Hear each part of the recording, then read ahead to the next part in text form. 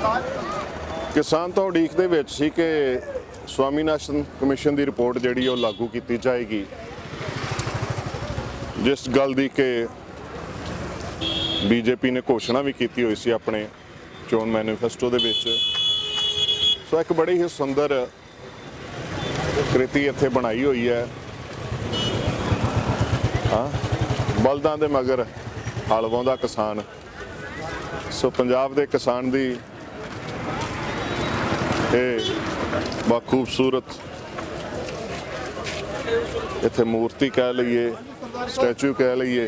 हाँ जी, स्वामीनाथन रिपोर्ट की गल इत्थे तुसीं दर्शाई है जी। ते असीं तां ओह मंगदे सी ते मोदी साहब ने तां होर ही चक्कर पा छड्डिया। हुण की कित्थे किजे गल समझदे हो? असल विच जिहड़ी पहिलां इन्हां ने वधीकी कीती, क्योंकि चोण मैनीफेस्टो दे विच स्वामीनाथन रिपोर्ट लागू होण दा सीगा, इन्हां ने वादा कीता सीगा। ते उस तो बाद की होया भी इन्हां ने उल्टा काले कानून थोपते, है ना। ਅਸੀਂ ਇਸੇ ਪ੍ਰੋਟੈਸਟ ਤੇ ਅਸੀਂ ਇਸੇ ਆਏ ਆਪਣੇ ਕਿਸਾਨ ਭਰਾਵਾਂ ਦੇ ਨਾਲ ਖੜੇ ਆ ਕੇ ਕਿ ਅਸੀਂ ਆਰਟਿਸਟ ਹੋਣ ਦੇ ਨਾਤੇ ਸਾਡਾ ਕੀ ਫਰਜ਼ ਆ ਵੀ ਅਸੀਂ ਵੀ ਤਾਂ ਪਹਿਲਾਂ ਕਿਸਾਨ ਆਰਟਿਸਟ, ਬਾਅਦ ਵਿੱਚ ਮੈਂ ਉਹ ਲਿਖ ਕੇ ਵੀ ਇਸੇ ਕਰਕੇ ਲਗਾਇਆ ਹੋਇਆ। ਤੇ ਜੰਗ ਜਿੱਤਾਂਗੇ ਜ਼ਰੂਰ, ਕਿਉਂਕਿ ਨੀਤ ਮੁਰਾਦ ਸਭ ਦੀ ਜਿਹੜੀ ਹੈਗੀ ਆ ਸਾਫ਼ ਨੀਤ ਨਾਲ ਲੱਗੇ ਹੋਏ ਆ, ਹੈ ਨਾ। ਇੱਕ ਕਾਰਮਾ ਬਣ ਗਿਆ, ਬਹੁਤ ਵੱਡੀ ਲੋਕ ਲਹਿਰ ਬਣ ਗਈ ਤੇ ਪ੍ਰਮਾਤਮਾ ਕਿਰਪਾ ਕਰੂਗਾ, ਆਪਾਂ ਇਹ ਕਾਲੇ ਕਾਨੂੰਨ ਵਾਪਸ ਕਰਵਾਵਾਂਗੇ। ਮੈਂ ਕਦੀ ਸੋਚਿਆ ਸੀ ਏਡੀ ਵੱਡੀ ਲੋਕ ਲਹਿਰ ਬਣ ਜਾਏਗੀ? ਕਿਸੇ ਨੇ ਵੀ ਨਹੀਂ ਸੀ ਸੋਚਿਆ। ਖੁਦ ਮੋਦੀ ਸਾਹਿਬ ਵੀ ਸੋਚਦੇ ਹੋਣਗੇ ਵੀ ਯਾਰ ਇਹ ਤਾਂ ਕਮਾਲ ਹੀ ਹੋ ਗਈ, ਤੇ ਹੁਣ ਮੈਨੂੰ ਇਹ ਕਾਲੇ ਕਾਨੂੰਨ ਜਿਹੜੇ ਵਾਪਸ ਕਰਨੇ ਹੀ ਪੈਣੇ ਆ। ਤੇ ਪਹਿਲ ਵੀ ਪੰਜਾਬੀਆਂ ਨੇ ਕੀਤੀ, ਵੇਖੋ ਸਾਰੇ ਨੇ। ਹਾਂਜੀ, ਸਾਰੇ ਪੰਜਾਬੀ ਪਹਿਲਾਂ ਸ਼ੁਰੂਆਤ ਹੋ ਗਈ ਕੀਤੀ, ਪਰ ਆਲ ਵਰਲਡ ਦੇ ਵਿੱਚ ਇਹਦਾ ਅਸਰ ਆ ਇਸ ਚੀਜ਼ ਦਾ। ਰਾਤੀ ਸਾਨੂੰ ਬਰੈਂਪਟਨ ਤੋਂ ਕੈਨੇਡਾ ਤੋਂ ਸਿੱਧਾ ਹੀ ਮੁੰਡਾ ਆਇਆ ਜੀ, ਰਾਤੀ 2 ਵਜੇ ਮਿਲਿਆ ਸਾਨੂੰ। ਉਹ ਕਹਿੰਦਾ ਜਹਾਜ਼ 'ਚ ਰੋਟੀ ਵੀ ਨਹੀਂ ਖਾਧੀ, ਰੋਟੀ ਵੀ ਲੰਗਰ 'ਚ ਆ ਕੇ ਛੱਡੀ। ਕਮਾਲ ਆ, ਇੰਨਾ ਲੋਕਾਂ ਨੂੰ ਇੰਨਾ ਜੋਸ਼ ਹੈ। ਬਿਲਕੁਲ ਇੱਥੇ ਪਹੁੰਚਣ ਦਾ ਇੰਨਾ ਜੋਸ਼ ਹੈ। ਹਾਂਜੀ, ਆ ਦੇਖੋ ਹੁਣ ਦੇਖੋ ਤੁਸੀਂ ਵੀ ਅਸੀਂ ਘੱਲਕਲਾਂ ਪਿੰਡ ਤੋਂ, ਮੈਂ ਮਨਜੀਤ ਸਿੰਘ ਗਿੱਲ ਤੇ ਇਹ ਮੇਰਾ ਭਰਾ ਸੁਰਜੀਤ ਸਿੰਘ ਗਿੱਲ, ਅਸੀਂ 1 ਮਹੀਨਾ ਪਹਿਲਾਂ ਜਿਹੜਾ ਹੈਗਾ ਇਹ ਬਣਾਇਆ ਸੀਗਾ ਸਟੈਚੂ। 1 ਮਹੀਨਾ ਸਾਨੂੰ ਲੱਗ ਗਿਆ। ਫਿਰ ਅਸੀਂ ਪਹਿਲਾਂ ਅਦਾਨੀਆਂ ਦੇ ਨਾ ਉੱਥੇ ਸੈਲੋ ਪਲਾਂਟ ਆ ਸਾਡੇ ਪਿੰਡ ਦੇ ਕੋਲ, ਤੇ ਅਸੀਂ ਉੱਥੇ ਮੋਰਚਾ ਲਾਇਆ ਸੀਗਾ। ਫਿਰ ਪਿੰਡੋਂ ਪਿੰਡ ਅਸੀਂ ਸਾਰੇ ਪ੍ਰਚਾਰ ਕਰਦੇ ਹੋਏ ਤੇ 1 ਹਫ਼ਤੇ 'ਚ ਇੱਥੇ ਪਹੁੰਚੇ ਆ, ਤੇ ਹੁਣ ਅਸੀਂ ਫਿਰ ਪ੍ਰਚਾਰ ਕਰਨਾ, ਸਾਡੀ ਇਹੀ ਡਿਊਟੀ ਹੈ। ਬਿਲਕੁਲ, ਇਹ ਹਲ ਪੰਜਾਲੀ ਤੇ ਬੋਲਦਾਂ ਦੇ। ਹਾਂਜੀ, ਡਾਕਟਰ ਸਵਾਮੀਨਾਥਨ ਜੀ ਨਾਲ ਨੇ। ਉਹ ਜਿਵੇਂ ਕਿਸਾਨ ਨੂੰ ਕਹਿ ਰਹੇ ਹੁੰਦੇ ਆ ਵੀ ਮੈਂ ਤਾਂ ਰਿਪੋਰਟ ਲਾਗੂ ਕਰਤੀ, ਹੁਣ ਤੁਸੀਂ ਹਿੰਮਤ ਨਾਲ ਲਾਗੂ ਕਰਵਾ ਲਓ। ਹਾਂ, ਬੱਲਿਆ ਅਸੀਂ ਤਾਂ ਕਹਿਤਾ ਵਾ, ਹੁਣ ਬਾਕੀ ਤੁਸੀਂ ਮਨਾ ਲਓ। ਸੋ ਸਵਾਮੀਨਾਥਨ ਰਿਪੋਰਟ ਦੇ ਉੱਤੇ ਬਹੁਤ ਖੂਬਸੂਰਤ ਵਿਚਾਰ ਵੀ ਦਿੱਤੇ ਨੇ ਵੀਰਾਂ ਨੇ, ਤੇ ਬੜੀ ਸੁੰਦਰ ਇਹ ਸਾਡੇ ਵਾਸਤੇ ਇੱਕ ਕ੍ਰਿਤੀ ਵੀ ਬਣਾਈ ਹੋਈ ਆ। ਸੋ ਇਹ ਸਵਾਮੀਨਾਥਨ ਰਿਪੋਰਟ ਮੈਨੂੰ ਲੱਗਦਾ ਕਿ ਇਹ ਵੀ ਹੁਣ ਜ਼ਿਮੀਂਦਾਰ ਲੈ ਕੇ ਹੀ ਜਾਣਗੇ। ਸੋ ਜਿਸ ਢੰਗ ਦੇ ਨਾਲ, ਜਿਸ ਵੱਡੇ ਪੱਧਰ ਤੇ ਐਜੀਟੇਸ਼ਨ ਪਹੁੰਚ ਚੁੱਕੀ ਆ, ਬਿਹਾਰ ਵਾਲੇ ਵੱਖਰੇ ਤੁਰੇ ਨੇ ਇੱਧਰੋਂ, ਅੱਜ ਰਾਜਸਥਾਨ ਵਾਲਿਆਂ ਨੇ ਉੱਧਰੋਂ ਨਾਕੇ ਜਿਹੜੇ ਨੇ ਸੀਗੇ ਜਿਹੜੇ ਲਾਏ ਹੋਏ, ਉਹ ਸਭ ਉਹਨਾਂ ਨੇ ਖੇਡ ਮਾਰੇ ਨੇ। ਮਹਾਰਾਸ਼ਟਰ ਲਾ ਲਓ ਤੇ ਸਾਰਾ ਸਾਊਥ ਲਾ ਲਓ, ਜਦੋਂ ਵੀ ਆ ਹੁਣ ਵਹੀਰਾਂ ਘੱਤੀਆਂ ਨੇ। ਹੁਣ ਦਿੱਲੀ ਘਿਰੀ ਹੋਈ ਮਹਿਸੂਸ ਕਰ ਰਹੀ ਹੋਏਗੀ। ਸੋ ਆਪਾਂ ਦੇਖ ਸਕਦੇ ਹਾਂ ਇੱਥੇ ਪੂਰਾ ਜੋਸ਼ ਵੀ ਹੈ, ਤੇ ਇਸ ਵਕਤ ਸਾਰੇ ਹੀ ਹਰ ਕਿਸੇ ਦੇ ਮਨ 'ਚ ਹੈ। ਜਿਹੜਾ ਕੋਈ ਵੈਸੇ ਵੀ ਲੰਘ ਰਿਹਾ ਨਾ ਜੀ ਇੱਥੋਂ, ਉਹ ਵੀ ਕੋਸ਼ਿਸ਼ ਕਰਨ ਡਿਆ ਕਿ ਮੈਂ ਵੀ ਆਪਣੇ ਮੋਬਾਈਲ ਤੇ ਕੁਝ ਨਾ ਕੁਝ ਬਣਾ ਕੇ ਲੈ ਜਾਵਾਂ। ਸੋ ਇੱਥੋਂ ਦਾ ਜਿਹੜਾ ਹਾਲ ਹੈ ਉਹ ਸਾਨੂੰ ਸਰੂਰ ਦੇ ਰਿਹਾ, ਸਾਨੂੰ ਜਜ਼ਬਾ ਦੇ ਰਿਹਾ, ਸਾਨੂੰ ਜੋਸ਼ ਦੇ ਰਿਹਾ, ਤੇ ਮੈਨੂੰ ਲੱਗਦਾ ਕਿ ਬੜੇ ਹੀ ਸਾਰਥਕ ਨਤੀਜੇ ਸਾਡੇ ਸਾਹਮਣੇ ਆਉਣਗੇ ਜੀ।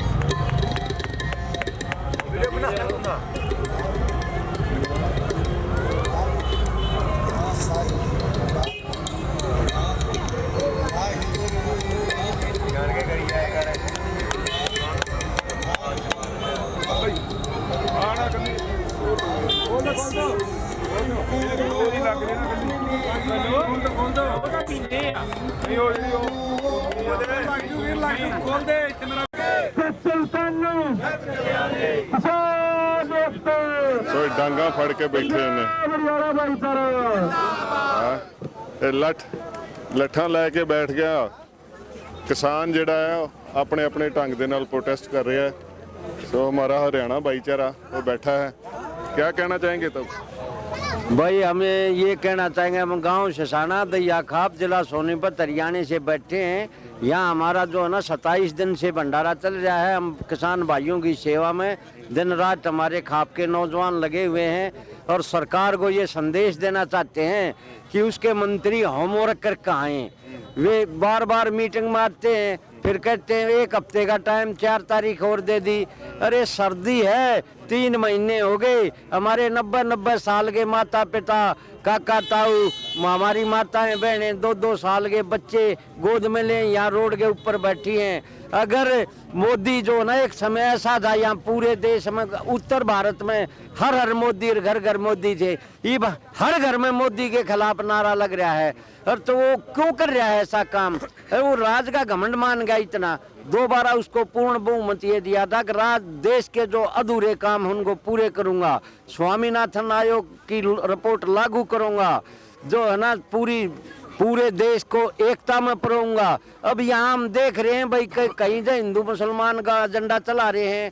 यहाँ जब हमारे भाई आए थे, इनको कोशिश करी कि भाई ये खालिस्तानी है, कभी कहता ये पाकिस्तानी है। ये रे क्या खालिस्तानी पाकिस्तानी नजर आ रहा है तेरे को? तू यहाँ मन की बात करते करते हमने 6 साल हो गए सुनते ये किसान के मन की बात सुन और फिर देश को संबोधन कर। अगर जब तू किसानों के मन की बात को नहीं समझेगा और तो देश का किसान आपको वैसा ही फाड़ के भगा देगा जैसा बना दिया। लोगों के अंदर बहुत ही उत्साह के साथ आपकी सरकार बनाई थी कि भाई मोदी देश के लिए जो ना वो करेगा, क्योंकि 60 साल से कांग्रेस ने कुछ नहीं किया।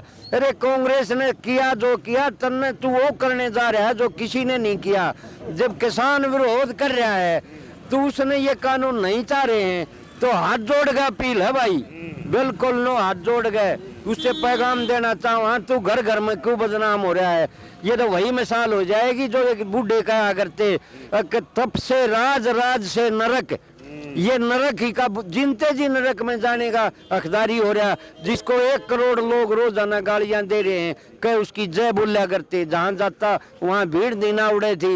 विदेशों में जहां भारतीय थे वहां लाखों इकट्ठे हो जाते। अब ये वहां जाकर विदेशों में भारतीयों को बुला के देखो, यहाँ बुला के देखो, लावी करता। जहाँ इसकी स्टेट में सरकार है वहाँ लावी कर रहा है। अरे यहाँ लावी कर लेने, यहाँ किसान बैठे, ज्यादा भी नहीं। हमने जो है ना आपसे मिलने नहीं आता ना, आपके पास ये लठ है ना, ये लठ जो है ये गांधी जी का संदेश है। गांधी जी ने अंग्रेज भगा दिया इसी लाठी से, किसी को नहीं लगाई। ये लठ है, हम यहाँ उपद्रव करने के लिए नहीं ले रहे। ये लठ शांति का प्रतीक है, गांधी जी की निशानी है, हम उसको लेकर चल रहे हैं। अगर भाई जो है ना, और फिर एक हमारी यहाँ सुरक्षा व्यवस्था है। हम जो रात को हमारे जवान पहरा देते हैं, कहीं कोई वैसा आदमी ना घुस जाए, क्योंकि इसके एजेंट छोड़े हुए हैं। ये यहाँ किसी के साथ छेड़खानी हो जाए, किसी बहन बेटी की तरफ कोई आंख उठा के ना देख ले, इस वजह से कोई बावड़ा कुत्ता ना आ जा, भाई मारना सांड ना आ जा। ये जो सुरक्षा की चिन्ह है, हरियाणा की पहचान है, पगड़ी और लाठी। क्योंकि हमारे बाप थे, जो दादा थे, वे बोलते थे खेत में जा रहा है बेटा लाठी लेके जाना। और यहाँ इस ना हमारे चगुर्दे के जो ना हमारे गांवों में लाखों की संख्या में जो ना CRP, BSF, CISF तैनात कर रखी है। हम जब ये मुट्ठी भरी सी वजह से कहता, कम से कम हमारे चारों तरफ 5 लाख तो सेना लगा रखी है। अरे तू अपने लोगों के ऊपर ऐसा तो जलियांवाला कांड होया था, ऐसा ये करना चाह रहा है। इससे नहीं भाई, फिर रिक्वेस्ट है, हाथ जोड़ के अपने मंत्रियों को होमवर्क पूरा करवा के भेजे। और वे जो है ना किसानों की क्या मांग है?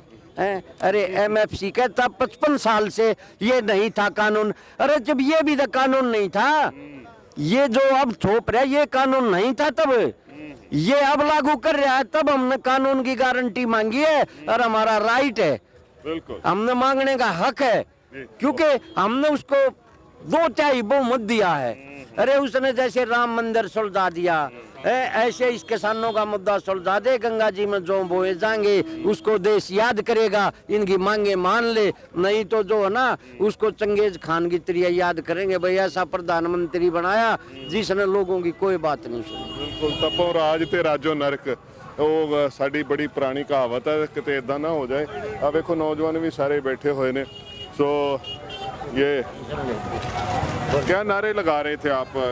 हम ये राम राम भाई सारा ना। आपके मन की क्या बात है? मोदी साहब तो अपने मन की बात कहते हैं, आप हम अपने मन की बात यही करना चाहते हैं कि हमारे जो हम किसान भाई है, जो हमारे काका था, इनको परेशान ना किया जाए। अब आप देख लो मीडिया पे ये दिखा रहे हैं, गुजरात में उसने क्या किया, मोदी जी ने टेंट लगा के 2-3 भाई सरदार बिठा के मोदी जी ने मुलाकात की किसानों से। तो वो क्यों कर रहे हैं ऐसा? असली किसान तो यहाँ पे आके मुलाकात करे ना। वो जो बुलाए थे वो किसी और काम आए थे, वो गुरुद्वारे की कमेटी वाले थे, वो अपने काम आए थे। उनको तो फार्मर शो देखो बना दिया। अब देखो आप, उन्होंने रैली की थी, आपने भी देख लिया, काले झंडे दिखाए भगाए थे, और उन्होंने अंदर बिहारी रख रखे थे, जैसे कि बिहार से बुलाए हुए थे, पैसों में बुला रखे थे। तो आपके जैसा एक पत्रकार अंदर इंटरव्यू लेने गया, उसको पकड़ के बाहर डाल दिया। तो ये सरकार ऐसी है, जो भी इनके खिलाफ बोलता ना उसको उठा के सीधा ये जेल में डाल देंगे। वो देशद्रोही हो जाता है ना, जो सवाल पूछता है वो देशद्रोही। हाँ, तो इनका यही है, जो भी इनके खिलाफ बोले उसको सीधा करने का इनका वो है। लेकिन हम किसान भाई किसी से नहीं डरते। तो हमारी यही मांग है कि हमारे कानून, अपने कानून वो वापस ले ले। हमको ये कानून पसंद ही नहीं, तो हमको क्यों दे रही है? बिल्कुल, ये ਵੱਖਰੇ ਤਰ੍ਹਾਂ ਦੀ ਧੱਕੇਸ਼ਾਹੀ ਚੱਲਦੀ ਪਈ ਆ। ਹਾਂਜੀ ਸਰਦਾਰ ਜੀ, ਤੁਹਾਡੇ ਮਨ ਦੀ ਕੀ ਗੱਲ ਹੈ ਜੀ? ਮੇਰੇ ਮਨ ਦੀ ਗੱਲ ਤਾਂ ਸਿਰਫ ਇਹ ਹੈ ਵੀ ਜਿਹੜਾ ਇਹ ਮੋਰਚਾ ਲੱਗਿਆ ਹੋਇਆ ਹੈ, ਇਹ ਪੌਣੇ 2 ਅੱਖ ਵਾਲੇ ਬਾਬਾ ਰਾਮਦੇਵ ਦਾ ਤਾਂ ਹੈ ਨਹੀਂਗਾ ਵੀ ਸਲਵਾਰ ਕਮੀਜ਼ ਪਾ ਕੇ ਭਾਜੂਗਾ, ਲੇਡੀ ਸਲਵਾਰ ਪਾ ਕੇ ਕਮੀਜ਼ ਪਾ ਕੇ। ਕਿਉਂਕਿ ਇਹ ਮੋਰਚਾ ਤਾਂ ਫਤਿਹ ਹੋ ਕੇ ਫੇਰ ਹੀ ਜਾਣਗੇ ਸਭ। ਤੇ ਦੂਜੀ ਗੱਲ ਇਹ ਹੈ ਵੀ ਮੈਂ ਇਹ ਆਪ ਦੇ ਮਾਧਿਅਮ ਰਾਹੀਂ ਇਹ ਕਹਿਣਾ ਵੀ ਉਹ ਦੇਸ਼ ਦਾ ਕੀ ਬਣੂ ਜਿਹੜੇ ਦੇਸ਼ ਦੇ ਵਿੱਚ ਅਨਪੜ੍ਹ ਬੰਦੇ ਰਾਜ ਕਰ ਰਹੇ ਨੇ। ਮੋਦੀ ਦੀ ਡਿਗਰੀ ਦੇਖ ਲਓ, ਸਿਮਰਤੀ ਇਰਾਨੀ ਦੀ ਵੀ ਡਿਗਰੀ ਦੇਖ ਲਓ, ਤੇ ਉਹ ਬਾਬਾ ਰਾਮਦੇਵ ਕਾਣੇ ਦੇ ਉਹ ਜਿਹੜਾ ਹੈ ਦਵਾਈਆਂ ਵਗੈਰਾ ਬਣਾਉਂਦਾ, ਉਹਦੀ ਡਿਗਰੀ ਦਾ ਵੀ ਪਿੱਛੇ ਰੌਲਾ ਪਿਆ ਤੀ। ਤੇ ਜਿਹੜੇ ਡਿਗਰੀ ਵਾਲੇ ਨੇ ਉਹ ਵਿਚਾਰੇ ਵਿਹਲੇ ਫਿਰਦੇ ਨੇ। ਉਹ ਦੇਸ਼ ਦਾ ਤਾਂ ਰੱਬ ਹੀ ਰੱਖਾ। ਸੋ ਰੱਬ ਰਾਖਾ ਹੋ ਜਾਏ ਸਾਡਾ। ਮੈਂ ਸਮਝਦਾ ਕਿ ਅਸੀਂ ਦੇਖੋ ਬੜੇ ਸੋਹਣੇ, एक तो पगड़ी बहुत सुंदर बांध रखी है सभी ने, हैं हरियाणा के लोग। हाँ जी भाई साहब। हाँ जी, आप जैसा कि जो टीवी चैनल पे जो न्यूज़ चलाते हैं ना जी, बहुत से टीवी चैनल आज के दिन ऐसे हैं कि किसान और सरकार के बीच बात होती है ना, वो भी इस तरीके से बताते हैं कि सरकार तैयार और किसान मान नहीं रही। ये एक एजेंडा बेस्ड जो राजनीति है मोदी सरकार की, वो शुरू से रही है कि वो बार बार किसानों को ही दोषी ठहराते हैं कि किसानों ने बात नहीं मानी। लेकिन सच्चाई ये है कि उनको ये बोलना चाहिए कि किसान अपनी मांगों को लेकर गए थे या बातचीत के लिए गए थे, सरकार ने नहीं मानी। बिल्कुल, पहले दिन से ये बात चली हुई है कि जो काले कानून हैं, जो किसान भाइयों के गले में एक फंदा डाल दिए 3-3 लगातार, तो वो निकलवाने के लिए किसान भाई कहाँ से 500-700 किलोमीटर से अपना घर बार छोड़ के अपने बीवी बच्चों सहित कोई चल के आता है, और उनको ये कह के, और उस मीडिया जो बिकी हुई है उसके द्वारा ये कह देना कि किसान नहीं मान रहे। बिल्कुल, किसान कोई हट थोड़े ना कर रहा है। किसान शुरुआत हुई थी उस दिन से कह रहा है कि ये काले जो कानून है वो वापस ले लीजिए। किसी किसान ने ये मांग नहीं की थी, किसी किसान संगठन ने मांग नहीं की थी कि हमें ये बिल ला के दीजिए कि हमारी आय दुगनी ऐसे होगी। बिल्कुल जी, बिल्कुल। ये सिर्फ और सिर्फ उद्योगपतियों के इशारे पे जो, और उनकी कठपुतली जो ये मोदी सरकार बन के उसने ये जो कानून बनाए हैं उनको वापस लेना चाहिए। सार्थक बात तो ये काले कानून वापस लैण दी यही डिमांड है पहले दिन तो। ये गल कहना कि किसान नहीं मन रहे, पर गल ये है कि किसान तो अपनी उसे एजीटेशन ते बैठे ने। एक नुकाती फार्मूला यस और नो उही चलदा पिया। मन वो नहीं रहे जेडे धक्के नाल भला करना चाहुंदे ने।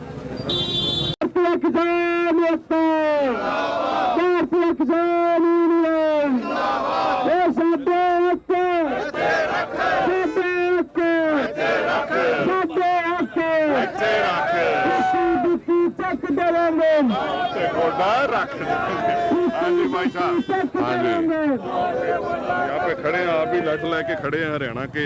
हाँ जी, हाँ जी, खूबसूरत आपका कद काठ है। क्या मैसेज दे रहे हैं पूरी दुनिया के लोग इस वक्त आपको सुन रहे हैं? ਪਹਿਲੇ ਸਤਿ ਸ੍ਰੀ ਅਕਾਲ ਬੁਲਾਉਣੇ ਜੀ ਸਾਰਿਆਂ ਨੂੰ। ਇਸ ਤਰ੍ਹਾਂ ਵੀ ਅਸੀਂ ਤੇ ਕਾਲੇ ਕਾਨੂੰਨਾਂ ਦੇ ਖਿਲਾਫ ਆਏ ਆ। 3 ਕਾਲੇ ਕਾਨੂੰਨ ਨੇ ਜਿਹੜੇ ਵਾਪਸ ਕਰਨ ਤੇ ਅਸੀਂ ਆਪਦੇ ਘਰੇ ਜਾਈਏ, ਆਪਦੇ ਹਾਂਜੀ ਪਰਿਵਾਰਾਂ 'ਚ ਜਾਈਏ। ਹਾਂਜੀ ਇਹ ਮੰਨਦੇ ਨਹੀਂ ਪਏ, ਕਾਫੀ ਦਿਨ ਹੋ ਗਏ ਹੁਣ ਤਾਂ ਮੈਨੂੰ ਲੱਗਦਾ ਕਿ ਹਾਂਜੀ 35-36 ਦਿਨ ਹੋ ਗਏ ਨੇ। ਮੰਨ ਜਾਣਗੇ, ਹੌਲੀ ਹੌਲੀ ਮੰਨਣਗੇ। ਇਹਨਾਂ ਨੂੰ ਇਹ ਆ ਵੀ ਇਹ ਜਿਹੜੇ ਪਹਿਲਾਂ ਵੀ ਅੰਦੋਲਨ ਹੋਏ ਨੇ, ਮੰਨ ਲਓ ਐਵੇਂ ਨਿਖੜ ਨੁਖੜ ਜਾਣਾ ਇਹਨਾਂ ਨੇ, ਡੀਕ ਡੂ ਕੇ ਠੰਡ ਬਹੁਤ ਆ ਇਸ ਤਰ੍ਹਾਂ ਇਹਨਾਂ ਤੁਰ ਜਾਣਾ। ਪਰ ਇਹਨਾਂ ਨੂੰ ਇਹ ਨਹੀਂ ਪਤਾ ਵੀ ਇਹ ਕਿਸਾਨ ਆ ਜਿਹੜੇ ਇਹ ਠੰਡਾਂ 'ਚ ਮੰਨ ਲਓ ਰਾਤਾਂ ਝਾਕਦੇ ਨੇ। ਰਾਤ ਨੂੰ 10-11 ਵਜੇ ਲਾਈਟ ਆਉਂਦੀ, ਉਦੋਂ ਪਾਣੀ ਲਾਉਂਦੇ ਆ ਹਨਾ ਇੰਨੀ ਠੰਡ 'ਚ। ਤੇ ਇੱਥੇ ਤੇ ਰਜਾਈਆਂ ਦਾ ਵੀ ਇੰਤਜ਼ਾਮ ਆ ਸਾਰਾ ਕੁਝ। ਉੱਥੇ ਕਿਹੜੀ ਰਜਾਈਆਂ ਹੁੰਦੀਆਂ, ਅੱਗ ਦੇ ਸਾਰੇ ਪਾਣੀ ਲਾਉਂਦੇ ਆ। ਇਹ ਬਹੁਤ ਮਤਲਬ ਸੰਘਰਸ਼ਸ਼ੀਲ ਕੌਮ ਆ ਕਿਸਾਨ। ਹਾਂ ਕਿਸਾਨ ਚਾਹੇ ਕਿਤੋਂ ਦਾ ਵੀ ਹੋਵੇ। ਕਿਸਾਨ ਸਾਰਾ ਮੈਨੂੰ ਲੱਗਦਾ ਹੁਣ ਬਿਹਾਰ ਤੋਂ ਵੀ ਬੜੇ ਜ਼ੋਰ ਨਾਲ ਚੱਲ ਪਏ ਨੇ। ਇਧਰ ਰਾਜਸਥਾਨ ਵਾਲਾ ਜਿਹੜਾ ਸੀਗਾ ਉਧਰ ਵੀ ਮੋਰਚੇ ਤੇ ਹੁਣ ਬੜਾ ਜੋਸ਼ ਜਿਹੜਾ ਸਾਡੇ ਸਾਹਮਣੇ ਆ ਰਿਹਾ। ਸੋ ਕਿਸਾਨੀ ਦਾ ਜੋਸ਼ ਜਿਹੜਾ ਮੈਂ ਸਮਝਦਾ ਕਿ ਵੱਧਦਾ ਪਿਆ। ਇਹ ਕਿਸਾਨ ਹੁਣ ਆਪਣੇ ਉਸ ਰਸਤੇ ਤੇ ਚੱਲ ਪਏ ਨੇ। ਜਦੋਂ ਇਸ ਰਾਹ ਤੇ ਚੱਲਦੇ ਨੇ ਤੇ ਫਿਰ ਇਨਕਲਾਬ ਆਉਂਦੇ ਨੇ ਤੇ ਇਨਕਲਾਬ ਜਿਹੜੇ ਨੇ ਉਹ ਬੜੇ ਵੱਡੇ ਬਦਲਾਅ ਲੈ ਕੇ ਆਉਂਦੇ ਨੇ, ਜਿਨ੍ਹਾਂ ਵਿੱਚੋਂ ਕੁਝ ਅਸੀਂ ਦੇਖ ਚੁੱਕੇ ਹਾਂ ਤੇ ਕੁਝ ਆਉਂਦੇ ਸਮੇਂ 'ਚ ਆਪਾਂ ਜ਼ਰੂਰ ਵੇਖਾਂਗੇ। ਸੋ ਸਾਧੂ ਸਮਾਜ ਉਹ ਵੀ ਪਹੁੰਚਿਆ होया जी। तो कहाँ से आए जी आप? लखनऊ। हम लोग लखनऊ से आए। लखनऊ से। तो सारा साधु समाज आप मंडली में? कई जगह से आए। अच्छा कई जगह से। तो क्या किसान मोर्चे के बारे में? हाँ जी किसान मोर्चे के भाई कि किसान जो ये बेचना चाहता है मोदी, तो हम लोग आप सहयोग किसान नहीं रहेंगे तो हम क्या खाएंगे हैं? इसलिए हम लोग आप सहयोग कर रहे हो। वहाँ गाजी बॉर्डर पे वहीं अच्छा जी वहीं रुके हुए हैं। आज हमने सुना तो यहाँ चले आए गुरुजी आ रहे पीछे। अच्छा गाजीपुर बॉर्डर पे आप रुके हुए हैं? हाँ। तो ये सभी साधु समाज 7-8 दिन हो गए। 7-8 दिन हो गए वहाँ। हम लोग बुद्ध धर्मी लोग हैं। हाँ जी हाँ बुद्ध लोग हैं, हम बुद्ध धर्मी लोग हैं। अच्छा बुद्ध धर्म। हाँ बुद्ध धर्मी लोग हैं। किसानों के साथ ये अन्याय हो रहा है। जब किसान को कोई अधिकार नहीं रहे फिर हमको खाना कहाँ से मिलेगा? हमको तो भोजन किसान ही देता है। और जब किसान को अधिकार नहीं रहेगा फिर उसको भी नहीं कुछ, हमको भी कुछ नहीं, तो फिर क्या करेंगे? अब तो हमको तो सरकार खिलाएगी नहीं, हमको तो किसान ही खिलाता है। वो तो किसान ही देता है ना। किसान नो फार्मर नो फूड जो बात ਜਿਹੜੀ ਗੱਲ ਦੁਨੀਆ 'ਚ ਹੋ ਰਹੀ ਹੈ ਇਹ ਬੁੱਧ ਧਰਮ ਦੇ ਸਾਧੂ ਨੇ। ਇਹ ਬੁੱਧ ਧਰਮ ਦੇ ਸਾਰੇ ਸਾਧੂ ਨੇ ਪਿਛਲੇ 7-8 ਦਿਨਾਂ ਤੋਂ ਗਾਜ਼ੀਪੁਰ ਬਾਰਡਰ ਤੇ ਅੱਜ ਇੱਥੇ ਸਿੰਘੂ ਬਾਰਡਰ ਤੇ ਪਹੁੰਚੇ ਹੋਏ ਨੇ। ਦੇਖੋ ਇਹ ਮੈਸੇਜ ਹੈ। ਮੈਨੂੰ ਲੱਗਦਾ ਕਿ ਹੋਰ ਵੀ ਸਾਧੂ ਸਮਾਜ ਜਿਹੜਾ ਉਹਨੂੰ ਖੜਾ ਹੋਣਾ ਚਾਹੀਦਾ ਕਿਸਾਨਾਂ ਦੇ ਨਾਲ, क्योंकि किसान ही अन्न आता है, वही अन्न पैदा करता है। अरे किसान नहीं तो फिर हम क्या खाएंगे? जब किसान का अधिकार नहीं रहेगा, कुछ किसान को मिलेगा नहीं, तो अधिकार किसान हमको कहाँ से खाना देगा? सरकार तो देगी नहीं। क्या ऐसे ही फिरते रहे? हम तो मर जाएंगे। आपके दरवाजे पहुँचेंगे तो आप देंगे, आपके दरवाजे पहुँचेंगे तो आप ही देंगे, या कोई बेटी होगी वो देगी। इसलिए हम लोग आप सहयोग में आए। किसान का अधिकार छीने ले रही है सरकार। हम किसान हमको कहाँ से खिलाएगी? जब खुद नहीं खा पाएगी तो हमें कहाँ से खिलाएगी? सरकार तो खिलाएगी नहीं। तो बिल्कुल किसानां नूं ਜਿਹੜੇ ਕਿਸਾਨ ਪੈਦਾ ਕਰਦਾ ਤੇ ਫਿਰ ਹੀ ਸਾਧੂ ਸਮਾਜ ਦੇ ਵੀ, ਕਿਉਂਕਿ ਕਿਰਤੀਆਂ ਦੇ ਘਰਾਂ ਦੇ ਵਿੱਚੋਂ ਹੀ ਸਭ ਪਾਸੇ ਜਿਹੜਾ ਹੈ ਇਹ ਅਨਾਜ ਜਾਂਦਾ ਹੈ। ਸੋ ਇਹ ਇਸ ਮੈਸੇਜ ਜਿਹੜਾ ਮੈਂ ਸਮਝਦਾ ਇੱਕ ਬੜਾ ਵਧੀਆ ਮੈਸੇਜ ਇਹ ਸਾਧੂ ਸਮਾਜ ਬੁੱਧ ਧਰਮ ਦੇ ਨਾਲ ਸੰਬੰਧਿਤ ਸਾਧੂ ਜਿਹੜੇ ਇੱਥੇ ਪਹੁੰਚੇ ਹੋਏ ਨੇ। ਇਹਨਾਂ ਦੇ ਮੁਖੀ ਜਿਹੜੇ ਨੇ ਉਹ ਦੇਖੋ ਆ ਰਹੇ ਨੇ।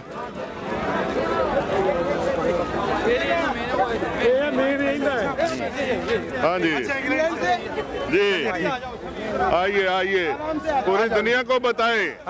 हैं साधु साधु आ गए हैं। नहीं बौद्ध भिक्षु बुद्धिस्ट मॉन्क जी। बौद्ध भिक्षु सुमित रत्न मेरा नाम है। हम लोग लखनऊ से आए हैं और सैकड़ों बौद्ध भिक्षु इस आंदोलन का समर्थन देने आए हैं। ये देश का आंदोलन है, ये कोई हरियाणा पंजाब का आंदोलन नहीं है। ये देश के सभी लोगों का आंदोलन है, सबकी आज़ादी का आंदोलन है।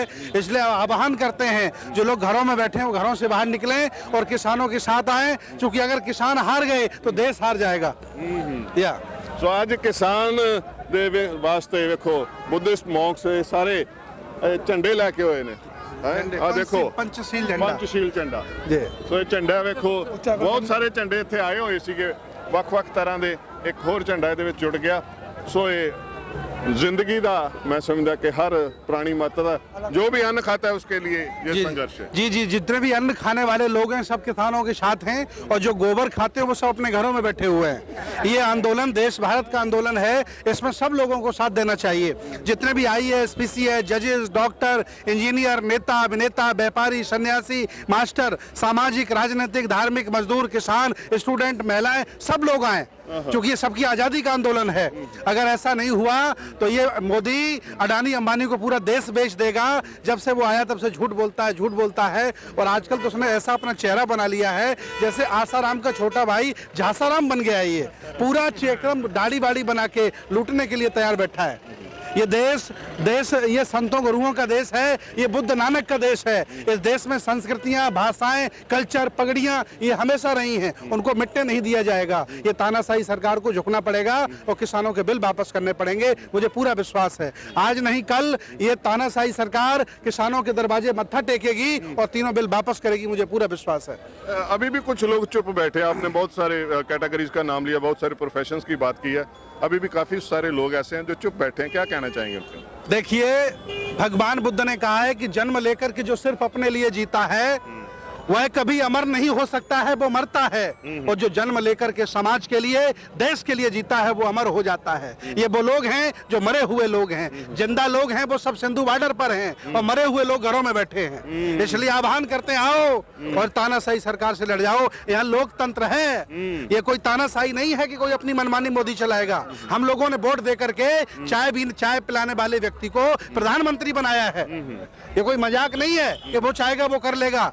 हमारी पुरानी संस्कृति, हमारी जमीनें हमसे छीन लेगा, हमारी मंडियों के सामने दूसरी मंडियां बनवा देगा, स्टॉक की लिमिट खत्म कर देगा, अडानी अंबानी को देश बेच देगा। जो आदमी हवाई अड्डा बेच चुका है, ट्रेन के सारे रेलवे स्टेशन बेच चुका है, किसी भी अस्पताल में डॉक्टर नहीं है, किसी भी यूनिवर्सिटी में प्रोफेसर नहीं है, अब वो किसानों की जमीन लूटने आया है। हम लूटने नहीं देंगे, हम पूरा देश आपके साथ हैं। सो अहिंसा दे पुजारी अज संघर्ष दे राह ते तुरे होए ने। अहिंसा मुख थंम है बुद्ध धर्म दे विच, सब तो मेन गल जिहड़ी मन्नी जाती है, पर संघर्ष अपने हकों के वास्ते संघर्ष, क्या कहना चाहेंगे? देखिए, हम अपनी तरफ से किसी को हिंसा नहीं करेंगे। अगर कोई मुझे मारने आएगा तो हम बचाव में अगर हिंसा भी कर देते हैं तो हमारे महापुरुषों ने हमसे हाँ कर दिया है।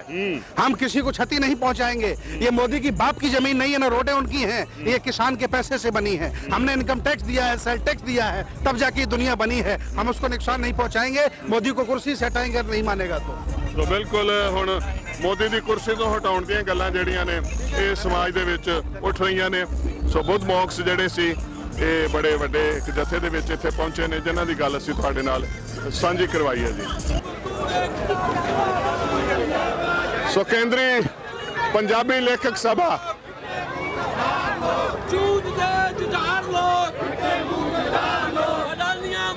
दी चमची सरकार मुर्दाबाद, मुर्दाबाद, मुर्दाबाद, सरकार मुर्दाबाद, सो केंद्रीय लेखक सभा कलमा वाले भी पहुंच गए ने।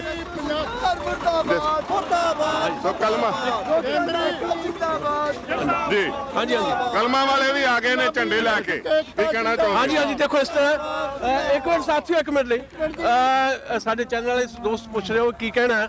ਇਹ ਸਾਡੇ ਨਾਲ ਜੀ ਕੇਂਦਰੀ ਪੰਜਾਬੀ ਲੇਖ ਸਭਾ ਦਾ ਜਥਾ, ਕੇਂਦਰੀ ਪੰਜਾਬੀ ਲੇਖ ਸਭਾ ਦੁਨੀਆ ਭਰ ਦੇ ਪੰਜਾਬੀਆਂ ਦੀ ਲੇਖਕਾਂ ਦੀ ਸਭ ਤੋਂ ਵੱਡੀ ਜਥੇਬੰਦੀ ਹੈ ਤੇ ਅਸੀਂ ਸਮਝਦੇ ਹਾਂ ਕਿ ਇਹ ਕੇਵਲ ਕਿਸਾਨ ਵਿਰੋਧੀ ਕਾਨੂੰਨ ਨਹੀਂ ਹੈ, ਇਹ ਹਰ ਆਮ ਨਾਗਰਿਕ ਦੇ ਵਿਰੋਧੀ ਕਾਨੂੰਨ ਨੇ ਤੇ ਇਹਦਾ ਅਸਰ ਸਿੱਧੇ ਤੌਰ ਤੇ ਸਧਾਰਨ ਬੰਦੇ ਤੇ ਪੈਣ ਵਾਲਾ ਹੈ ਤੇ ਲੇਖਕ ਵੀ ਸਧਾਰਨ ਬੰਦਾ ਹੁੰਦਾ ਹੈ। ਲੇਖਕ ਕੋਈ ਉੱਪਰੋਂ ਡਿੱਗੀ ਸ਼ੈ ਨਹੀਂ ਹੈਗੀ। ਇਸ ਕਰਕੇ ਲੇਖਕ ਪੰਜਾਬੀ ਦਾ ਬੁੱਧੀਜੀਵੀ ਚਿੰਤਕ ਲਗਾਤਾਰ ਇਹਦੇ ਵਿਰੋਧ 'ਚ ਹੈ ਤੇ ਅਸੀਂ ਸਰੀਰਕ ਤੌਰ ਤੇ ਵੀ ਇਸ ਅੰਦੋਲਨ ਦਾ ਹਿੱਸਾ ਹੈ। ਦਰਸ਼ਨ ਬੁੱਟਰ ਸਾਡੇ ਪ੍ਰਧਾਨ ਨੇ ਕੇਂਦਰੀ ਪੰਜਾਬੀ ਲੇਖ ਸਭਾ ਦੇ, ਉਹ ਇੱਥੇ ਖੜੇ ਨੇ। ਜੋਗਾ ਸਿੰਘ ਸਾਡੇ ਸੀਨੀਅਰ ਮੀਤ ਪ੍ਰਧਾਨ ਨੇ, ਉਹ ਵੀ ਨੇ। ਦਰਸ਼ਨ ਬੁੱਟਰ ਹੋਰੀ ਕੁਝ ਕਹਿਣਗੇ ਜੀ। ਮੈਂ ਤਾਂ ਸਿਰਫ ਇੱਕੋ ਬੇਨਤੀ ਕਰਾਂਗਾ ਕਿ ਅੱਜ ਜੋ ਕਲਮਾਂ ਦਾ ਕਾਫਲਾ ਵੱਡਾ ਉਹ ਅੱਜ ਇੱਥੇ ਸਾਰੇ ਪੰਜਾਬ ਦੇ ਵਿੱਚੋਂ ਸਿੰਘੂ ਬਾਰਡਰ ਦੇ ਉੱਪਰ ਪਹੁੰਚਿਆ ਹੋਇਆ। ਅਸੀਂ ਆਪਣੀਆਂ ਕਲਮਾਂ ਦੇ ਨਾਲ ਵੀ, ਆਪਣੀ ਤਾਕਤ ਦੇ ਨਾਲ ਵੀ ਕਿਸਾਨੀ ਜੋ ਇੱਕ ਕਾਨੂੰਨ ਨੇ ਉਹਦੇ ਖਿਲਾਫ ਲਗਾਤਾਰ ਸਾਰੇ ਅਖਬਾਰਾਂ 'ਚ, ਸਾਰੇ ਪੱਤਰਕਾਰ ਭਾਈਚਾਰੇ ਦੇ ਸਹਿਯੋਗ ਨਾਲ, ਸਾਰੇ ਚੈਨਲਾਂ ਤੇ ਅਸੀਂ ਵੱਧ ਤੋਂ ਵੱਧ ਆਪਣੀਆਂ ਕਲਮਾਂ ਦਾ ਯੋਗਦਾਨ ਪਾ ਰਹੇ ਹਾਂ। ਤੇ ਅੱਜ ਅਸੀਂ ਇੱਥੇ ਲਗਾਤਾਰ ਸਾਰੇ ਲੇਖਕ ਵੀਰ ਪੰਜਾਬ ਦੇ ਉਹ ਇੱਥੇ ਪਹੁੰਚੇ ਨੇ ਦਿੱਲੀ ਵਿਖੇ। ਇਹਨਾਂ ਕਾਲੇ ਕਾਨੂੰਨਾਂ ਦੇ ਖਿਲਾਫ, ਇਹਨਾਂ ਅਡਾਨੀਆਂ ਅੰਬਾਨੀਆਂ ਦੇ ਖਿਲਾਫ ਜਿੱਤ ਜਾਰੀ ਹੈ। ਜੈ ਜਨਤਾ। ਕੇਂਦਰੀ ਪੰਜਾਬੀ ਲੇਖਕ ਸਭਾ ਜ਼ਿੰਦਾਬਾਦ जिंदाबाद जिंदाबाद ਕੇਂਦਰੀ ਪੰਜਾਬੀ ਲੇਖਕ ਸਭਾ ਜ਼ਿੰਦਾਬਾਦ जिंदाबाद जिंदाबाद। ਉਹ ਵੇਖੋ ਬਿਲਕੁਲ ਆਪਾਂ ਸਮਝ ਸਕਦੇ ਹਾਂਜੀ। ਅੱਜ ਇਹ ਸਿਰਫ ਪੰਜਾਬ ਦੇ ਲਿਖਾਰੀ ਦੱਸਣ ਆਏ ਨੇ। ਇਹ ਧਰਤੀ, ਇਹ ਮਨੁੱਖਤਾ, ਇਹ ਦੌਲਤ ਸਾਰੀ ਦੁਨੀਆ ਦੀ, ਇਹ ਸਾਰੀ ਦੁਨੀਆ ਦੀ ਸਾਂਝੀ ਹੈ, ਸਾਰੀ ਮਨੁੱਖਤਾ ਦੀ ਸਾਂਝੀ ਹੈ। ਇਹ ਲੋਕਾਂ ਦੀ ਦੌਲਤ ਹੈ, ਕਿਸਾਨਾਂ ਦੀ, ਮਜ਼ਦੂਰਾਂ ਦੀ, ਜਿਹੜੇ ਕੰਮ ਕਰਦੇ ਨੇ, ਦੌਲਤ ਪੈਦਾ ਕਰਦੇ ਨੇ, ਉਹਨਾਂ ਦੀ ਧਰਤੀ ਉਹਨਾਂ ਦੀ ਸਾਂਝੀ ਹੈ। ਇਹ ਸਾਰੀ ਦੁਨੀਆ ਸਾਂਝੀ ਵੰਡ ਕੇ ਖਾਏਗੀ। ਇਹ ਸਰਕਾਰਾਂ ਜਿਹੜੀਆਂ ਨੇ ਇਹ ਸਾਰੀ ਧਰਤੀ ਦੇ ਸਾਧਨਾਂ ਨੂੰ, ਦੌਲਤ ਨੂੰ, ਦੋ ਚਾਰ ਜਿਹੜੇ ਹਲਕਾਏ ਹੋਏ ਜਿਹੜੇ ਬੰਦੇ ਨੇ ਉਹਨਾਂ ਨੂੰ ਮਨੁੱਖ ਕਹਿਣਾ ਵੀ ਗਲਤ ਹੈ। ਹਲਕਾਏ ਹੋਏ ਬੰਦੇ ਸਾਰੀ ਦੁਨੀਆ ਦੀ ਦੌਲਤ ਤੇ ਕਬਜ਼ਾ ਕਰਕੇ ਤੇ ਇਸ ਮਨੁੱਖਤਾ ਦਾ ਘਾਣ ਕਰਨਾ ਚਾਹੁੰਦੇ ਨੇ। ਇਹ ਪੰਜਾਬ ਦੇ ਲਿਖਾਰੀ ਇਹ ਨਹੀਂ ਹੋਣ ਦੇਣਗੇ। ਪੰਜਾਬ ਦੇ ਲਿਖਾਰੀਆਂ ਨੇ ਹਮੇਸ਼ਾ ਹੀ ਸਰਬੱਤ ਦੇ ਭਲੇ ਦੀ ਗੱਲ ਕੀਤੀ ਹੈ, ਸਾਂਝ ਦੀ ਗੱਲ ਕੀਤੀ ਹੈ, ਪ੍ਰੇਮ ਦੀ ਗੱਲ ਕੀਤੀ ਹੈ, ਏਕਤਾ ਦੀ ਗੱਲ ਕੀਤੀ ਹੈ। ਉਹ ਇਸੇ ਨੇ ਅੱਜ ਅਸੀਂ ਫਿਰ ਇੱਥੇ ਸਾਰੇ ਪੰਜਾਬ ਦੇ ਵਿੱਚੋਂ ਪੰਜਾਬੀ ਬਿਲਕੁਲ ਮੈਂ ਸਮਝਦਾ ਕਿ ਕਲਮਾਂ ਵਾਲੇ ਵੀ ਪਹੁੰਚ ਗਏ ਨੇ। ਹਰ ਰੰਗ ਇਸ ਵੇਖੋ ਇੱਥੇ ਝੰਡਿਆਂ ਦੀ ਆਪਾਂ ਜੇਕਰ ਗੱਲ ਕਰੀਏ ਹਰ ਤਰ੍ਹਾਂ ਦਾ ਝੰਡਾ ਸਾਨੂੰ ਦਿਖ ਰਿਹਾ ਜੀ। ਇੱਥੇ ਯੰਗਸਟਰਸ ਵੀ ਆਏ ਹੋਏ ਨੇ। ਥੋੜੀ ਜੀ ਗੱਲ ਯੰਗਸਟਰਸ ਦੇ ਨਾਲ ਕਰਦੇ, ਕੀ ਕਹਿਣਾ ਚਾਹੁੰਦੇ ਹੋ ਜੀ? ਜਿਹੜੇ ਅਸੀਂ ਕਿਸਾਨਾਂ ਦੇ ਨਾਲ ਆ ਤਾਂ ਕਿਸਾਨ ਜੋ ਆਪਣਾ ਹੱਕ ਮੰਗ ਰਹੇ ਨੇ ਉਹ ਬਿਲਕੁਲ ਠੀਕ ਨਹੀਂ ਤੇ ਸਿਰਫ ਕਿਸਾਨਾਂ ਦੀ ਨਹੀਂ, ਇਹ ਸਾਰੀ ਲੇਬਰ ਕਲਾਸ ਦੀ ਲੜਾਈ ਹੈ। ਹਾਂਜੀ, ਤੁਸੀਂ ਕੀ ਕਹਿੰਦੇ ਹੋ? ਮੈਂ ਇਹ ਕਹਿਣਾ ਚਾਹੁੰਦੀ ਹਾਂ ਕਿ ਪਹਿਲਾਂ ਸਾਰਿਆਂ ਨੂੰ ਲੱਗਦਾ ਸੀ ਕਿ ਸਾਰੇ ਇੱਥੇ ਪੰਜਾਬ ਦੇ ਵਿੱਚ ਜਿਹੜੇ ਯੰਗਸਟਰਸ ਨੇ ਉਹ ਸੁੱਤੇ ਪਏ ਨੇ ਜਾਂ ਕੁਝ, ਪਰ ਹੁਣ ਅਸੀਂ ਉਹਨਾਂ ਨੂੰ ਦਿਖਾਉਣ ਆਏ ਕਿ ਨਹੀਂ, ਅਸੀਂ ਵੀ ਹੁਣ ਆਪਣੇ ਹੱਕਾਂ ਲਈ ਲੜ ਸਕਦੇ ਹਾਂ।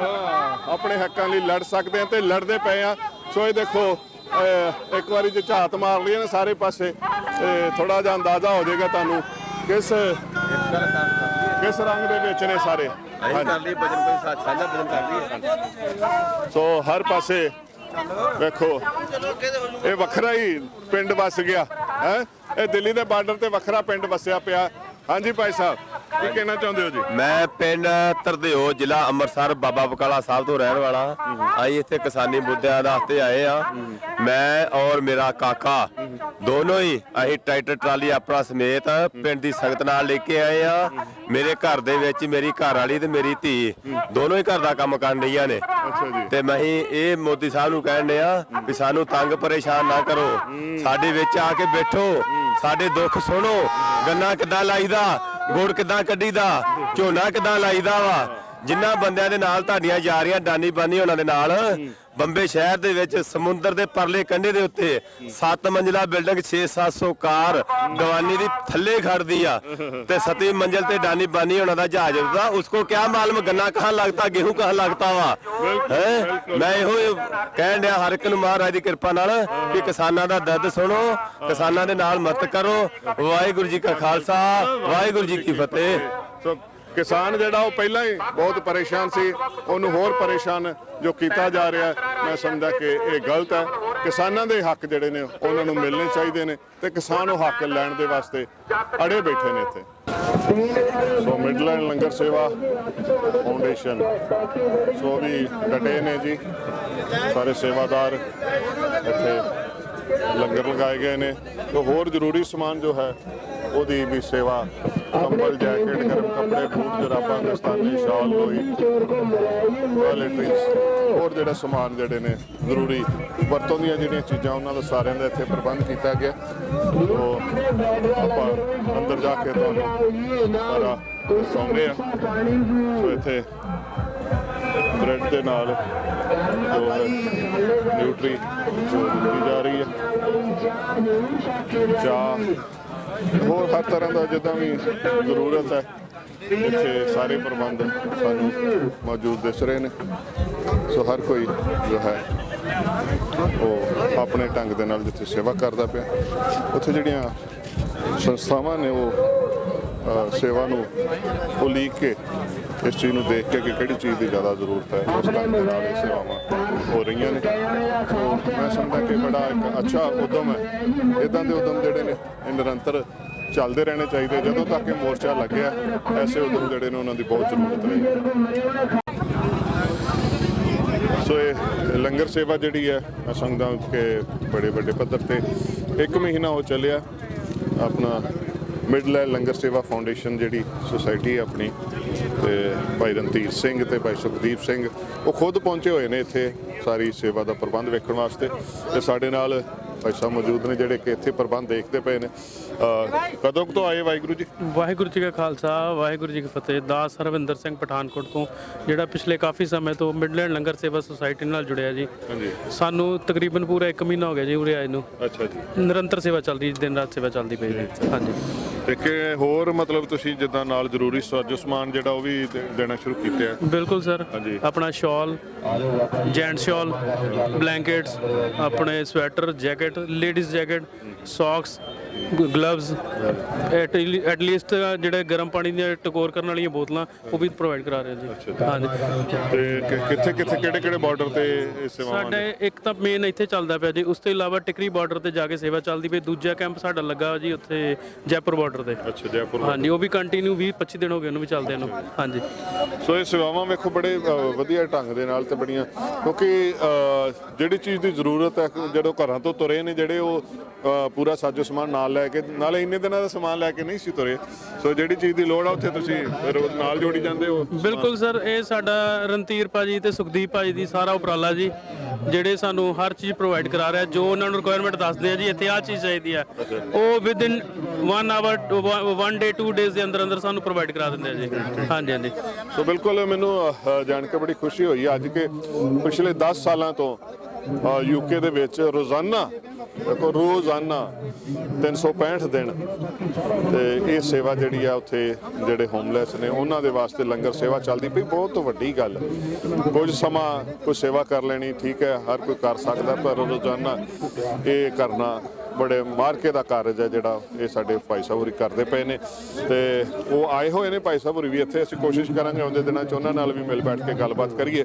ਸੋ ਇਹ ਜਜ਼ਬਾ ਜਿਹੜਾ ਮੈਂ ਸਮਝਦਾ ਕਿ ਜਿਸ ਢੰਗ ਦੇ ਨਾਲ ਇੱਥੇ ਸਾਰੀਆਂ ਸੇਵਾਵਾਂ ਚੱਲ ਰਹੀਆਂ ਇਹ ਬਹੁਤ ही रिमार्केबल है। मंत्री कह रहे जी रणजीत चौटाला की हरियाणा सरकार आंदोलन में किसानों की सहायता कर रही, खाने की, रहने की। तो देखो कितने बड़े झूठे हैं ये। प्रेस पे बैठ जाते हैं प्रेस वार्ता में और झूठ फेंकते रहते हैं। तो यहाँ पर मेरे सेवादार भाइयों ने कोई कसर नहीं छोड़ रखी। पूरे सेवादार भाई पूरी अच्छी तरह सेवा में, कंबल हो, रोटी हो, पानी हो, सब है। पर सरकार की तरफ से, हरियाणा सरकार की तरफ से यहाँ कोई सुविधा नहीं है और इनको ये झूठ नहीं फैलाना चाहिए। ये झूठ और ये जुमले हमारे भारत देश के संस्कार नहीं हैं। तो बिल्कुल कहण नूं बहुत कुछ कहा जाता है। सो सरकारां बड़ा कुछ कहिंदियां ने, पर आपां इत्थे देख रहे हैं कि सेवा कौन करदा पिया। ये सारिਆਂ ਦੇ ਸਾਹਮਣੇ ਕੋਈ ਲੁਕੀ ਛਿਪੀ ਗੱਲ ਤਾਂ ਹੁਣ ਰਹਿ ਹੀ ਨਹੀਂ ਗਈ। ਸੋ ਇਹ ਉਹ ਟਰਾਲੀ ਹੈ ਜੀ ਜਿਹੜੀ ਸਭ ਤੋਂ ਪਹਿਲਾਂ ਟਰੈਕਟਰ ਟਰਾਲੀ ਜਿਹਨੇ ਉਹ ਬੈਰੀਅਰ ਤੋੜੇ ਸੀਗੇ, ਉਹਦੀ ਬੈਕ ਸਾਈਡ ਜਿਹੜੀ ਆ ਉਹ ਇਹ ਜਿਹੜੇ ਆਰਟਿਸਟ ਨੇ ਦਿੱਲੀ ਦੇ ਐਨਜੀਓ ਇਹ ਪੇਂਟਿੰਗ ਤਿਆਰ ਕਰਦੇ ਪਏ ਨੇ ਬਿਲਕੁਲ ਬੈਕ ਸਾਈਡ ਤੇ।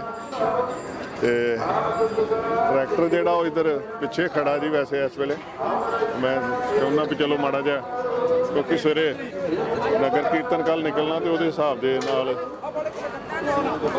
ਟਰੈਕਟਰ ਜਿਹੜਾ ਉਹ ਤਿਆਰ ਕਰਕੇ ਇਹ ਟਰੈਕਟਰ ਸੀਗਾ ਜੀ ਜਿਹਨੇ ਸਭ ਤੋਂ ਪਹਿਲਾਂ ਜਿਹੜੇ ਬੈਰੀਕੇਡ ਤੋੜੇ ਸਨ। ਸੋ ਇਹ ਸਾਰੀ ਮੈਂ ਸਮਝਦਾ ਇਤਿਹਾਸ ਨੂੰ, ਕਿਉਂਕਿ ਇਸ ਸਮੇਂ ਦਾ ਇਤਿਹਾਸ ਆਪਾਂ ਸਮਝ ਸਕਦੇ ਹਾਂ। ਸੋ ਇਹ ਕੈਨਵਸ ਪੇਂਟਿੰਗ ਸਾਡੇ ਭੈਣ ਜੀ ਕਰਦੇ ਪਏ ਨੇ। ਵਾਹਿਗੁਰੂ ਜੀ ਕਾ ਖਾਲਸਾ, ਵਾਹਿਗੁਰੂ ਜੀ ਕੀ ਫਤਿਹ। ਇਹ ਕਿਵੇਂ ਕਨਸੈਪਟ ਮਨ 'ਚ ਆਇਆ ਕਿ ਤੁਸੀਂ ਇਹ ਸਾਰੀ ਪੇਂਟਿੰਗ ਜਿਹੜੀ ਸ਼ੁਰੂ ਕੀਤੀ? ਐਕਚੁਅਲੀ ਕਿ ਮੈਂ ਇੱਥੇ ਆਈ ਸੀਗੀ ਪੇਂਟਿੰਗ ਆਪਣੀ ਪੇਪਰਸ ਤੇ ਲੈ ਕੇ ਉਹ ਲਗਾਉਣ ਲਈ, ਤੇ ਤੁਸੀਂ ਦੇਖ ਸਕਦੇ ਹੋ ਲੱਗੀਆਂ ਹੋਈਆਂ ਤੇ ਲੇਕਿਨ ਜਦੋਂ ਦੇਖਿਆ ਮੈਨੂੰ ਪਤਾ ਲੱਗਿਆ ਟਰਾਲੀ ਇੱਥੇ ਖੜੀ ਹੈ, ਉਹੀ ਟਰਾਲੀ ਜਿਹੜੀ ਪਹਿਲਾਂ ਬੈਰੀਅਰ ਤੋੜ ਕੇ ਆਈ ਸੀ। ਤੇ ਮੈਂ ਕਿਹਾ ਕਿਉਂ ਨਾ ਇਹਨੂੰ ਇੱਕ ਨਿਸ਼ਾਨੀ ਦਿੱਤੀ ਜਾਏ, ਤੇ ਪੇਂਟਿੰਗ ਦੇ ਜ਼ਰੀਏ ਫਿਰ ਮੈਂ ਇੱਥੇ ਕੈਨਵਸ ਲੈ ਕੇ ਆਈ ਹਾਂ ਤੇ ਮੈਂ ਇੱਥੇ ਚਿਪਕਾਤਾ, ਇਹਦੇ ਉੱਤੇ ਕੰਮ ਕਰ ਰਹੀ ਹਾਂ। 2 ਦਿਨ ਹੋ ਗਏ ਮੈਨੂੰ ਕਰਦੇ ਹੋਏ। ਕਿੰਨੇ ਦਿਨ ਹੋ ਗਏ? ਕਾਫੀ ਦੂਜਾ ਦਿਨ ਹੈ ਮੇਰਾ। 6 ਫੀਟ ਬਾਈ 8 ਫੀਟ ਦਾ ਕੈਨਵਸ ਹੈਗਾ ਜਿੱਤੇ ਕੰਮ ਕਰ ਰਿਹਾ। ਸੋ 2 ਦਿਨ ਹੋ ਗਏ ਆ ਤੇ ਅਜੇ ਕਿੰਨਾ ਟਾਈਮ ਹੋਰ ਲੱਗ ਜਾਏਗਾ? ਬਸ ਕੱਲ ਦਾ ਦਿਨ ਹੋਰ ਲੱਗ ਜਾਣਾ। ਹਾਂਜੀ। ਸੋ ਇਹ ਰਿਵੀਲ ਕੀ ਕਰਦੀ ਪਈ ਆ? ਸਾਡੇ ਦੇਸ਼ਾਂ ਵਿਦੇਸ਼ਾਂ 'ਚ ਬੈਠੇ ਦਰਸ਼ਕ ਸੁਣਦੇ ਪਏ ਨੇ, ਕੀ ਤੁਸੀਂ ਮੈਸੇਜ ਕੀ ਦੇ ਰਹੇ ਹੋ? ਮੈਂ ਇਹਨੂੰ ਦਿਖਾ ਰਹੀ ਹਾਂ ਫਤਿਹ ਹੋ ਗਈ ਹੈ ਦਿੱਲੀ ਤੇ। ਤੇ ਇੰਡੀਆ ਗੇਟ में ਬਣਾਤਾ ਤੇ ਆਪਣਾ ਬੈਰੀਅਰ ਜਿਹੜਾ ਤੋੜਿਆ ਹੋਇਆ ਸੀ ਉਹ ਸੰਘਰਸ਼ ਪੂਰਾ ਹੋ ਗਿਆ ਤੇ ਮੈਂ ਇਹ ਦਿਖਾਣਾ ਉਹ ਫਤਿਹ ਹੋਣੀ ਹੈ ਪਹਿਲੇ ਹੀ ਮੈਂ ਫਿਊਚਰ ਦਾ ਪਹਿਲੇ ਹੀ ਦਿਖਾਤਾ ਸੋ ਤੁਸੀਂ ਮਤਲਬ ਐਡਵਾਂਸ ਚੱਲਦੇ ਪਏ ਹੋ ਕਿ ਬਾਅਦ ਚ ਚੇਂਜ ਨਾ ਕਰਨੀ ਪਏ। ਨਹੀਂ ਆਰਟਿਸਟ ਉਹ ਤਾਂ ਫਤਿਹ ਹੋ ਚੁੱਕੀ ਹੈ ਫਤਿਹ ਤੇ ਹੋਈ ਹੋਈ ਹੈ ਬਸ ਇਹਨੂੰ ਮੈਂ ਥੋੜਾ ਜਿਹਾ ਇੱਕ ਵਿਜ਼ੂਅਲ ਤਰੀਕੇ ਨਾਲ ਲੋਕਾਂ ਨੂੰ ਦਿਖਾਉਣ ਲਈ ਮੈਂ ਬਣਾਤੀ ਹੈ ਆਰਟਿਸਟ ਤੇ ਕੁਝ ਵੀ ਜਿਹੜਾ ਦਿਮਾਗ 'ਚ ਚੱਲਦਾ ਹੈ ਅਸੀਂ ਉਹ ਪ੍ਰੈਜ਼ੈਂਟ ਕਰ ਦਿੰਦੇ ਹਾਂ ਹਾਂਜੀ ਸੋ ਇਹ ਹੋਰ ਵੀ ਪੇਂਟਿੰਗਸ ਜਿਹੜੀਆਂ ਤੁਹਾਡੀਆਂ ਆ ਸਾਰੀ ਪੇਂਟਿੰਗ ਮੈਂ ਵਾਟਰ ਕਲਰ ਤੇ ਬਣਾਈਆਂ ਆ ਹਰ ਇੱਕ ਗੁਰਬਾਣੀ ਦੇ ਵਾਕ ਦੇ ਉੱਤੇ ਇੱਕ ਪੇਂਟਿੰਗ ਬਣੀ ਹੋਈ ਹੈ ਪੁਰਜਾ ਪੁਰਜਾ ਕਟਮਰ ਹੈ ਕਬਹੂ ਨਾ ਛੱਡੇ ਖੇਤ ਕਬਹੂ ਛੱਡੇ ਖੇਤ ਇੱਥੋਂ ਲੈ ਕੇ ਤੁਸੀਂ ਇੱਥੋਂ ਲੈ ਕੇ ਮੈਂ ਕਨਸੈਪਟ ਚੱਲੀ ਆ ਤੇ ਹਮੇਸ਼ਾ ਖੜੀ ਆ ਕਿਸਾਨਾਂ ਲਈ ਤੇ ਆਪਣਾ ਯੋਗਦਾਨ ਮੈਂ ਕਿਸਾਨਾਂ ਲਈ ਦੇ ਰਹੀ ਹੈਗੀ ਆ ਬਹੁਤ ਅੱਛਾ ਜੀ ਇਸ ਨਾਲ ਤੁਹਾਡੀ ਟੀਮ ਵੀ ਹੈ ਜੀ ਇਹ ਤਾਂ ਅਸੀਂ ਖੁਦ ਹੀ ਕਰ ਰਹੇ ਸਰ ਇੱਥੇ ਵੋਲੰਟੀਅਰ ਟੀਮ ਹੀ ਬਣ ਗਈ ਆ ਮੇਰੀ ਮੰਮੀ ਆਏ ਹੋਏ ਆ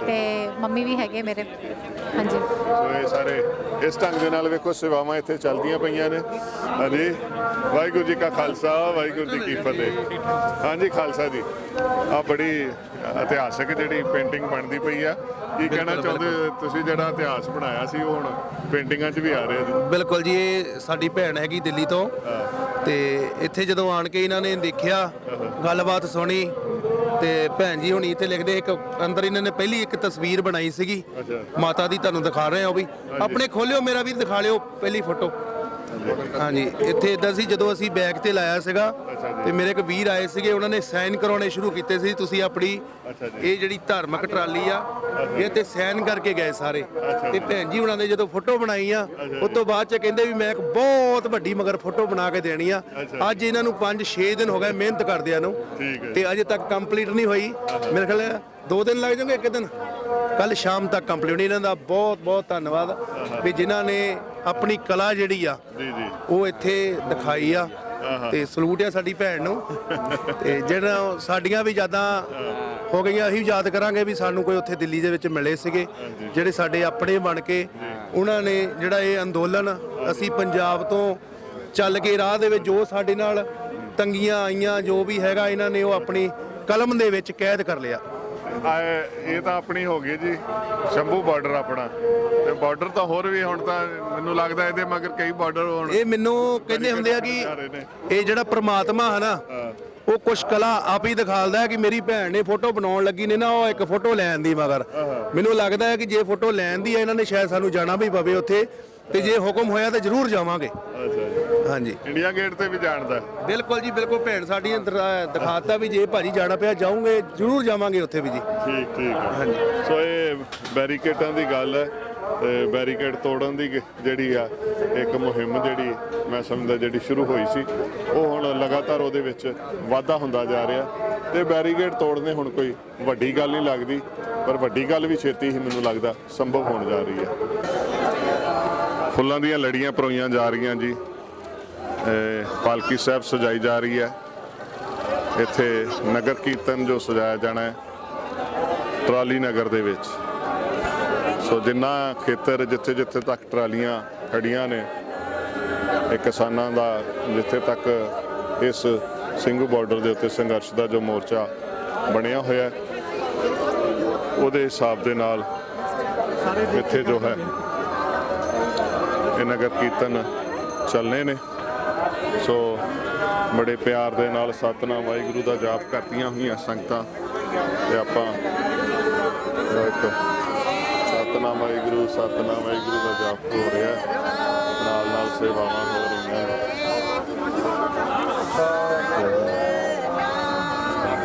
ਹਾਂਜੀ ਭੈਣ ਜੀ ਵਾਹਿ ਖਾਲਸਾ ਵਾਹਿਗੁਰੂ ਜੀ ਕੀ ਫਤਿਹ ਜੀ ਹਾਂ ਕਿਵੇਂ ਤਿਆਰੀਆਂ ਚੱਲਦੀਆਂ ਪਈਆਂ ਜੀ ਫੁੱਲਾਂ ਦੀ ਸੇਵਾ ਹੋ ਰਹੀ ਹੈ ਕੀ ਕਹਿਣਾ ਚਾਹੁੰਦੇ ਹੋ ਦਸ਼ਮੇਸ਼ ਸਾਹਿਬਜ਼ਾਦਿਆਂ ਦੇ ਦਾ ਕਰਕੇ ਡੇ ਸਜਾਵਟ ਕਰਨ ਦਾ ਬਿਲਕੁਲ ਇੱਥੇ ਜੋ ਨਗਰ ਕੀਰਤਨ ਸਜਣੇ ਆ ਜੀ ਉਹਨਾਂ ਦੇ ਵਾਸਤੇ ਹਾਂਜੀ ਨਗਰ ਕੀਰਤਨ ਵਾਸਤੇ ਤਿਆਰੀਆਂ ਕਰਦੇ ਪਏ ਆ ਵੇਖੋ ਦਿੱਲੀ ਤੋਂ ਤੇ ਹੋਰ ਪੰਜਾਬ ਤੋਂ ਸੰਗਤਾਂ ਆਈਆਂ ਬੈਠੀਆਂ ਨੇ ਹਾਂਜੀ ਵੀ ਵਾਹਿਗੁਰੂ ਜੀ ਕਾ ਖਾਲਸਾ ਵਾਹਿਗੁਰੂ ਜੀ ਕਾ ਖਾਲਸਾ ਵਾਹਿਗੁਰੂ ਜੀ ਕੀ ਫਤਿਹ। ਹਾਂਜੀ, ਕਿਵੇਂ ਸੇਵਾਵਾਂ ਚੱਲ ਰਹੀਆਂ ਜੀ, ਤਿਆਰੀਆਂ ਹੋ ਬਹੁਤ ਰਹੀਆਂ? ਸੋਹਣੀਆਂ ਸੇਵਾਵਾਂ ਚੱਲ ਰਹੀਆਂ ਨੇ, ਹਾਂ ਚੜ੍ਹਦੀ ਕਲਾ ਦੇ ਵਿੱਚ ਚੱਲ ਰਹੀਆਂ ਨੇ। ਇਹ ਗੁਰੂ ਮਤਲਬ ਛੋਟੇ ਸਾਹਿਬਜ਼ਾਦਿਆਂ ਦਾ ਸ਼ਹੀਦੀ ਦਿਨ ਮਨਾਉਣ ਕਰਕੇ ਇਹ ਮਤਲਬ ਨਗਰ ਕੀ ਨਿਕਲ ਰਿਹਾ। ਸੋ ਜਿਹੜੇ ਉੱਥੇ ਸਰਹੰਦ ਨਹੀਂ ਜਾ ਸਕੇ ਉਹ ਇੱਥੇ ਮਨਾ ਰਹੇ ਨੇ, ਉਹ ਮਤਲਬ ਧੂਮ ਧਾਮ ਦੇ ਨਾਲ ਇੱਥੇ ਮਨਾ ਰਹੇ ਨੇ। ਤੂੰ ਖਾਲਸਾ ਜੀ ਕੀ ਕਹਿਣਾ ਚਾਹੁੰਦੇ ਆ? ਵਾਹ ਜੀ, ਸਤਿਗੁਰ ਦੇ ਭਾਣੇ ਦੇ ਵਿੱਚ ਖੁਸ਼ੀਆਂ ਮਾਣ ਲਏ ਆ। ਇਹ ਦਿੱਲੀ ਦੀ ਧਰਤੀ ਤੇ ਵੀ ਇਹ ਠੰਡੀਆਂ ਰਾਤਾਂ, ਇਹ ਬਾਬਿਆਂ ਦੇ ਉਹਨਾਂ ਦੇ ਨਾਂ, ਕੱਲ ਨੂੰ ਇਹ ਜਲੌ ਸੱਜਣੇ ਆ ਇੱਥੋਂ। ਜੋ ਸਤਿਗੁਰੂ ਦਾ ਮੌਜ ਆ ਉਹ ਭਾਣੇ ਨੂੰ ਅਸੀਂ ਪ੍ਰਵਾਨ ਕਰਦੇ ਹੋਏ, ਇਹ ਗੁਰੂ ਦੇ ਜਸ ਗਾਉਂਦੇ ਹੋਏ ਕੱਲ ਨੂੰ ਜਾਵਾਂਗੇ ਨਗਰ ਕੀਰਤਨ। ਸਾਹਿਬਜ਼ਾਦਿਆਂ ਨੂੰ ਯਾਦ ਕਰਦੇ ਹੋਏ ਮਤਲਬ ਜਿਸ ਤਰ੍ਹਾਂ ਮਤਲਬ ਠੰਡੀਆਂ ਹਵਾਵਾਂ ਵੀ ਆ, ਠੰਡਾ ਮੌਸਮ ਆ, ਅਸੀਂ ਚੜ੍ਹਦੀ ਕਲਾ ਦੇ ਵਿੱਚ ਆ। ਇਹ ਨਹੀਂ ਕਿ ਵੀ ਮਤਲਬ ਅਸੀਂ ਵੀ ਥੋੜੇ ਦਿਲ ਵਾਲੇ ਨਹੀਂ। ਹਾਂਜੀ, ਸਾਨੂੰ ਨਹੀਂ ਲੱਗਦੀ, ਸਾਡੇ ਬਾਬਿਆਂ ਨੂੰ ਨਹੀਂ ਠੰਡ ਲੱਗੀ, ਸਾਨੂੰ ਨਹੀਂ ਲੱਗਦੀ। ਅੱਛਾ ਜੀ। ਹਾਂਜੀ, ਜਿਸ ਤਰ੍ਹਾਂ ਸਾਡੇ ਛੋਟੇ ਸਾਹਿਬਜ਼ਾਦੇ ਬਾਬਿਆਂ ਉਹਨਾਂ ਨੂੰ ਨਹੀਂ ਨਾ ਲੱਗੀ, ਸਾਡੀ ਮਾਤਾ ਬਜ਼ੁਰਗ ਨੂੰ ਨਹੀਂ ਲੱਗੀ, ਗੁਜਰ ਕੌਰ ਨੂੰ, ਸਾਨੂੰ ਨਹੀਂ ਠੰਡ ਲੱਗਦੀ। ਅਸੀਂ ਉਹਨਾਂ ਦੇ ਧੀਆਂ ਪੋਤਿਆਂ, ਅਸੀਂ ਪੋਤਰੇ ਪੋਤਰੀਆਂ ਉਹਨਾਂ ਦੇ ਪਰੋਤਰੇ ਗਾਂ ਦੇ ਗਾਂ ਚੜ੍ਹਦੀ ਕਲਾ 'ਚ। ਸੋ ਬਿਲਕੁਲ ਸਾਂਝ ਹੈਗੀ ਆ, ਸਾਡੀ ਪੱਕੀ ਸਾਂਝ। ਉਹਨਾਂ ਦਾ ਹੀ ਖੂਨ ਚੱਲਦਾ ਵਾ, ਸਾਡੀਆਂ ਰਗਾਂ ਦੇ ਵਿੱਚ ਨਾ ਉਹਨਾਂ ਦਾ ਹੀ ਖੂਨ ਚੱਲਣ ਡਿਆ। ਅਸੀਂ ਉਹਨਾਂ ਦੇ ਬੱਚੇ ਆ, ਉਹ ਹੀ ਸਭ ਕੁਝ ਆ। ਉਹ ਦੇਖਿਆ ਮਤਲਬ ਹੁਣ ਇਹ ਛੋਟੇ ਸਾਹਿਬਜ਼ਾਦਿਆਂ ਦਾ ਸ਼ਹੀਦੀ ਦਿਨ ਮਨਾਉਣ ਡਿਆ ਚੜ੍ਹਦੀ ਕਲਾ 'ਚ, ਤੇ ਚੜ੍ਹਦੀ ਕਲਾ 'ਚ ਸਾਡੇ 10ਵੇਂ ਪਾਤਸ਼ਾਹ ਦਾ ਨਵੇਂ ਸਾਲ ਦੇ ਵਿੱਚ ਪ੍ਰਗਟ ਦਿਹਾੜਾ ਆਉਣ ਡਿਆ, ਉਹ ਵੀ ਚੜ੍ਹਦੀ ਕਲਾ 'ਚ ਮਨਾਵਾਂਗੇ, ਦਿੱਲੀ ਦੀ ਧਰਤੀ ਤੇ ਮਨਾਵਾਂਗੇ। ਮੋਰਚਾ ਜਿੱਤ ਕੇ ਵੀ ਚੜ੍ਹਦੀ ਕਲਾ ਨਾਲ ਜਾਵਾਂਗੇ। ਗੁਰੂ ਨਾਨਕ ਦੇਵ ਜੀ ਦਾ ਵੀ ਇੱਥੇ ਗੁਰਪੁਰਬ ਮਨਾਇਆ ਸੀ, ਇਸੇ ਤਰ੍ਹਾਂ ਹੀ ਮਨਾਇਆ ਸੀ, ਹੁਣ ਵੀ ਇਸੇ ਤਰ੍ਹਾਂ ਮਨਾ ਰਹੇ ਆ, ਅੱਗੇ ਵੀ ਗਾਂ ਇਸੇ ਤਰ੍ਹਾਂ ਮਨਾਉਂਦੇ ਰਹਾਂਗੇ, ਆਪਣੇ ਹੱਕ ਲੈ ਕੇ ਜਾਵਾਂਗੇ। ਵੀਰ ਜੀ, ਸਾਨੂੰ ਲੱਗਦਾ ਨਹੀਂ ਕਿ ਸੜਕ ਤੇ ਬੈਠੇ ਆ ਕਿ ਆਪਣੇ ਗੁਰੂ ਘਰ ਬੈਠੇ ਆ। ਸਾਨੂੰ ਐ ਲੱਗਦਾ ਕਿ ਆਪਣੇ ਗੁਰੂ ਘਰ ਹੀ ਸੇਵਾ ਕਰਨ ਦਾ। ਇੱਥੇ ਕੀਰਤਨ ਦਰਬਾਰ ਹੁੰਦੇ ਆ, ਰਹਿ ਰਾਸ ਹੁੰਦੀ ਆ, ਸੁਖਨੀ ਸਾਹਿਬ ਹੁੰਦਾ ਸਵੇਰੇ।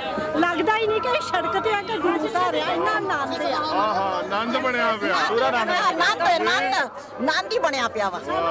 ਸਾਡੇ 10ਵੇਂ ਪਾਤਸ਼ਾਹ ਦੇ ਗੁਰਪੁਰਬ ਆ ਰਹੇ ਆ, ਉਹ ਵੀ ਇੱਥੇ ਚੜ੍ਹਦੀ ਕਲਾ ਮਨਾਉਣੇ ਆ। ਕਿਉਂਕਿ ਸਾਡੇ ਪਾਤਸ਼ਾਹ ਨੇ ਕਿਹਾ ਨਿਸ਼ਚੈ ਕਰ ਆਪਣੀ ਜੀਤ ਕਰੂ। ਇਹਨਾਂ ਸਿੱਖਾਂ ਨੇ ਕੋਈ ਜਿੱਤ ਦੇ ਨਗਾਰੇ ਵਜਾਉਣੇ ਆ, ਤੇ ਜਿੱਤ ਅਸੀਂ ਕਰਕੇ ਜਾਵਾਂਗੇ। ਇੱਥੋਂ ਇਸ ਧਰਤ ਤੋਂ ਦਿੱਲੀ ਦੀਆਂ ਜੂਹਾਂ ਤੇ ਬੈਠੇ ਆ। ਜੰਗਲਾਂ 'ਚ ਮੰਗਲ। ਮੋਦੀ ਤੇ ਕਹਿੰਦਾ ਸੀ ਕਿ ਮਤਲਬ ਇਹਨਾਂ ਨੂੰ ਰੋਟੀ ਪਾਣੀ ਕਿਸ ਤਰ੍ਹਾਂ ਮਿਲਣਾ। ਅਸੀਂ ਆਪਣੇ ਅੱਖੀ ਵੇਖ ਕੇ ਆਇਆ ਕਿ ਇੱਕ ਸੁੱਕਾ ਰਾਸ਼ਨ ਪਾਣੀ ਮਤਲਬ ਇੱਥੋਂ ਦੇ ਜਿਹੜੇ ਭਈਏ ਆ ਉਹਨਾਂ ਨੂੰ ਵਰਤਾਇਆ ਜਾਣ ਡਿਆ ਵਾ। ਮਤਲਬ ਲਿਫਾਫੇ ਭਰ ਭਰ ਕੇ ਬੱਚੇ, ਜਨਾਨੀਆਂ, ਭਈਏ ਜਿਹੜੇ ਨੇ ਉਹ ਲੈ ਲੈ ਕੇ ਜਾਣ ਡਏ ਨੇ। ਇੱਥੇ ਤੇ ਬਦਾਮ ਜਿਹੜੇ ਨੇ ਪੈਰਾਂ ਦੇ ਵਿੱਚ ਰੋਲਣ ਡਏ ਨੇ। ਹੈ ਮਤਲਬ ਜਿੱਥੇ ਜਾਓ ਨਾ ਉੱਥੇ ਬਦਾਮ ਛੁਹਾਰੇ ਉੱਥੇ ਰੋਲਣ ਡਏ ਨੇ, ਤੇ ਰੋਟੀ ਦੀ ਤੇ ਵੱਖਰੀ ਗੱਲ ਆ। ਹਾਂ, ਇਹ ਸਾਡੇ ਬਾਬੇ ਨਾਨਕ ਦਾ ਲੰਗਰ ਆ ਚੱਲਦਾ, ਬਦਾਮਾਂ ਦਾ ਕੀ ਹਰ ਇੱਕ ਚੀਜ਼ ਦਾ ਵਾਧੂ ਬੇਅੰਤ ਚੜ੍ਹਦੀ ਕਲਾ। ਹਾਂਜੀ, ਚਲੋ ਫਿਰ ਸਤਨਾਮ ਵਾਹਿਗੁਰੂ ਜੀ ਪਾਓ, ਜਰਾ ਗੱਜ ਕੇ ਪਤਾ ਲੱਗ ਜਾਏ ਵਿਦੇਸ਼ਾਂ 'ਚ।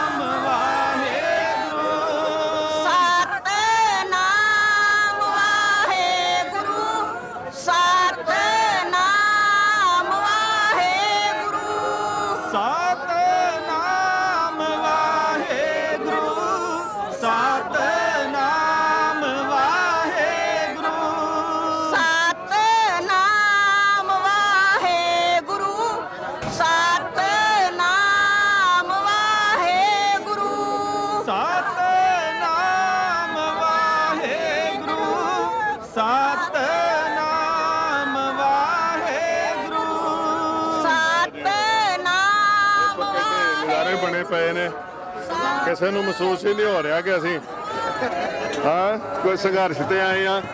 ਉਹ ਹੁਣੇ ਬੀਬੀ ਜੀ ਕਹਿ ਰਹੇ ਸੀ ਕਿ ਸਾਨੂੰ ਲੱਗਦਾ ਕਿ ਅਸੀਂ ਗੁਰੂ ਘਰ ਸੇਵਾ ਕਰਨ ਹੀ ਆਏ ਆ। ਤੇ ਇੱਥੇ ਸੁਖਨੀ ਸਾਹਿਬ, ਰਹਿਰਾ ਸਾਹਿਬ, ਦੀਵਾਨ ਵੀ ਸਜਦੇ ਨੇ। ਹੁਣ ਤਾਂ ਨਗਰ ਕੀਰਤਨ ਬਿਲਕੁਲ ਹੀ ਸਜਾਇਆ ਜਾ ਰਿਹਾ। ਇਸ ਵੇਲੇ ਤਿਆਰੀ ਹੋ ਰਹੀ ਆ। ਕੱਲ ਸਾਹਿਬਜ਼ਾਦਿਆਂ ਨੂੰ ਸਮਰਪਿਤ ਜੋ ਨਗਰ ਕੀਰਤਨ ਸੱਜਣੇ ਨੇ। ਕੀ ਤੁਸੀਂ ਕੀ ਕਹਿਣਾ ਚਾਹੋਗੇ? ਜਿਸ ਦਿਨ ਸ੍ਰੀ ਗੁਰੂ ਤੇਗ ਬਹਾਦਰ ਦਾ ਸ਼ਹੀਦੀ ਦਿਹਾੜਾ ਸੀਗਾ, ਉਸ ਦਿਨ ਵੀ ਸ਼ਾਮੀ ਬੀਬੀਆਂ ਨੇ ਸੁਖਮਨੀ ਸਾਹਿਬ ਦੇ ਪਾਠ ਕੀਤੇ ਨੇ, ਨਾਲ ਕੀਰਤਨ ਕੀਤਾ ਮੇਨ ਸਟੇਜ ਤੇ। 25 ਦਸੰਬਰ ਜਿੱਦਣ ਉਹ ਟੋਪੀ ਵਾਲਾ ਜੋਕਰ ਦਾ ਦਿਨ ਮਨਾਇਆ ਜਾਂਦਾ ਹੈ, ਉਦੋਂ ਵੀ ਮੇਨ ਸਟੇਜ ਤੇ ਨਾ ਸਾਡੇ ਛੋਟੇ ਸਾਹਿਬਜ਼ਾਦੇ ਮਾਤਾ ਗੁਜਰ ਕੌਰ ਦੀ ਯਾਦ 'ਚ ਕੀਰਤਨ ਸਮਾਗਮ ਬਹੁਤ ਸੋਹਣੇ ਰੂਪ 'ਚ ਹੋਇਆ। ਫਿਰ ਗੁਰੂ ਸਾਹਿਬ ਨੇ ਸਮਤ ਬਖਸ਼ੀ ਕਿ ਜੀ ਅਸੀਂ ਇਹ ਵਾਲਾ ਨਗਰ ਕੀਰਤਨ ਜੋ ਸਰਕਾਰਾਂ ਨੇ ਸਾਨੂੰ ਸਾਲ ਪਰ ਮਨਾ ਨਹੀਂ ਦਿੱਤਾ, ਕਿਉਂ ਨਾ ਅਸੀਂ ਇੱਥੇ ਮਨਾਈਏ। ਮੈਂ ਪ੍ਰਬੰਧਕਾਂ ਨੂੰ ਬੇਨਤੀ ਜਿਸ ਵੇਲੇ ਕੀਤੀ, ਪ੍ਰਬੰਧਕਾਂ ਨੇ ਖਿੜੇ ਮੱਥੇ ਬੇਨਤੀ ਸਵੀਕਾਰ ਕੀਤੀ ਸਾਡੀ, ਤੇ ਅੱਜ ਅਸੀਂ ਦਿੱਲੀੋਂ ਟਰਾਲੀ ਵੀ ਲੈ ਕੇ ਇੱਥੇ ਆ ਗਏ ਆ। ਗੁਰੂ ਸਾਹਿਬ ਦੀ ਪਾਲਕੀ ਵੀ ਦੇਖੋ ਰਸਤੇ ਦੁਨੀਆ ਰੋਕਦੀ ਪਈ, ਲੇਕਿਨ ਕਿਸੇ ਨੇ ਨਹੀਂ ਰੋਕਿਆ, ਅਸੀਂ ਇੱਥੇ ਮੌਜੂਦ ਹੋਏ ਆ। ਤੇ ਅੱਜ ਅਸੀਂ ਆਪਣੇ ਪਰਿਵਾਰ ਮਾਤਾ ਗੁਜਰ ਕੌਰ, ਛੋਟੇ ਸਾਹਿਬਜ਼ਾਦੇ, ਵੱਡੇ ਸਾਹਿਬਜ਼ਾਦੇ, ਜੋ ਪਰਿਵਾਰ ਵਿਛੋੜਾ ਹੋਇਆ, ਪਰਿਵਾਰ ਵਿਛੋੜੇ ਦੀ ਯਾਦ ਨੂੰ ਸਮਰਪਿਤ ਇੱਕ ਸਵੇਰੇ ਇੱਕ ਅਲੌਕਿਕ ਨਗਰ ਕੀਰਤਨ ਇੱਥੇ ਸਜਣ ਜਾ ਰਿਹਾ। ਅਸੀਂ ਕਹਿੰਦੇ ਕਈ ਵੀਰ ਸਾਨੂੰ ਪੁੱਛਦੇ ਠੰਡ ਨਹੀਂ ਲੱਗਦੀ, ਮਾਤਾ ਗੁਜਰ ਕੌਰ ਦੀ ਬੁੱਕਲ ਜਿਹਨੂੰ ਕਹਿੰਦੇ ਆ ਸਰਹੰਦ ਠੰਡਾ ਬੁਰਜ, ਅਸੀਂ ਤੇ ਚੰਦ ਕਦਮਾਂ ਤੇ ਗੁਰੂ ਤੇਗ ਬਹਾਦਰ ਸ਼ਹੀਦੀ ਸਮਾਰਕ ਆਪਣੇ ਦਾਦੇ ਦੀ ਗੋਦ 'ਚ ਬੈਠੇ ਆ। ਸਾਨੂੰ ਠੰਡ ਕਿੱਥੋਂ ਲੱਗਣੀ ਹੈ? ਠੰਡ ਤੇ ਉਹਨੂੰ ਲੱਗਣੀ ਹੈ ਜਿਨ੍ਹਾਂ ਨੇ ਪੁੱਠੇ ਕਰਮ ਕੀਤੇ, ਕਾਲੇ ਕਾਨੂੰਨ ਬਣਾਏ। ਉਹਨੂੰ ਕਹੋ ਕਿ ਇੱਥੇ ਆ ਕੇ ਦੇਖੇ ਕਿ ਹੋ ਕੀ ਰਿਹਾ। ਜਿਸ ਦਿਨ ਇੱਥੇ ਨਗਰ ਕੀਰਤਨ 25 ਤਰੀਕ ਨੂੰ ਸਜਾਇਆ ਗਿਆ ਨਾ ਜੀ, ਕੀਰਤਨ ਸਮਾਗਮ ਹੋਇਆ, ਉਸ ਦਿਨ ਵੀ ਸਮਾਗਮ ਦੇ ਅੰਦਰ ਭਾਈ ਜਸਕਰਨ ਸਿੰਘ ਜੀ ਪਟਿਆਲੇ ਵਾਲੇ ਕੀਰਤਨ ਕਰ ਰਹੇ ਸੀਗੇ, ਤੇ ਪਿੱਛੇ ਸਟੇਜ ਤੇ ਇੱਕ ਮੁਸਲਮਾਨ ਵੀਰ ਜੋ ਕਿ ਭੁੱਖ ਹੜਤਾਲ ਤੇ ਧਰਨੇ ਤੇ ਬੈਠਾ ਸੀਗਾ, ਉਹਦੀ ਨਮਾਜ਼ ਦਾ ਟਾਈਮ ਹੋਇਆ, ਨਮਾਜ਼ ਪੜ੍ਹ ਰਹੇ ਸੀ ਪਿੱਛੇ ਸਟੇਜ ਤੇ ਚੰਦ ਕਦਮਾਂ ਤੇ ਸਾਡੇ ਜਾਟ ਵੀਰ ਹਨੂਮਾਨ ਚਾਲੀਸੇ ਦਾ ਪਾਠ ਕਰਨ ਦੇ ਸੀਗੇ। ਉਹ ਜਿਹੜੇ ਕਹਿੰਦਾ ਮੋਦੀ ਅਖੰਡ ਭਾਰਤ, ਉਹ ਮੋਦੀਆ ਤੋਂ ਅਖੰਡ ਭਾਰਤ ਦੇ ਦਰਸ਼ਨ ਕਰਨੇ ਆ, ਇੱਥੇ ਆ ਕੇ ਦੇਖ ਰੱਬ ਇੱਥੇ ਵਸਦਾ, ਅਖੰਡ ਭਾਰਤ ਇੱਥੇ ਹੈਗਾ, ਅਖੰਡ ਭਾਰਤ ਇੱਥੇ ਵਸਦਾ। ਇੱਥੇ ਸਾਰੇ ਧਰਮਾਂ ਵਾਲੇ ਸਿਰ ਜੋੜ ਕੇ ਬੈਠੇ ਨੇ, ਤੇ ਜਿਹੜੇ ਉਹਨਾਂ ਨੂੰ ਤੋੜਨਾ ਨਿਖੇੜਨਾ ਚਾਹੁੰਦੇ ਸੀ, ਉਹਨਾਂ ਨੂੰ ਮੈਨੂੰ ਲੱਗਦਾ ਇਹ ਗੱਲ ਹਜ਼ਮ ਨਹੀਂ ਹੋ ਰਹੀ ਕਿ ਅਸੀਂ ਤਾਂ ਲੜਾ ਰਹੇ ਸੀ ਇਹਨਾਂ ਸਾਰਿਆਂ ਨੂੰ, ਤੇ ਇਕੱਠੇ ਹੋ ਕੇ ਬਹਿ ਗਏ ਇੱਕੋ ਸਟੇਜ ਤੇ। ਦੇਖੋ ਜੀ, ਇੱਕ ਮੋਦੀ ਦੀ ਬੜੀ ਕਿਰਪਾ ਹੋਈ ਹੈ, ਮੈਂ ਧੰਨਵਾਦ ਕਰਨਾ ਚਾਹਾਂਗਾ ਕਿ ਸਾਡਾ ਭਾਰਤ ਮੁਲਕ ਅੱਜ ਸਾਡੇ ਸਿੰਘਾਂ ਨੂੰ ਹਰਿਆਣਾ ਉੱਠ ਕੇ ਕਹਿੰਦਾ ਵੱਡਾ ਭਾਈ, ਅੱਜ MP ਉੱਠ ਕੇ ਸਾਨੂੰ ਕਹਿੰਦਾ ਵੱਡਾ ਭਾਈ, ਅੱਜ UP ਉੱਠ ਕੇ ਕਹਿੰਦਾ ਵੱਡਾ ਭਾਈ, ਅੱਜ ਬਿਹਾਰ ਕਹਿੰਦਾ ਵੱਡਾ ਭਾਈ, ਅੱਜ ਸਾਡਾ ਮਹਾਰਾਸ਼ਟਰ ਕਹਿੰਦਾ ਵੱਡਾ ਭਾਈ, ਤੇ ਗੁਜਰਾਤ ਕਹਿੰਦਾ ਮਹਾਰਾਸ਼ਟਰ ਵੱਡਾ ਭਾਈ, ਤੇ ਉੜੀਸਾ ਕਹਿੰਦਾ ਵੱਡਾ ਭਾਈ। ਅੱਜ ਤੇ ਸਿੰਘ ਸਾਰਿਆਂ ਦੇ ਵੱਡੇ ਭਾਈ ਬਣ ਗਏ ਬਾਈ। ਉਹ ਮੋਦੀ ਆ ਕੁਛ ਤੇ ਆਪਣੀ ਮੱਥੇ ਤੇ ਹੱਥ ਮਾਰ, ਉਹ ਸੋਚ ਕਿ ਸਿੰਘ ਜਿੱਥੇ ਵਸਦੇ ਆ ਸਦਾ ਭਲਾ ਕਰਦੇ ਆ। ਤੇ ਜਦੋਂ ਕਰੋਨਾ ਕਾਲ 'ਚ ਨਹੀਂ ਬੈਠੇ ਆ, ਤੇ ਸਾਡੇ ਆਪਣੇ ਵੀਰ ਆਏ ਬੈਠੇ ਆ ਦਿੱਲੀ ਸੰਗਤਾਂ ਵੱਲੋਂ, ਇਹਨਾਂ ਦੇ ਦਿਲ ਜਾਨ ਉਹ ਸਭ ਕੁਝ ਨਿਸ਼ਾਵਰ ਹੈ। ਉਹ ਬਿਲਕੁਲ, ਇਹ ਤਾਂ ਹੁਣ ਪਰਿਵਾਰ ਹੀ ਸਾਡਾ ਆਪਣਾ ਆਣਾ ਵਸਿਆ ਇੱਥੇ, ਤੇ ਸਿੰਘ ਤਾਂ ਔਖੀ ਤੋਂ ਔਖੀ ਘਾਟੀ 'ਚ ਵੀ ਉੱਥੇ ਵੀ ਜਾ ਕੇ ਲੰਗਰ ਲਾ ਲੈਂਦੇ ਨੇ, ਉੱਥੇ ਵੀ ਸੇਵਾਵਾਂ ਚੱਲਦੀਆਂ ਨੇ। ਸੋ ਇਹ ਬਹੁਤ ਮੈਂ ਸਮਝਦਾ ਸਮਾਂ ਜਿਹੜਾ ਸੰਘਰਸ਼ ਦਾ, ਪਰ ਉਹਦੇ 'ਚ ਵੀ ਚੜ੍ਹਦੀ ਕਲਾ 'ਚ ਦਿਖ ਰਹੀ ਹੈ। ਦੇਖੋ ਜੀ, ਸੰਘਰਸ਼ ਦਾ ਸਮਾਂ ਤੇ ਸਿੰਘਾਂ ਸਦਾ ਹੀ ਰਿਹਾ। ਇੱਕ ਟਾਈਮ ਸੀਗਾ ਜੋ ਸਿੰਘਾਂ ਨੂੰ ਮੁਗਲ ਪੁੱਛਦੇ ਸੀ ਸਿੰਘ ਕਿੱਥੇ ਰਹਿੰਦੇ ਆ, ਕਹਿੰਦੇ ਘੋੜਿਆਂ ਤੇ, ਕਹਿੰਦੇ ਕੋਈ ਘਰ ਦਾ ਤਾਂ ਪਤਾ ਹੈਗਾ ਉਹਨਾਂ ਦਾ, ਕਹਿੰਦੇ ਘੋੜਿਆਂ ਦੀ ਕਾਠੀ। ਅੱਜ ਉਹ ਘੋੜੇ ਦੀ ਕਾਠੀ ਸਾਡੀ ਟਰੈਕਟਰਾਂ ਦੀ ਕਾਠੀ ਤੇ ਟਰਾਲੀਆਂ ਬਣ ਗਈਆਂ ਨੇ। ਜੰਗੇ ਮੈਦਾਨ 'ਚ ਅੱਜ ਵੀ ਜੱਡੇ ਪਏ ਆ ਅਸੀਂ, ਸਾਡਾ ਉਹੀ ਜਜ਼ਬਾ, ਉਹੀ ਰੁਤਬਾ ਅੱਜ ਸਲਾਮਤ ਤੇ ਸਾਡੇ ਪਿਤਾ ਸਾਨੂੰ ਦਿੱਤਾ, ਦਸਮ ਪਿਤਾ ਦਾ। ਅਸੀਂ ਧੰਨ ਗੁਰੂ ਗੋਬਿੰਦ ਸਿੰਘ ਸਾਹਿਬ ਜੀ, ਸਾਡੇ ਪਰਿਵਾਰ ਜਿਹੜਾ ਵਿਛੋੜਿਆ ਹੋਇਆ, ਉਹਨੂੰ ਸਮਰਪਿਤ ਸੋਏ ਨਗਰ ਕੀਰਤਨ ਕਰ ਰਹੇ ਆ। ਤੇ ਸਮੂਹ ਸੰਗਤ ਨੂੰ ਅਪੀਲ ਹੈ, ਜਿਹੜੇ ਮੇਰੇ ਵੀਰ ਮਾਈ ਭਾਈ ਘਰ ਬੈਠੇ ਨੇ, ਉਹ ਘਰ ਨਾ ਬੈਠੋ। ਇਹ ਲੌਕਿਕ ਜਿਹੜੇ ਨਜ਼ਾਰਾ ਹੈ ਨਾ, ਬੜਾ ਘੱਟ ਦੇਖਣ ਆਉਂਦਾ।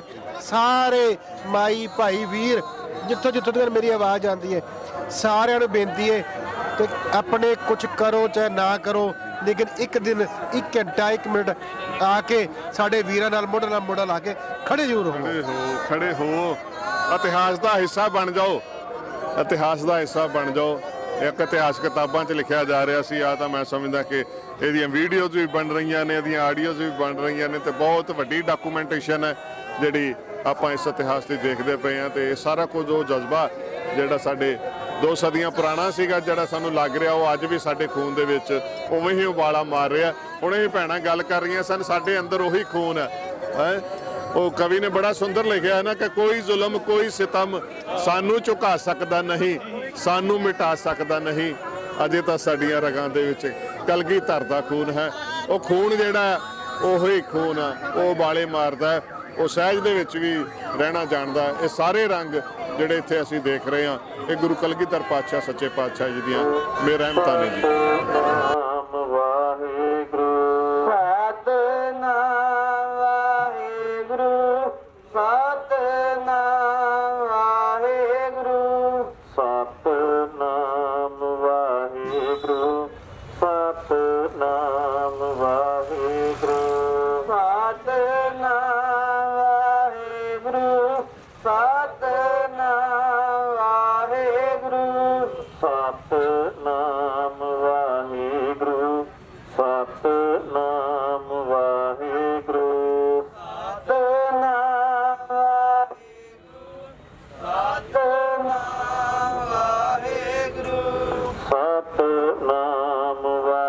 ਕਿਸਾਨੀ ਸੰਘਰਸ਼ ਦੇ ਵਿੱਚ ਬੜੇ ਕੁਝ ਐਸੇ ਪੜਾਅ ਆਏ, ਕੁਝ ਐਸੀਆਂ ਛੋਟੀਆਂ ਘਟਨਾਵਾਂ ਹੋਈਆਂ ਜਿਹੜੀਆਂ ਕਿ ਬੜਾ ਵੱਡਾ ਇੰਪੈਕਟ ਆਪਣਾ ਦੇ ਕੇ ਗਈਆਂ।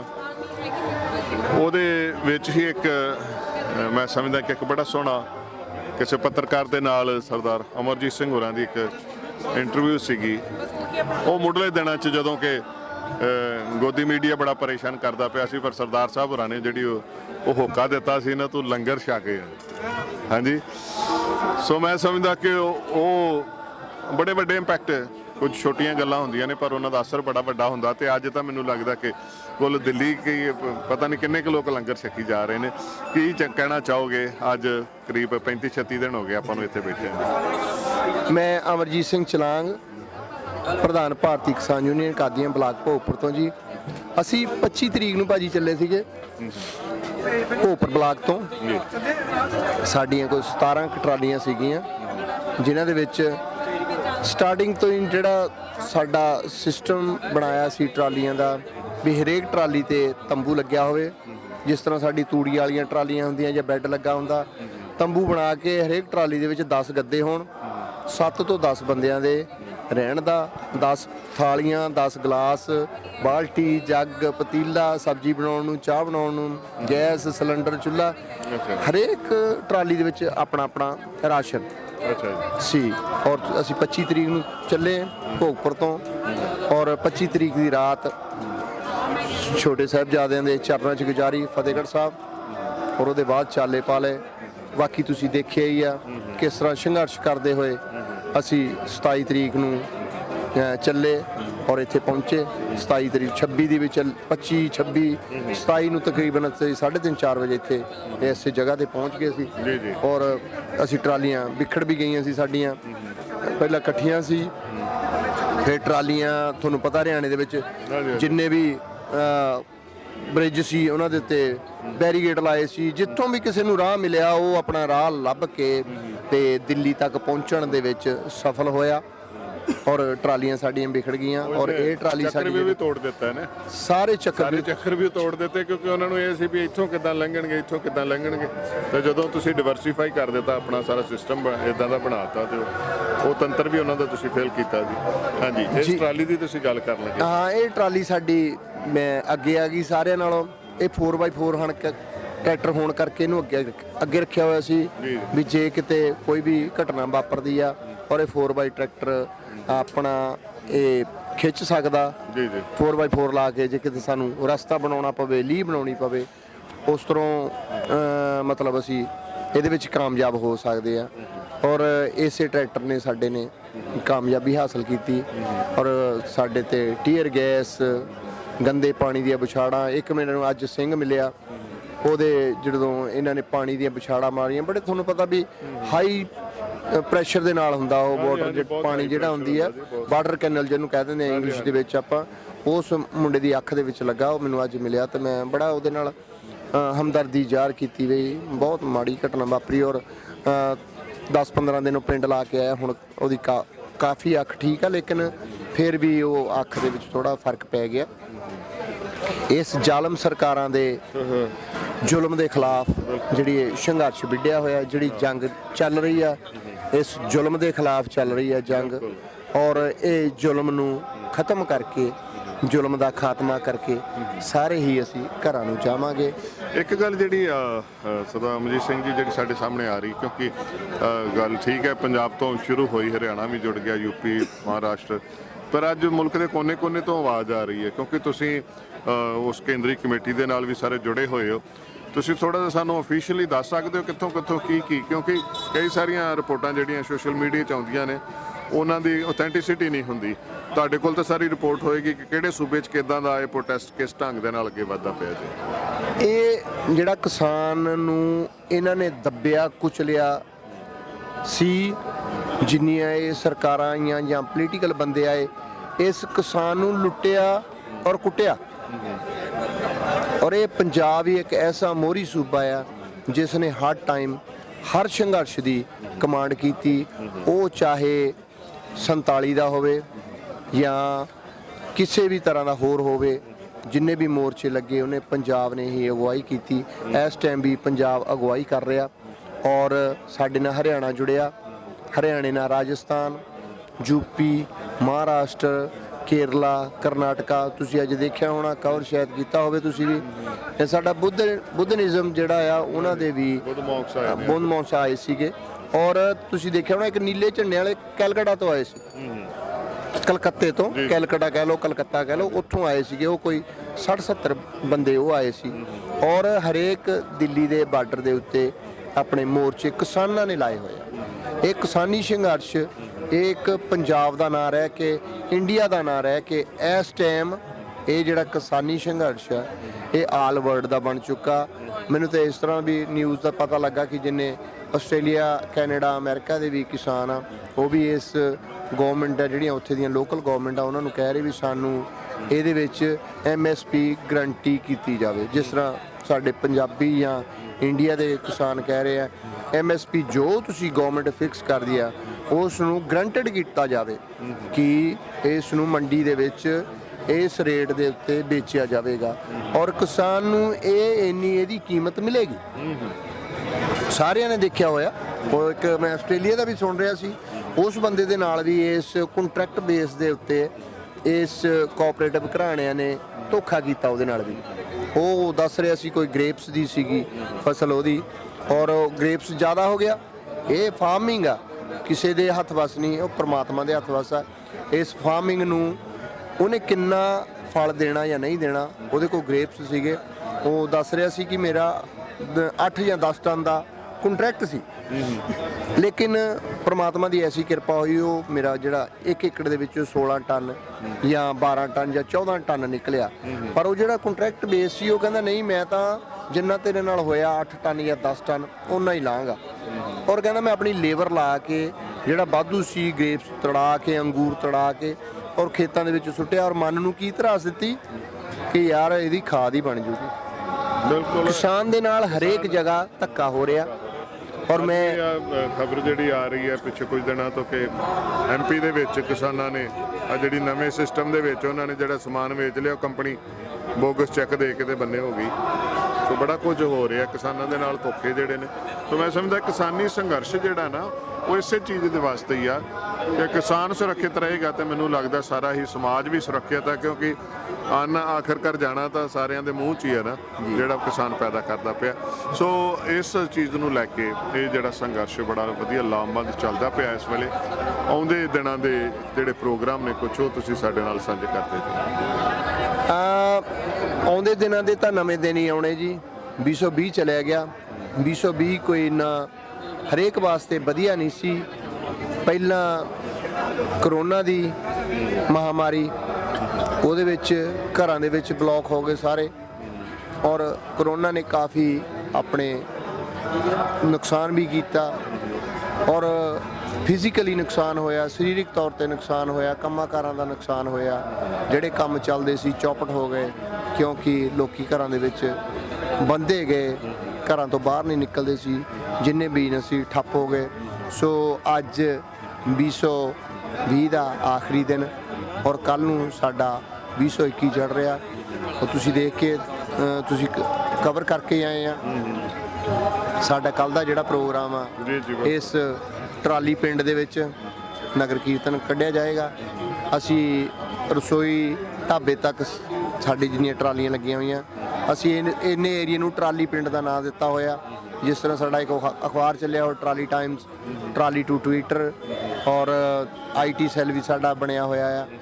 ਔਰ ਉਸੇ ਤਰ੍ਹਾਂ ਹੀ ਇਹ ਸਾਡਾ ਟਰਾਲੀ ਪਿੰਡ ਹੈ। ਕੱਲ੍ਹ ਨੂੰ ਮਹਾਰਾਜ ਸੱਚੇ ਪਾਤਸ਼ਾਹ ਦੇ ਚਰਨਾਂ ਦੇ ਵਿੱਚ ਅਰਦਾਸ ਕਰਕੇ ਨਗਰ ਕੀਰਤਨ ਕੱਢ ਕੇ ਔਰ ਇਸ 2021 ਦੇ ਪਹਿਲੇ ਦਿਨ ਨੂੰ ਸ਼ੁਭ ਦਿਨ ਮਨਾ ਕੇ ਇਸ ਸਾਲ ਦੀ ਆਰੰਭਤਾ ਕੀਤੀ ਜਾਊਗੀ। ਔਰ ਮੈਂ ਸਾਰਿਆਂ ਨੂੰ, ਭੈਣ ਭਰਾਵਾਂ ਨੂੰ, ਸੰਗਤ ਟੈਲੀਵਿਜ਼ਨ ਥਰੂ ਵਧਾਈ ਦੇਣਾ ਚਾਹੁੰਦਾ ਹਾਂ। ਨਵੇਂ ਸਾਲ ਦੀਆਂ ਲੱਖ ਲੱਖ ਵਧਾਈਆਂ। ਪਰ ਅਸੀਂ ਤਾਂ ਇਸ ਟਾਈਮ ਕੋਈ ਵਧਾਈ ਵਾਲੇ ਮਾਹੌਲ ਦੇ ਵਿੱਚ ਬੈਠੇ ਵੀ ਨਹੀਂ ਹੋਏ, ਲੇਕਿਨ ਫਿਰ ਵੀ ਸੱਚੇ ਪਾਤਸ਼ਾਹ ਬਾਬੇ ਨਾਨਕ ਦੀ, ਗੁਰੂ ਗੋਬਿੰਦ ਸਿੰਘ ਦੀ, ਗੁਰੂ ਗ੍ਰੰਥ ਸਾਹਿਬ ਦੀ, 10 ਪਾਤਸ਼ਾਹਾਂ ਦੀ ਸਾਡੇ ਤੇ ਇੰਨੀ ਅਪਾਰ ਕਿਰਪਾ ਆ ਵੀ ਅਸੀਂ ਚੜ੍ਹਦੀ ਕਲਾ ਦੇ ਵਿੱਚ ਹੀ, ਗੁਰੂ ਮਹਾਰਾਜ ਨੇ ਦੱਸਿਆ ਹੋਇਆ ਤਤੀ ਤਵੀ ਤੇ ਬਹਿ ਕੇ ਵੀ ਤੇਰਾ ਭਾਣਾ ਮਿੱਠਾ ਲਾਗੇ ਦਾ ਬਾਕ ਉਚਾਰਿਆ ਮਹਾਰਾਜ ਸੱਚੇ ਪਾਤਸ਼ਾਹ ਨੇ। ਇੱਥੇ ਵੀ ਠੰਡ ਦੇ ਵਿੱਚ ਵੀ ਬੈਠ ਕੇ ਵੀ ਤੇਰਾ ਭਾਣਾ ਮਿੱਠਾ ਲਾਗੇ ਦੇ। ਉਹਦੇ ਬਾਅਦ ਸਰਬੱਤ ਦਾ ਭਲਾ ਮੰਗਣ ਵਾਲੀ ਕੌਮ ਇਸ ਟਾਈਮ ਸਾਰੀ ਦੁਨੀਆ ਨੂੰ ਜਗਾਤਾ। ਇਸ ਕੌਮ ਨੇ, ਇਸ ਪੰਜਾਬੀਆਂ ਨੇ, ਇਸ ਕਿਸਾਨਾਂ ਨੇ ਦੱਸ ਦਿੱਤਾ ਵੀ ਇਸ ਦੁਨੀਆ ਦੇ ਵਿੱਚ ਕਿਸਾਨਾਂ ਦੇ ਨਾਲ ਜਿਹੜਾ ਸੰਘਰਸ਼ ਆ ਕਿਸ ਤਰ੍ਹਾਂ ਵਿੱਢਿਆ ਜਾ ਰਿਹਾ ਔਰ ਇਹ ਦੁਨੀਆ ਦਾ ਸੰਘਰਸ਼ ਬਣੇਗਾ। ਇਸ ਸੰਘਰਸ਼ ਦੇ ਵਿੱਚ ਕਿਸੇ ਦਾ ਪੱਤਾ ਨਹੀਂ ਵਿੰਗਾ ਹੋਇਆ। ਬਿਲਕੁਲ, ਇਹ ਜਿਹੜਾ ਆਪਾਂ ਦੇਖ ਸਕਦੇ ਆ ਨਾ ਸੰਘਰਸ਼ ਬੜੇ ਸਹਿਜ ਦੇ ਵਿੱਚ ਵੀ ਹੈ ਤੇ ਬੜੇ ਜ਼ਾਬਤੇ ਦੇ ਵਿੱਚ ਹੀ ਤੇ ਬੜਾ ਪੁਸ਼ਿੰਗ ਵੀ ਹੈ। ਜਿਹੜੀਆਂ ਮੀਟਿੰਗਾਂ ਦਾ ਸਿਲਸਿਲਾ ਵੀ ਚੱਲਦਾ ਪਿਆ ਉਹ ਵੀ 4 ਤਰੀਕ ਨੂੰ, ਤੇ ਕੁਛ ਲੱਗਦਾ ਤੁਹਾਨੂੰ ਹੁਣ ਆ ਜਿਹੜਾ 2 ਹੈ ਤਾਂ ਗੱਲਾਂ ਪੁਰਾਣੀਆਂ ਸੀ, ਪਰ ਉਹਨਾਂ ਨੇ ਉਹਨੂੰ ਥੋੜਾ ਹਾਈਲਾਈਟ ਕਰ ਦਿੱਤਾ ਕਿ ਅਸੀਂ ਇਹ 2 ਚੀਜ਼ਾਂ ਵਾਪਸ ਲੈ ਰਹੇ ਹਾਂ। ਇਹਨੂੰ ਤੁਸੀਂ ਕਿਵੇਂ ਦੇਖਦੇ ਹੋ, ਕਿਉਂਕਿ ਤੁਸੀਂ ਵੀ ਕਾਫੀ ਤਜਰਬੇਕਾਰ ਹੋ, ਸੰਘਰਸ਼ ਦੇ ਨਾਲ ਕਾਫੀ ਲੰਮੇ ਸਮੇਂ ਤੋਂ ਜੁੜੇ ਹੋ। ਇਹ ਕੋਈ ਇਹਨੂੰ ਪੋਜ਼ਿਟਿਵ ਲੈ ਸਕਦੇ ਆ ਕਿ ਜਾਂ ਉਹ ਮਤਲਬ ਹੋਰ ਉਹਨੂੰ ਲਿੰਗਰ ਆਨ ਕਰਨ ਦੇ ਵਾਸਤੇ ਉਹਨਾਂ ਦੀ ਚਾਲ ਹੈ ਇਹਦੇ 'ਚ ਵੀ? ਅਸੀਂ ਤਾਂ ਤੁਹਾਨੂੰ ਇਹੀ ਦੱਸਿਆ ਵੀ ਹਰੇਕ ਟਾਈਮ ਚੜ੍ਹਦੀ ਕਲਾ ਦੇ ਵਿੱਚ ਔਰ ਜਿਹੜਾ ਵੀ ਗੁਰੂ ਮਹਾਰਾਜ ਦਾ ਭਾਣਾ ਵਰਤਦਾ ਤੇਰਾ ਭਾਣਾ ਮਿੱਠਾ ਲਾਗੇ। ਔਰ ਜਿਹੜਾ ਕੱਲ੍ਹ ਦਾ ਇਹਨਾਂ ਨੇ ਕੀਤਾ ਜਿਹੜਾ ਆਰਡੀਨੈਂਸ ਸੀਗੇ, ਇਹ ਦੋਨੋਂ ਆਰਡੀਨੈਂਸ ਸੀਗੇ। ਆਰਡੀਨੈਂਸ ਦਾ ਹਰੇਕ ਨੂੰ ਪਤਾ 60 ਦਿਨ ਦੇ ਬਾਅਦ ਆਰਡੀਨੈਂਸ ਆਟੋਮੈਟਿਕਲੀ ਖਤਮ ਹੋ ਜਾਂਦਾ। ਜੇ 60 ਦਿਨ ਦੇ ਵਿੱਚ ਜਿਸ ਤਰ੍ਹਾਂ ਇਹਨਾਂ ਨੇ ਕਾਨੂੰਨ ਬਣਾਏ ਆ, ਜਿਹੜੇ ਤਿੰਨੇ ਆਰਡੀਨੈਂਸ ਬਣਾ ਕੇ ਇਹਨਾਂ ਨੇ ਰਾਜ ਸਭਾ 'ਚ, ਵਿਧਾਨ ਸਭਾ ਦੇ ਵਿੱਚ ਕਾਨੂੰਨ ਬਣਾਏ ਆ, ਉਹ ਇਸ ਤਰ੍ਹਾਂ ਨਹੀਂ ਬਣੇ ਸੀ। 60 ਦਿਨ ਦੇ ਆਰਡੀਨੈਂਸ ਸੀਗੇ। 60 ਦਿਨ ਦੇ ਆਰਡੀਨੈਂਸ ਤੋਂ ਬਾਅਦ ਇਹ ਆਟੋਮੈਟਿਕਲੀ ਖਤਮ ਹੋਏ। ਹਾਂ, ਇਹਨਾਂ ਨੇ ਇੱਕ ਸ਼ੋਸ਼ਾ ਬਣਾ ਲਿਆ ਵੀ ਅਸੀਂ ਕਿਸਾਨਾਂ ਦੀਆਂ ਇਹ 2 ਮੰਗਾਂ ਮੰਨ ਲਈਆਂ। ਉਹ 2 ਮੰਗਾਂ ਨਹੀਂ, ਜਿਹੜੀਆਂ ਮੰਗਾਂ ਅਸਲੀ ਹੈ ਉਹ ਸਾਡੇ ਤਿੰਨੇ ਆਰਡੀਨੈਂਸ ਰੱਦ ਕਰਕੇ MSP ਨੂੰ ਯਕੀਨੀ ਬਣਾਇਆ ਜਾਵੇ। ਉਹਦੀ ਜਿਹੜੀ ਰਿਸਪੌਂਸਿਬਿਲਿਟੀ ਆ ਪੰਜਾਬ ਸਰਕਾਰ ਦੀ ਆ, ਸਟੇਟ ਗਵਰਨਮੈਂਟ ਦੀ ਆ, ਹਰਿਆਣਾ ਸਰਕਾਰ ਦੀ, ਸਟੇਟ ਗਵਰਨਮੈਂਟ ਦੀ ਜਾਂ ਸੈਂਟਰ ਗਵਰਨਮੈਂਟ ਦੀ ਆ। ਇਹ ਇਹਨਾਂ ਤੇ ਡਿਪੈਂਡ ਕਰਦਾ। ਜੇ ਸਾਡੀ ਮੱਕੀ 700 ਨੂੰ ਵਿਕਦੀ ਹੈ, ਇਹੀ ਗੱਲਾਂ ਚੱਲਦੀਆਂ ਸੀਗੀਆਂ, ਮੰਡੀ ਇੱਕ ਭਾਰਤ ਇੱਕ ਮੰਡੀ। ਸਾਡੇ ਕੋਲ ਤਾਂ ਪਹਿਲਾਂ ਹੀ ਇੱਕ ਆ। ਅਸੀਂ ਆਪਣਾ ਹੁਸ਼ਿਆਰਪੁਰ ਤੋਂ ਆਲੂ ਚੱਕਦੇ ਹਾਂ, ਅਸੀਂ ਕਲਕੱਤੇ ਵੇਚ ਦਈਏ, ਅਸੀਂ ਆਗਰੇ ਵੇਚ ਦਈਏ, ਅਸੀਂ ਕੇਰਲਾ ਭੇਜ ਦਈਏ। ਬਿਲਕੁਲ, ਪੰਜਾਬ ਦੀ ਨਾਸ਼ਪਤੀ ਸਾਰੀ ਉਧਰ ਕਲਕੱਤੇ ਕਿੰਨੂੰ ਸਾਡਾ ਜਾਂਦਾ ਜੀ, ਸਾਡਾ ਆਲੂ ਜਾਂਦਾ ਆ। ਇਹ ਸਾਡਾ ਜਿੰਨੀ ਇੱਕ ਮੰਡੀ ਹੈ, ਇਹ ਤਾਂ ਸਗੋਂ ਇਹਨਾਂ ਨੇ 2 ਮੰਡੀਆਂ ਬਣਾਈਆਂ। ਜਿਸ ਤਰ੍ਹਾਂ ਤੁਸੀਂ ਦੱਸਿਆ ਵੀ ਯੂਪੀ ਦੇ ਵਿੱਚ ਜਿਹੜੇ ਸੀਗੇ ਖਰੀਦਦਾਰ, ਜੇ ਪ੍ਰਾਈਵੇਟ ਪਲੇਅਰ ਜਿਹਨੂੰ ਕਹਿ ਦਿੰਦੇ ਆਪਾਂ ਇੰਗਲਿਸ਼ ਦੇ ਵਿੱਚ, ਖਰੀਦਦਾਰ ਸੀ, ਉਹਨਾਂ ਕੋਲ ਇੱਕ ਆਧਾਰ ਕਾਰਡ ਹੋਵੇ ਤਾਂ ਉਹ ਖਰੀਦ ਸਕਦਾ। ਤੁਸੀਂ ਦੇਖਿਆ, ਖਬਰਾਂ 'ਚ ਸੁਣਿਆ, ਤੁਸੀਂ ਵੀ ਕਵਰ ਕੀਤਾ ਕਿ ਉਹ ਬੰਦੇ ਲੱਭੇ ਹੀ ਨਹੀਂ। ਕਿਸਾਨ ਕਿਹਨੂੰ ਲੱਭੇਗਾ, ਕਿੱਥੇ ਜਾਏਗਾ? ਜਿਸ ਤਰ੍ਹਾਂ ਭਾਜੀ ਹੁਣ ਮੈਂ ਤੁਹਾਨੂੰ ਦੱਸਾਂ, ਸਾਡਾ ਮਿੱਲਾਂ ਦੇ ਵਿੱਚ ਹਾਲ ਹੁੰਦਾ। ਮਿੱਲਾਂ ਦੇ ਵਿੱਚ ਸਾਡਾ ਕਿਸੇ ਵੀ ਗੱਲ ਤਾਂ ਹੈ ਨਹੀਂ ਜੀ, ਕੰਟਰੈਕਟ ਬੇਸ ਹੈ। ਮੰਡੀਆਂ ਦੀ ਵੀ ਗੱਲ ਹੋ ਗਈ। ਦੂਸਰੀ ਮੰਡੀ ਇਹ ਬਣਾਉਣ ਲੱਗੇ ਜੀ, ਬਾਹਰ ਮੰਡੀ ਤੋਂ ਖਰੀਦੋ, ਉਹਨੂੰ ਟੈਕਸ ਨਹੀਂ ਦੇਣਾ ਪਏਗਾ। ਠੀਕ ਹੈ ਜੀ, ਨਾ ਉਹਦੀ ਕੋਈ ਜਾਣ ਨਾ ਪਛਾਣ, ਆਧਾਰ ਕਾਰਡ ਤਾਂ ਕੋਈ ਵੀ ਲੈ ਕੇ ਆ ਸਕਦਾ, ਔਰ ਕਿੱਥੋਂ ਫੜ ਲੈਣਾ। ਬਾਕੀ ਜਿਹੜੇ ਸਾਡੇ ਮੰਡੀਆਂ ਦੇ ਵਿੱਚ ਆੜ੍ਹਤੀ ਬੈਠੇ ਹੋਏ ਆ, ਸਾਡੇ ATM ਹੈ। ਸਾਨੂੰ ਕਿਤੇ ਐਮਰਜੈਂਸੀ ਪੈ ਜਾਂਦੀ, ਘਰ 'ਚ ਕੋਈ ਬਿਮਾਰ ਠਮਾਰ ਹੋ ਜਾਂਦਾ, ਕੋਈ ਟਰੈਕਟਰ ਖਰਾਬ ਹੋ ਜਾਂਦਾ, ਕੋਈ ਹੋਰ ਐਨੀ ਐਮਰਜੈਂਸੀ ਆ ਜਾਂਦੀ ਆ, ਅਸੀਂ ਉਹਦੇ ਕੋਲ ਜਾ ਕੇ ਜਦੋਂ ਮਰਜ਼ੀ ਆਪਣੇ ਪੈਸੇ ਲੈ ਸਕਦੇ ਹਾਂ। ਔਰ ਸਾਡੇ ਨਾਲ ਉਹ ਇੱਕ ਭਰਾਵਾਂ ਵਾਲਾ ਸਾਡਾ ਉਹਨਾਂ ਦਾ ਰਿਸ਼ਤਾ, 9 ਮਾਸ ਵਾਲਾ ਰਿਸ਼ਤਾ। ਫੈਮਿਲੀ ਚੱਲੀ, ਰਿਲੇਸ਼ਨ ਚੱਲੇ ਆਉਂਦੇ ਨੇ ਲੰਮੇ। ਔਰ ਇਹਦੇ ਵਿੱਚ ਕਹਿੰਦੇ ਵਿਚੋਲੇ ਕਿਉਂ? ਉਹ ਤਾਂ ਸਾਨੂੰ ਵਾਈਟ ਮਨੀ ਦਿੰਦੇ, ਸਾਨੂੰ ਜੇ ਫਾਰਮ ਦਿੰਦੇ ਕੱਟ ਕੇ। ਉਹ ਜੇ ਫਾਰਮ ਦੇ ਨਾਲ ਜਿੰਨਾ ਸਾਡੀ ਲੇਬਰ ਸ਼ੇਬਰ ਮੰਡੀ ਦੀ ਹੁੰਦੀ ਉਹ ਕੱਟ ਕੇ ਜੇ ਫਾਰਮ ਦੇ ਕੇ ਸਾਨੂੰ ਨਾਲ ਹੀ ਤਾਂ ਚੈੱਕ ਦੇ ਦਿੰਦੇ। ਸਾਨੂੰ ਚੈੱਕ ਆ ਗਿਆ, ਜੇ ਫਾਰਮ ਆ ਗਿਆ, ਸਾਡੀ ਵਾਈਟ ਮਨੀ ਹੈ। ਉਸੇ ਤਰ੍ਹਾਂ ਕੰਟਰੈਕਟ ਬੇਸ ਹੈ। ਕੰਟਰੈਕਟ ਬੇਸ ਆ, ਅਸੀਂ ਮਿੱਲਾਂ ਦੇ ਵਿੱਚ ਗੰਨਾ ਸੁੱਟਦੇ ਹਾਂ, ਕੰਟਰੈਕਟ ਬੇਸ ਤੇ ਹੀ ਹੈ। ਸਾਨੂੰ ਮਿੱਲਾਂ ਵਾਲੇ ਦੱਸਦੇ ਵੀ ਹਾਂ ਵੀ ਭਾਈ ਅਸੀਂ ਇੰਨੇ ਕੁਇੰਟਲ ਲੈਣਾ ਆ, ਠੀਕ ਹੈ ਜੀ, ਸਾਡਾ ਕੰਟਰੈਕਟ ਹੋ ਗਿਆ। ਔਰ ਮਿੱਲਾਂ ਵਾਲੇ ਵੀ ਸਾਨੂੰ ਪੈਸੇ ਨਹੀਂ ਦੇ ਰਹੇ। ਕੰਟਰੈਕਟ ਬੇਸ ਦੇ ਵਿੱਚ ਜਦ ਤੱਕ ਲਿਖਿਆ ਹੋਇਆ ਵੀ ਤੁਸੀਂ ਕੋਰਟ ਦੇ ਵਿੱਚ ਜਾ ਸਕਦੇ। ਔਰ ਇਹਨਾਂ ਦਾ ਜਿਹੜਾ ਕੰਟਰੈਕਟ ਬੇਸ SDM ਤੇ DC ਤੱਕ, ਉਹ ਯਾਰ ਪਹਿਲਾਂ ਹੀ ਨਹੀਂ ਸਾਨੂੰ ਪੈਸੇ ਦੇ ਰਹੇ। ਜਦੋਂ SDM DC ਕੋਲ ਚਲੇ ਗਏ, ਉਹ ਕੌਣ ਸੁਣੇਗਾ? ਕਿਹਦੀ ਗੱਲ ਸੁਣੇਗਾ? ਇੱਕ ਕੋਆਪਰੇਟਿਵ ਘਰਾਣਾ ਜਿਹੜਾ ਪੈਸੇਦਾਰ ਆ ਉਹਦੀ ਗੱਲ ਸੁਣੇਗਾ। ਤੁਹਾਨੂੰ ਪਤਾ ਹੋਣਾ ਪਿੱਛੇ ਕੀੜੀ ਅਫਗਾਨਾ ਮਿੱਲ ਆ, ਸ਼ੂਗਰ ਮਿੱਲ, ਉਹਨੇ ਕੋਈ ਸੀਰਾ ਜਾਂ ਕੈਮੀਕਲ ਛੱਡ ਦਿੱਤਾ ਬਿਆਸ ਦਰਿਆ ਦੇ ਵਿੱਚ, ਮੱਛੀਆਂ ਦਾ ਨੁਕਸਾਨ ਹੋਇਆ। ਇਸ ਗਵਰਨਮੈਂਟ ਨੇ ਉਹਨੂੰ 5 ਕਰੋੜ ਦਾ ਜੁਰਮਾਨਾ ਕੀਤਾ। 5 ਕਰੋੜ ਦਾ ਜੁਰਮਾਨਾ। ਉਹ 5 ਕਰੋੜ ਜਿਹੜਾ ਸੀ ਉਸ ਫੈਕਟਰੀ ਨੇ ਤਾਂ ਦੇ ਦਿੱਤਾ, ਗਵਰਨਮੈਂਟ ਨੂੰ ਦਿੱਤਾ ਜਾਂ ਨਹੀਂ ਦਿੱਤਾ ਉਹਦੇ ਬਾਰੇ ਨਹੀਂ ਸਾਨੂੰ ਪਤਾ, ਲੇਕਿਨ ਉਹ 5 ਕਰੋੜ ਸਾਡੇ ਸਿਰੋਂ ਹੀ ਗਿਆ। ਅੱਜ ਤੱਕ 3 ਸਾਲ ਹੋ ਗਏ ਸਾਨੂੰ, ਉਸ ਮਿੱਲ ਨੇ ਅੱਜ ਤੱਕ ਪੇਮੈਂਟ ਨਹੀਂ ਕੀਤੀ। ਅਸੀਂ ਕੀ ਵਿਗਾੜ ਲਿਆ ਉਹਦਾ? ਜਾਓਗੇ, ਗੰਨਾ ਖਤਮ ਹੋ ਗਿਆ, ਮਾਰਚ ਅਪ੍ਰੈਲ ਦੇ ਵਿੱਚ ਗੰਨੇ ਦਾ ਸੀਜ਼ਨ ਖਤਮ ਹੋ ਜਾਂਦਾ। ਉਹ ਅਗਲੇ ਮਿੱਲ ਨੂੰ ਜਿੰਦਾ ਲਾ ਕੇ ਆਪਣੇ ਘਰਾਂ ਨੂੰ ਚਲ ਜਾਂਦੇ। ਉੱਥੇ ਤੁਹਾਨੂੰ ਕੋਈ ਬੰਦਾ ਹੀ ਨਹੀਂ ਲੱਭਦਾ। ਕਿਹਦੇ ਕੋਲੋਂ ਤੁਸੀਂ ਪੈਸੇ ਲਓਗੇ? ਸਾਡੀ ਮੰਡੀ ਦੇ ਵਿੱਚ ਸਾਡਾ ਆੜਤੀ ਆ, ਉਹਦੇ ਨਾਲ ਸਾਡੇ ਪਰਿਵਾਰਕ ਸੰਬੰਧ ਆ। ਮੈਂ ਉਹਦੇ ਘਰ ਜਾ ਕੇ ਵੀ ਕਹਿ ਸਕਦਾ ਯਾਰ, ਨਾ ਵੀ ਹੋਵੇ ਯਾਰ, ਆਪਣੇ 10 ਬੰਦੇ ਇਕੱਠੇ ਕਰਕੇ ਵੀ ਉਹਨੂੰ ਕਹਿ ਸਕਦਾ ਵੀ ਭਾਈ ਮੇਰੇ ਪੈਸੇ ਦੇਣੇ ਨੇ, ਪੈਸੇ ਨਹੀਂ ਮੇਰੇ ਦੇ ਰਹੇ। ਇਹ ਭਾਈਬੰਦੀ ਤੌਰ ਤੇ ਹੁਣ ਮਿੱਲ ਨੂੰ ਅਸੀਂ ਕਿੱਥੇ ਲੱਭ ਲਾਂਗੇ? ਕੋਆਪਰੇਟਿਵ ਘਰਾਣੇ ਨੂੰ ਅਸੀਂ ਕਿੱਥੇ ਲੱਭ ਲਾਂਗੇ? ਇੱਕ ਬੰਬੇ ਬੈਠੇ ਹੋਇਆ, ਉਹਦਾ ਮੈਨੇਜਰ ਚਲਾ ਰਿਹਾ ਫੈਕਟਰੀ। ਸਾਡੇ ਪੈਪਸੀ ਪਲਾਂਟ ਵੀ ਇਹ ਲੱਗੇ ਜੀ, ਉਹ ਦੇਖੇ AC ਕੰਟਰੈਕਟ ਬੇਸ ਦੇ ਵਿੱਚ ਆਲੂ ਲੈਂਦੇ। ਆਲੂ ਦਾ ਇੱਕ ਸਾਈਜ਼ ਲੈਣਾ, ਉਸ ਜਿਸ ਤਰ੍ਹਾਂ ਕੜਾ ਹੈ ਤੁਹਾਡਾ, ਕੜੇ ਦੇ ਵਿੱਚ ਦੀ ਜਿਹੜਾ ਆਲੂ ਲੰਘਦਾ ਉਹ ਲੈਣਾ ਜੀ। ਤੇ ਬਾਕੀ ਜ਼ਿਮੀਂਦਾਰ ਕਿੱਥੇ ਲੈ ਕੇ ਜਾਏਗਾ? ਬਾਕੀ ਆਲੂ ਕਿੱਥੇ ਜਾਊਗਾ ਜੀ? ਉਹੀ ਇਹੀ ਸਾਡੇ ਜਿਹੜੇ ਆਗੂ ਆ, ਇਸੇ ਤੇ ਇਹਨਾਂ ਦੇ ਨਾਲ ਕੋਈ ਇਹਨਾਂ ਨੂੰ ਜਵਾਬ ਨਹੀਂ ਆ ਰਿਹਾ ਵੀ ਜਿਹੜੀ MSP ਤੁਸੀਂ ਫਿਕਸ ਕਰ ਦਿੰਦੇ, 23 ਫਸਲਾਂ ਦੇ ਉੱਤੇ ਫਿਕਸ ਕੀਤੀ ਹੋਈ ਹੈ, ਉਹਨੂੰ ਗਰੰਟੀ ਬਣਾਓ ਵੀ ਇਹ ਜਿਹੜੀ MSP ਆ, MSP ਵਿਕੇਗਾ। ਇਹੀ ਤਾਂ ਚਾਹ ਰਿਹਾ ਨਾ। ਇੱਕ 80 ਪੈਸੇ ਦੀ ਛੱਲੀ ਆ, ਤੁਸੀਂ ਮਾਲ ਦੇ ਵਿੱਚ ਜਾ ਕੇ ਦੇਖੋ, 80 ਰੁਪਏ ਦੀ ਆ। ਕਿੰਨੇ ਪਰਸੈਂਟੇਜ ਹੈ ਤੁਸੀਂ ਕੱਢ ਲਈ? ਮੈਨੂੰ ਤਾਂ ਕੱਢਣੇ ਨਹੀਂ ਆਉਂਦੇ, ਐਡਾ ਲੰਬਾ ਪੈ ਜਾਂਦਾ। ਇੱਕ 80 ਪੈਸੇ ਦੀ ਛੱਲੀ ਲੈ ਕੇ 80 ਰੁਪਏ ਦੀ ਵੇਚ ਰਿਹਾ। ਕਿੰਨੇ ਪਰਸੈਂਟ ਮੇਰੀ ਤਾਂ ਖਤਮ ਹੀ ਹੋ ਜਾਂਦੀ ਹੈ। ਮੇਰਾ ਦਿਮਾਗ ਹੀ ਮੁੱਕ ਜਾਂਦਾ ਵੀ ਕਿੰਨੇ ਗੁਣਾ ਇਹ ਹੋ ਗਿਆ। ਤੁਸੀਂ ਤੁਹਾਡੇ ਜਿਹੜੇ ਬਿਲਕੁਲ ਹੁਣ ਛੱਲੀ ਤਾਂ ਉਹੀ ਹੈ ਨਾ, ਛੱਲੀ ਉਹੀ। ਇੱਕ ਕਿਸਾਨ ਦੇ ਖੇਤ ਦੇ ਵਿੱਚ ਉਹ 80 ਪੈਸੇ ਦੀ, ਔਰ ਇੱਕ ਮਾਲ ਦੇ ਵਿੱਚ ਜਾ ਕੇ 80 ਰੁਪਏ ਦੀ ਹੋ ਗਈ। ਤੁਸੀਂ ਮੈਂ ਤੁਹਾਡੇ 100 ਗੁਣਾ ਹੋ ਗਿਆ। ਜਿੰਨੇ ਵੀ ਤੁਹਾਡੇ ਦੇਖਣ ਵਾਲੇ, ਟੈਲੀਵਿਜ਼ਨ ਦੇਖਣ ਵਾਲੇ, ਮੈਂ ਕਹੂੰਗਾ ਵੀ ਭਾਈ ਹਿਸਾਬ ਕਿਤਾਬ ਲਾ ਕੇ ਤੁਸੀਂ ਖੁਦ ਦੇਖ ਲਿਓ, ਮੇਰੀ ਤਾਂ ਸਮਝ ਤੋਂ ਬਾਹਰ। ਐਡੇ ਹਿਸਾਬ ਕਿਤਾਬ ਅਸੀਂ ਕਿਸਾਨ ਬੰਦੇ ਚਲੋ ਇੰਨਾ ਹਿਸਾਬ ਕਿਤਾਬ ਲਾਉਂਦੇ ਵੀ ਨਹੀਂ ਹੈ। ਜਿਸ ਤਰ੍ਹਾਂ ਕੋਈ ਗੰਨਾ ਹੀ ਲੈਣ ਆ ਜਾ ਸਾਡੇ ਖੇਤ ਦੇ ਵਿੱਚ, ਤੁਹਾਨੂੰ ਕਹਿੰਦੇ ਯਾਰ ਇੱਕ ਨਹੀਂ 2 ਲੈ ਜਾ, ਬੱਚਿਆਂ ਨੂੰ ਚੁੱਪਣਾ ਯਾਰ, ਚੱਲ ਆਪਣੇ ਹੀ ਬੱਚੇ ਆ। ਆਪਣਾ ਰਹਿਮ ਦੇ ਲਾ ਇਹ ਕਿਸਾਨ, ਇੰਨਾ ਰਹਿਮ ਦੇ ਲਾ। ਗੱਲ ਚੱਲਦੀ ਹੁੰਦੀ ਇਹਨੂੰ ਕੀੜੀ ਤੋਂ ਲੈ ਕੇ ਹਾਥੀ ਤੱਕ ਇਹਦੇ ਖੇਤ ਚੋਂ ਖਾਂਦਾ। ਬਿਲਕੁਲ, ਕੀੜੀ ਤੋਂ ਲੈ ਕੇ ਹਾਥੀ ਤੱਕ ਜਿੰਨੇ ਆਉਂਦੇ। ਇੱਕ ਇਹ ਵੀ ਗੱਲ ਹੈ ਕਿ ਸੰਗੇ ਜੀ ਜਿਹੜਾ ਕਿਸਾਨ ਹੈ ਨਾ, ਇਹ ਕੁਝ ਪੰਛੀਆਂ ਲਈ ਵੀ ਛੱਡ ਦਿੰਦਾ, ਕੁਝ ਇਹਦੇ ਲਈ ਵੀ ਛੱਡਦਾ। ਕਿਸੇ ਨੂੰ ਜੇ ਕੋਈ ਉੱਥੇ ਜਾਨਵਰ ਆ ਨਾ, ਤੇ ਉਹਨੂੰ ਵੀ ਜੇ ਆਪਣੇ ਲਈ ਰੋਟੀ ਆਈ ਹੈ ਨਾ, ਤੇ ਚੱਪਾ ਕਲਾ ਕੇ ਉਹਦੇ ਲਈ ਪਹਿਲਾਂ ਹੀ ਰੱਖ ਲੈਣਾ। ਇਹਨੂੰ ਸਾਰਿਆਂ ਦਾ ਫਿਕਰ ਹੈ, ਤੇ ਇਹਦਾ ਕਿਸੇ ਨੂੰ ਫਿਕਰ ਨਹੀਂ। ਇਹਨੂੰ ਹਰ ਟਾਈਮ ਹਰ ਕਿਸੇ ਦਾ ਫਿਕਰ ਆ। ਪਰ ਮੈਂ ਸਮਝਦਾ ਕਿ ਮੁਬਾਰਕ ਹੈ ਉਹ ਲੋਕ ਜਿਹੜੇ ਜਗਦੀਆਂ ਜ਼ਮੀਰਾਂ ਵਾਲੇ ਨੇ, ਜਿਹੜੇ ਸੰਘਰਸ਼ ਦੇ ਨਾਲ ਜੁੜੇ ਨੇ, ਜਿਨ੍ਹਾਂ ਨੂੰ ਕਿਸਾਨੀ ਦਾ ਫਿਕਰ ਹੈ, ਪਰ ਜਿਹੜੇ ਕੋ ਵੱਡੀਆਂ ਕੁਰਸੀਆਂ ਤੇ ਬੈਠੇ ਨੇ ਨਾ, ਜਿਨ੍ਹਾਂ ਨੂੰ ਜ਼ਿੰਮੇਵਾਰੀ ਸੀ ਰਾਜੇ ਚੁਲੀ ਨਿਆਓ ਕੀ ਹੈ, ਜਿਨ੍ਹਾਂ ਨੇ ਨਿਆਓ ਕਰਨਾ ਸੀ, ਉਹ ਤਾਂ ਕਿਸੇ ਦੀ ਗੋਦੀ 'ਚ ਜਾ ਕੇ ਬਹਿ ਗਏ। ਸਹੀ ਗੱਲ ਹੈ, ਸਹੀ ਗੱਲ ਹੈ। ਦੇਖੋ, ਪ੍ਰਜਾ ਨੂੰ ਛੱਡ ਕੇ ਤੇ ਜੇ ਤੁਸੀਂ ਜਿਹੜੇ ਦੂਸਰੇ ਨੇ ਘਰਾਣੇ, ਉਹਨਾਂ ਦੀ ਗੋਦੀਆਂ 'ਚ ਬੈਠ ਕੇ ਰਾਜ ਕਰੋਗੇ, ਤੇ ਫਿਰ ਕਿੰਨਾ ਕੁ ਚਿਰ ਰਾਜ ਚੱਲੇਗਾ, ਤੇ ਕਿੰਨਾ ਕੁ ਚਿਰ ਪ੍ਰਜਾ ਕੀ ਸੁੱਖ ਮਾਣੇਗੀ। ਸੋ ਇਹ ਸਾਰੀਆਂ ਗੱਲਾਂ ਬੜੀਆਂ ਗੰਭੀਰਤਾ ਵਾਲੀਆਂ ਨੇ, ਤੇ ਬੜੀ ਗੰਭੀਰਤਾ ਦੇ ਨਾਲ ਇਹ ਸੰਘਰਸ਼ ਚੱਲਦਾ ਪਿਆ। ਸੋ ਆਉਂਦੀ 4 ਤਰੀਕ ਨੂੰ ਫਿਰ ਮੀਟਿੰਗ ਹੋਏਗੀ। ਸੋ ਮੀਟਿੰਗਾਂ ਦਾ ਸਿਲਸਿਲਾ ਵੀ ਜਾਰੀ ਰਹਿਣਾ ਚਾਹੀਦਾ, ਕਿਉਂਕਿ ਕੁਝ ਨਾ ਕੁਝ ਹਿਲਜੁਲ ਹੁੰਦੀ ਹੈ। ਤੇ ਬਾਕੀ ਜਿਹੜੇ ਨਗਰ ਕੀਰਤਨ ਦੇ ਵਿੱਚ ਸੰਗਤਾਂ ਨੇ ਜੁੜ ਕੇ ਗੁਰੂ ਸਾਹਿਬ ਜੀ ਦੇ ਆਸ਼ੀਰਵਾਦ ਪ੍ਰਾਪਤ ਕਰਨੀ ਹੈ। ਸੋ ਮੈਂ ਸਮਝਦਾ ਕਿ ਇੱਕ ਸੁਨੇਹਾ ਉਹ ਜਿਹੜਾ ਤੁਸੀਂ ਉਦੋਂ ਸ਼ੁਰੂ 'ਚ ਦਿੱਤਾ ਸੀ, ਇੱਕ ਵਾਰੀ ਫੇਰ ਦੇ ਦਿਓ।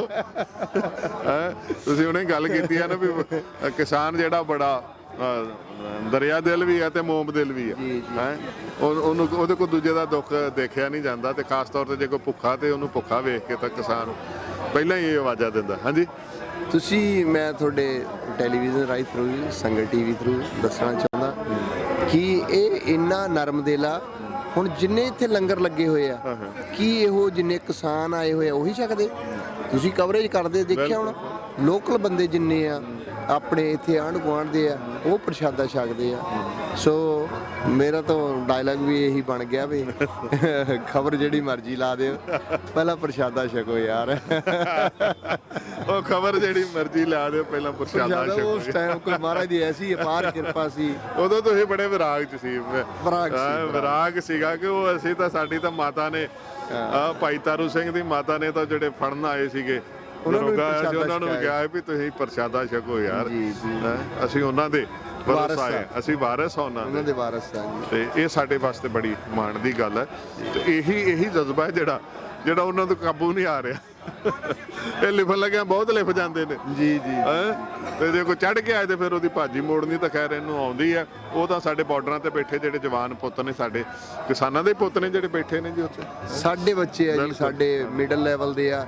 ਮੈਂ ਤਾਂ ਪਹਿਲਾਂ ਵੀ ਕਹਿਣਾ ਹੁੰਦਾ, ਜਿਹੜਾ ਇੱਕ ਆਰਮੀ ਦੇ ਵਿੱਚ ਆ, CRP 'ਚ ਆ, BSF ਦੇ ਵਿੱਚ ਆ, ਉਹਦਾ ਫਾਦਰ ਕਿਤੇ ਮੰਤਰੀ ਨਹੀਂ ਹੈ, ਉਹਦਾ ਫਾਦਰ ਕਿਸੇ ਫੈਕਟਰੀ ਦਾ ਮਾਲਕ ਨਹੀਂ ਹੈ।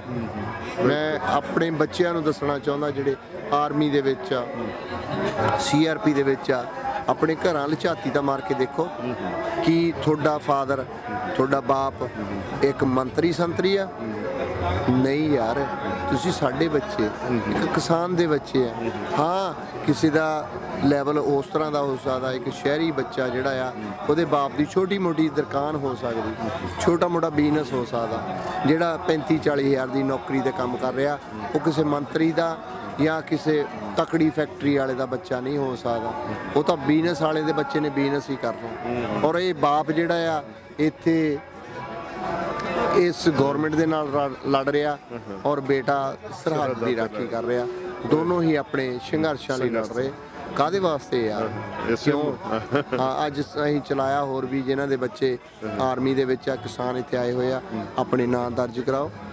ਔਰ ਉਹਨਾਂ ਨੂੰ ਅਸੀਂ ਸਲਾਮ ਕਰਦੇ ਆ, ਉਹਨਾਂ ਦੇ ਅੱਗੇ ਸੀਸ ਝੁਕਦਾ, ਜਿਹੜੇ ਬੱਚੇ ਸਾਡੇ ਬਾਰਡਰਾਂ ਦੇ ਉੱਤੇ ਦੇਸ਼ ਦੀ ਰਾਖੀ ਕਰ ਰਹੇ। ਔਰ ਬਾਪ ਇੱਥੇ ਆਪਣੇ ਹੱਕ ਲੈਣ ਵਾਸਤੇ ਲੜ ਰਿਹਾ। ਇਹ ਗਵਰਨਮੈਂਟ ਸੁਣਦੀ ਨਹੀਂ। ਉਹੀ ਜਿਹੜੇ ਨਿਸ਼ਾਨ ਸਾਹਿਬ ਨੂੰ ਕਹਿ ਰਹੇ ਖਾਲਿਸਤਾਨੀ ਆ, ਉਹੀ ਜਿੱਦਣ ਚਾਈਨਾ ਦੇ ਵਿੱਚ ਇਹਨਾਂ ਦੇ ਚਾਈਨੀਆਂ ਨੇ ਜੁੱਤੀਆਂ ਮਾਰੀਆਂ ਸੀ, ਤੇ ਉਹ ਨਿਸ਼ਾਨ ਸਾਹਿਬ ਲਾ ਕੇ, ਸ਼੍ਰੀ ਸਾਹਿਬ ਵਾਲਾ ਹੀ ਸਿੰਘ ਹੈਗਾ ਜਿਹੜਾ ਫਿਰ ਡਟ ਗਿਆ ਸੀ ਉੱਥੇ। ਉਸ ਟਾਈਮ ਨਹੀਂ ਇਹਨਾਂ ਨੂੰ ਅੱਤਵਾਦੀ ਦਿਸੇ।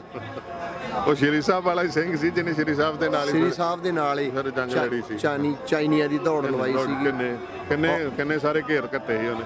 ਔਰ ਇਹ ਕੇਸਰੀ ਨਿਸ਼ਾਨ ਸਾਹਿਬ ਦੀ ਬਦੌਲਤ ਹੀ ਆ ਇਸ ਭਾਰਤ ਦਾ ਨਕਸ਼ਾ ਉੱਥੇ ਟਿਕਿਆ ਹੋਇਆ ਹੈ।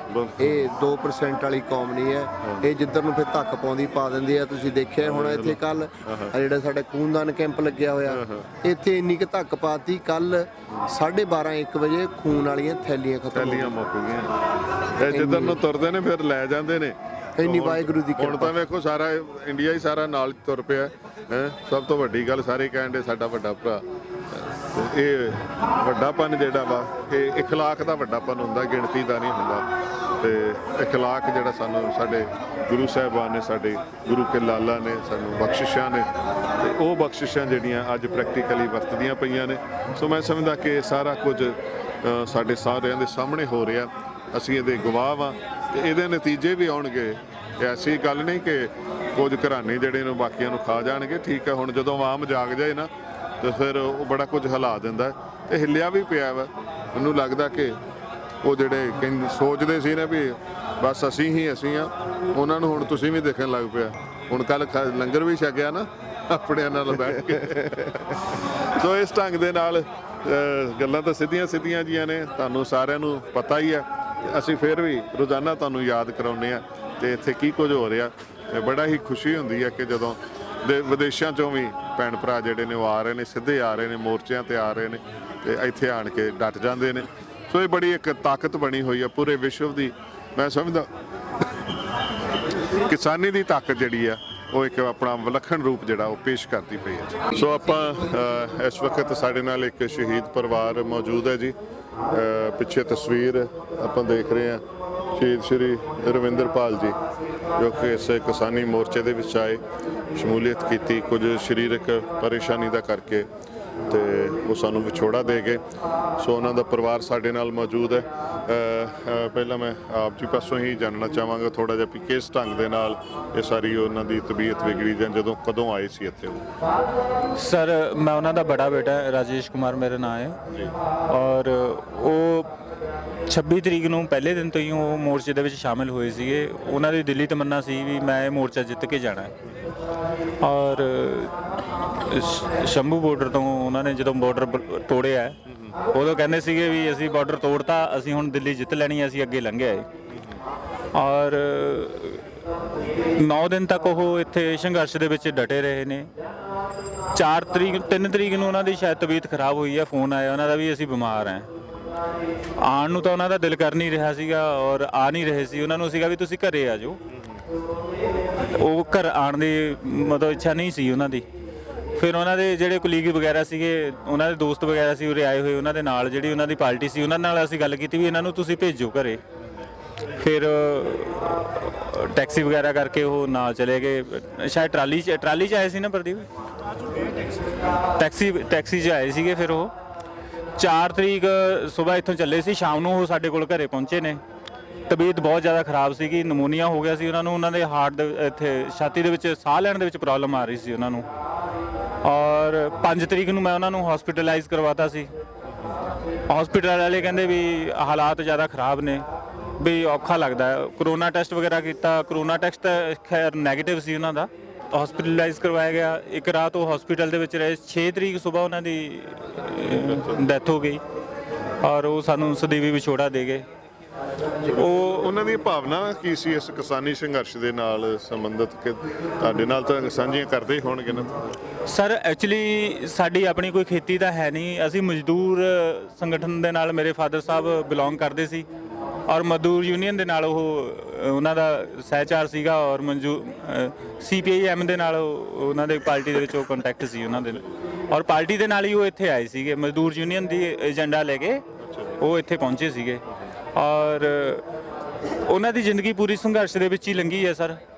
ਔਰ ਹਮੇਸ਼ਾ ਉਹਨਾਂ ਨੇ ਜੋ ਅਨਿਆਏ ਦੇ ਬਰਖਲਾਫ ਹਮੇਸ਼ਾ ਲੜਾਈ ਲੜੀ ਹੈ ਔਰ ਲਾਸਟ ਦਮ ਤੱਕ, ਲਾਸਟ ਸਾਹ ਵੀ ਉਹਨਾਂ ਦਾ ਅਨਿਆਏ ਦੇ ਬਰਖਲਾਫ ਲੜਾਈ ਲੜਦੇ ਹੋਈ ਗਿਆ। ਸੋ ਇੱਕ ਗੱਲ ਆਪਾਂ ਦੇਖ ਸਕਦੇ ਹਾਂ ਕਿ ਕਿਸਾਨ ਮਜ਼ਦੂਰ ਏਕਤਾ ਜਿੰਦਾਬਾਦ ਦਾ ਜਿਹੜਾ ਨਾਰਾ ਲੱਗਦਾ, ਵੇਖੋ ਉਹਦੇ ਵਿੱਚ ਇਹ ਜਿਹੜੇ ਮਜ਼ਦੂਰ ਨੇਤਾ ਸੀਗੇ ਉਹਨਾਂ ਦੀ ਸ਼ਹਾਦਤ ਸਾਡੇ ਸਾਹਮਣੇ ਆ। ਇਹ ਉਹਨਾਂ ਦੇ ਧਰਮ ਸੁਪਤਨੀ ਸਾਡੇ ਨਾਲ ਨੇ।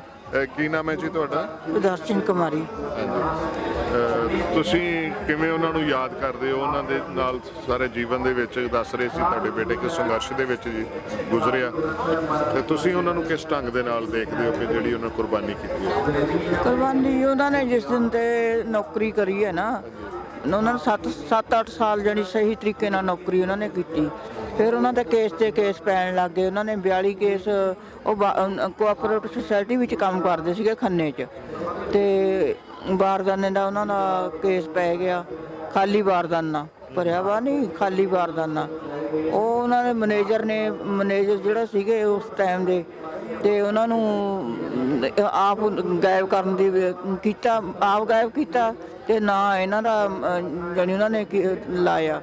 ਤੇ ਕੋਰਟ ਕਚਹਿਰੀਆਂ 'ਚ ਉਹਨਾਂ ਨੇ 42 ਕੇਸ ਜਿੱਤੇ ਸਿਰਫ ਖਾਲੀ ਬਾਰਦਾਨੇ ਦੇ। ਉਹ ਜਿੱਤਦੇ ਰਹੇ, ਉਹ ਨਵੇਂ ਕੇਸ ਲਾਉਂਦੇ ਰਹੇ, ਉਹ ਜਿੱਤਦੇ ਰਹੇ, ਨਵੇਂ ਕੇਸ ਲਾਉਂਦੇ ਰਹੇ। ਅੱਜ ਵੀ ਉਹਨਾਂ ਦਾ ਹਾਈ ਕੋਰਟ 'ਚ ਕੇਸ ਚੱਲਦਾ, ਹੁਣ ਫਾਈਨਲ ਤੇ ਬਹਿਸ ਤੇ ਕੇਸ ਚੱਲ ਰਿਹਾ। ਸਾਨੂੰ ਇਹ ਨਹੀਂ ਪਤਾ ਲੱਗ ਰਿਹਾ ਵੀ ਅਸੀਂ ਉਹਨਾਂ ਦਾ ਕੇਸ ਕਿਸ ਤਰੀਕੇ ਨਾਲ ਲੜਾਂਗੇ, ਸਾਨੂੰ ਕੀ ਪੋਜੀਸ਼ਨ ਹੈ, ਕੀ ਹੈ ਨਹੀਂ। ਤੇ ਜੋ ਕੁਦਰਤ ਨੂੰ ਮਨਜ਼ੂਰ ਆ ਉਹੀ ਹੋਣਾ। ਤੇ ਉਹ ਸਾਨੂੰ ਹਰ ਵੇਲੇ ਘਰ 'ਚ ਜਾਣੀ ਪੂਰਾ ਐਨ ਸਹੀ ਤਰੀਕੇ ਨਾਲ ਸੱਚ ਨੂੰ ਕਬੂਲ ਕਰਦੇ ਸੀਗੇ। ਕਦੇ ਉਹਨਾਂ ਨੇ ਕੋਈ ਗਲਤੀ ਜਾਣੀ ਜ਼ਿੰਦਗੀ 'ਚ ਨਹੀਂ ਕੀਤੀ, ਜਾਣ ਬੁੱਝ ਕੇ ਨਹੀਂ ਕੀਤੀ। ਤੇ ਸਾਡੀ ਕਦੇ ਆਪਸ ਵਿੱਚ ਵੀ ਕਦੇ ਤੂੰ ਮੈਂ ਨਹੀਂ ਜ਼ਿਆਦਾ ਹੋਈ। ਮੈਨੂੰ ਹਰ ਵੇਲੇ ਮੈਂ ਉਹਨਾਂ ਨਾਲ ਸਹਿਮਤ ਸੀ, ਉਹ ਮੇਰੇ ਨਾਲ ਸਹਿਮਤ ਰਹਿੰਦੇ ਸੀਗੇ।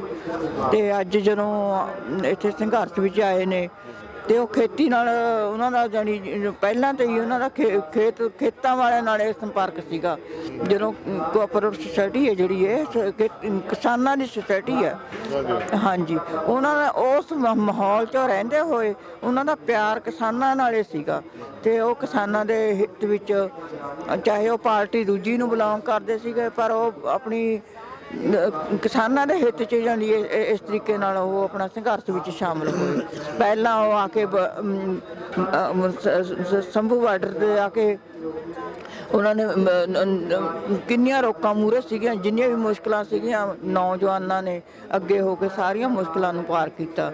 ਫਿਰ ਅੱਗੇ ਆ ਕੇ ਹੋਰ ਮੁਸ਼ਕਲਾਂ ਆਉਂਦੀਆਂ ਰਹੀਆਂ, ਸਭ ਨੂੰ ਨੌਜਵਾਨ ਸੀਗੇ ਨਾਲ ਇਹਨਾਂ ਦੇ, ਉਹਨਾਂ ਨੇ ਖਤਮ ਕਰਦੇ ਚਲੇ ਆਏ। ਫਿਰ ਅੱਗੇ ਆ ਕੇ ਆਪਣੇ ਸਿੰਘੂ ਬਾਰਡਰ 'ਤੇ ਇੱਥੇ ਆ ਕੇ ਵੀ ਇਹਨਾਂ ਨੂੰ ਜਿੰਨੀਆਂ ਮੁਸ਼ਕਲਾਂ ਪੇਸ਼ ਆਈਆਂ ਤੇ ਦੂਰ ਕਰਨ ਤੱਕ ਗਏ। ਇੱਥੇ ਆ ਕੇ ਇਹਨਾਂ ਨੇ ਪੂਰਾ 26 ਨਵੰਬਰ ਤੋਂ ਲੈ ਕੇ 4 ਤਰੀਕ ਤੱਕ ਡਟੇ ਰਹੇ ਨੇ। ਤੇ ਸਿਰਫ ਸਾਡੇ ਕੋਲੋਂ 2 ਦਿਨ ਵਾਸਤੇ ਘਰੋਂ ਆਏ ਸੀਗੇ, ਕਹਿੰਦੇ ਅਸੀਂ ਵੀ 2 ਦਿਨ ਲਾ ਕੇ ਧਰਨੇ ਤੇ ਜਾ ਕੇ ਅਸੀਂ ਮੁੜੇ ਆਉਣਾ। ਪਰ ਇੱਥੇ ਆ ਕੇ ਜਦੋਂ ਹਾਲਾਤ ਦੇਖੇ ਤਾਂ ਉਹਨਾਂ ਨੂੰ ਇੱਥੇ ਜਾਣੀ ਜਾਣ ਨੂੰ ਸਹੀ ਦਿਲ ਨਹੀਂ ਕੀਤਾ ਹੈਗਾ। ਜਦੋਂ ਬਿਮਾਰ ਹੋ ਗਏ ਫਿਰ ਉਹਨਾਂ ਨੂੰ ਸਾਨੂੰ ਫੋਨ ਕੀਤਾ, ਫਿਰ ਸਾਡੇ ਬੱਚੇ ਆ ਕੇ ਉਹਨਾਂ ਨੂੰ ਲੈ ਗਏ। ਉਹ ਸਾਨੂੰ ਤਾਂ ਪਤਾ ਨਹੀਂ ਸੀਗਾ ਵੀ ਕਿੰਨੇ ਕੁ ਬਿਮਾਰ ਨੇ।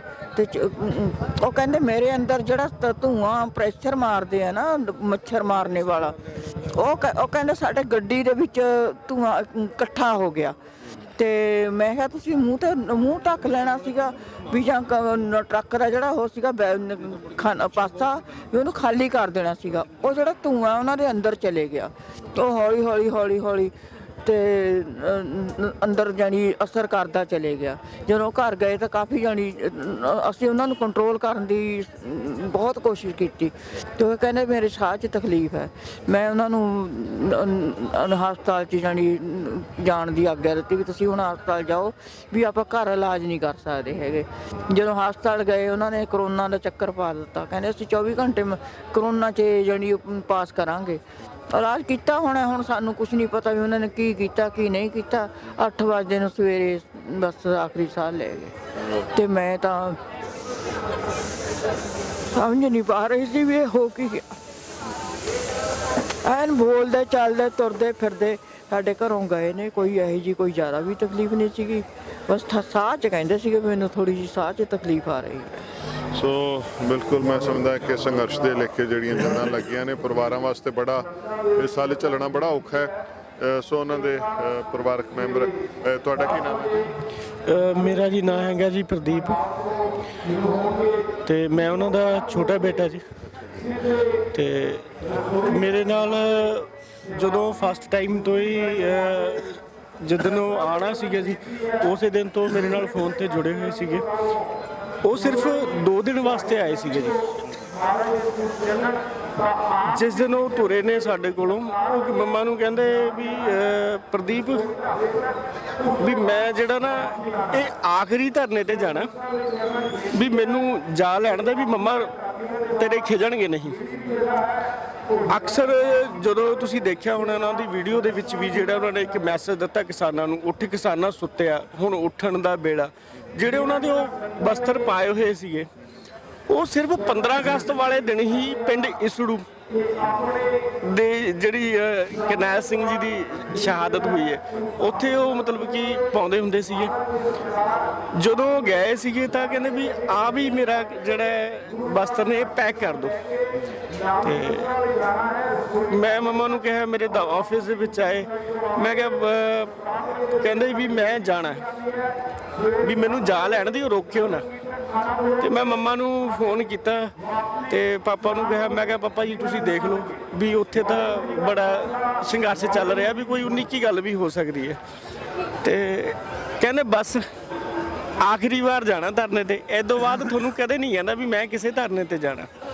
ਜਿੰਨੇ ਵੀ ਕਿਸਾਨ ਅੰਦੋਲਨ ਹੋਏ ਨੇ ਖੰਨਾ ਸ਼ਹਿਰ ਦੇ ਵਿੱਚ ਹੁਣ ਤੱਕ,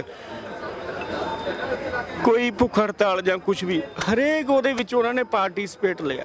5 ਤਰੀਕ ਨੂੰ ਹੀ ਮੇਰੇ ਆਫਿਸ ਦਾ ਮਹੂਰਤ ਸੀ ਔਰ ਮੇਰੇ ਆਫਿਸ ਦੇ ਅੱਗੇ ਹੀ ਇੱਕ ਕਿਸਾਨ ਧਰਨਾ ਲੱਗਿਆ ਹੋਇਆ ਸੀ, ਸਾਡੇ ਪਿੰਡ ਵਾਲਿਆਂ ਦਾ ਲਗਾਇਆ ਹੋਇਆ ਸੀ। ਉਸ ਦਿਨ ਮੇਰਾ ਜਨਮ ਦਿਨ ਵੀ ਸੀਗਾ ਤੇ ਉਸੇ ਦਿਨ ਜਦੋਂ ਧਰਨਾ ਲੱਗਿਆ ਹੋਇਆ ਸੀਗਾ ਤਾਂ ਉੱਥੇ ਜਾ ਕੇ ਇੱਕ ਗੀਤ ਗਾਉਂਦੇ ਨੇ, ਉੱਠ ਕਿਸਾਨਾਂ ਸੁੱਤਿਆ ਹੁਣ ਉੱਠਣ ਦਾ ਵੇਲਾ। ਜਿਹੜਾ ਇਹ ਲਫ਼ਜ਼ ਸੀਗਾ ਇਹ ਉਹ ਅਕਸਰ ਗਾਇਆ ਕਰਦੇ ਸੀ ਸਨ 1969 ਤੋਂ। ਅੱਛਾ ਜੀ। ਜਾਂ ਮਤਲਬ ਕਿ ਜਿਹੜੀ ਉਹਨਾਂ ਦੀ ਜਥੇਬੰਦੀ ਸੀਗੀ ਉਹਦੇ ਨਾਲ ਹੀ ਇਹ ਗਾਣਾ ਹਮੇਸ਼ਾ ਰਿਪੀਟ ਕਰਦੇ ਹੁੰਦੇ ਸੀ। ਤੇ ਅਸੀਂ ਉਹਨਾਂ ਦੇ ਕੱਪੜੇ ਪੈਕ ਕਰਤੇ ਤੇ ਉਹਨਾਂ ਨੇ ਚਾਲੇ ਪਾਤੇ ਜੀ ਸ਼ੰਭੂ ਬਾਰਡਰ ਤੇ। ਸ਼ੰਭੂ ਬਾਰਡਰ ਤੇ ਮੇਰੀ ਉਹਨਾਂ ਨਾਲ ਗੱਲ ਹੁੰਦੀ ਆ ਫੋਨ ਤੇ, ਕਹਿੰਦੇ ਪੁੱਤਰਾ ਕਿਸਾਨਾਂ ਨੇ ਫੱਟੇ ਚੱਕਤੇ, ਬੈਰੀਅਰ ਤੋੜਤੇ, ਸਾਰਾ ਕੁਝ ਖੰਡਾਤਾ, ਕੋਈ ਨਹੀਂ ਰੋਕ ਪਾਇਆ, ਮੁੰਡਿਆਂ ਨੇ ਚੱਕਤੇ ਫੱਟੇ। ਉਸ ਤੋਂ ਬਾਅਦ ਅੱਗੇ ਕਹਿੰਦੇ ਜਿਹੜੀਆਂ ਅੱਗੇ ਵਾਲੀਆਂ ਏਡੇ ਏਡੇ ਟੋਏ ਭਰੇ ਹੋਏ ਨੇ, ਏਡੇ ਏਡੇ ਪੱਥਰ ਰੱਖੇ ਹੋਏ ਨੇ, ਮੁੰਡਿਆਂ ਨੇ ਹਵਾ ਦੇ ਵਿੱਚ ਅੜਾਤੇ। ਜਿਹੜੇ ਯੋਧੇ ਨੇ ਉਹਨਾਂ ਨੇ ਹਵਾ ਦੇ ਵਿੱਚ ਅੜਾਤੇ। ਫਿਰ ਉਹ ਕਿਸੇ ਹੋਟਲ ਤੇ ਰੁਕਦੇ ਨੇ ਜਿਹਦੇ ਵਿੱਚ ਕਿ ਉਹਨਾਂ ਨੇ ਹਰਿਆਣੇ ਵਾਲੇ ਕਿਸਾਨਾਂ ਦਾ ਧੰਨਵਾਦ ਕੀਤਾ ਵੀਡੀਓ ਦੇ ਵਿੱਚ, ਉਹਨਾਂ ਨੇ ਮੱਧ ਪ੍ਰਦੇਸ਼ ਵਾਲੇ ਕਿਸਾਨਾਂ ਦਾ ਧੰਨਵਾਦ ਕੀਤਾ ਜਿਹੜੇ ਮੌਕੇ ਤੇ ਇੱਥੇ ਤੱਕ ਲਾਸਟ ਸਟੇਜ ਤੱਕ ਪਹੁੰਚੇ। ਜਿੰਨੀਆਂ ਔਕੜਾਂ ਆਈਆਂ ਉਹਨਾਂ ਦੀ ਵੀਡੀਓ ਸਾਡੇ ਕੋਲ ਲਾਸਟ ਪਈ ਹੈ, ਉਹ ਅਸੀਂ ਤੁਹਾਨੂੰ ਸ਼ੇਅਰ ਕਰਾਂਗੇ ਜ਼ਰੂਰ। ਤੇ ਜੋ ਵੀ ਮੇਰੇ ਨਾਲ ਲਾਸਟ ਵਾਰਤਾਲਾਪ ਹੋਈ ਹੈ ਉਹ ਵੀ ਮੈਂ ਤੁਹਾਡੇ ਨਾਲ ਸ਼ੇਅਰ ਕਰਾਂਗਾ ਜ਼ਰੂਰ ਫੋਨ ਤੇ, ਜੋ ਮੇਰੇ ਨਾਲ ਹੋਈ ਆ।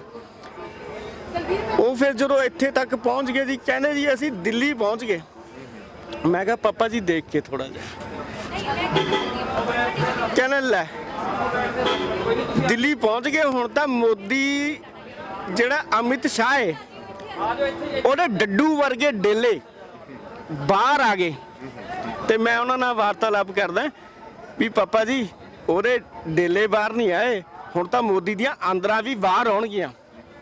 ਤੇ ਪਾਪਾ ਜੀ ਮੈਨੂੰ ਕਹਿੰਦੇ ਸੀਗੇ ਪੁੱਤ ਬਸ ਹੁਣ ਤਾਂ ਇਹ ਬਸ ਥੋੜੇ ਦਿਨ ਦਾ ਸੰਘਰਸ਼ ਹੋ ਰਿਹਾ ਵੀ ਮੈਂ ਜਲਦੀ ਮੁੜ ਆਊਂਗਾ।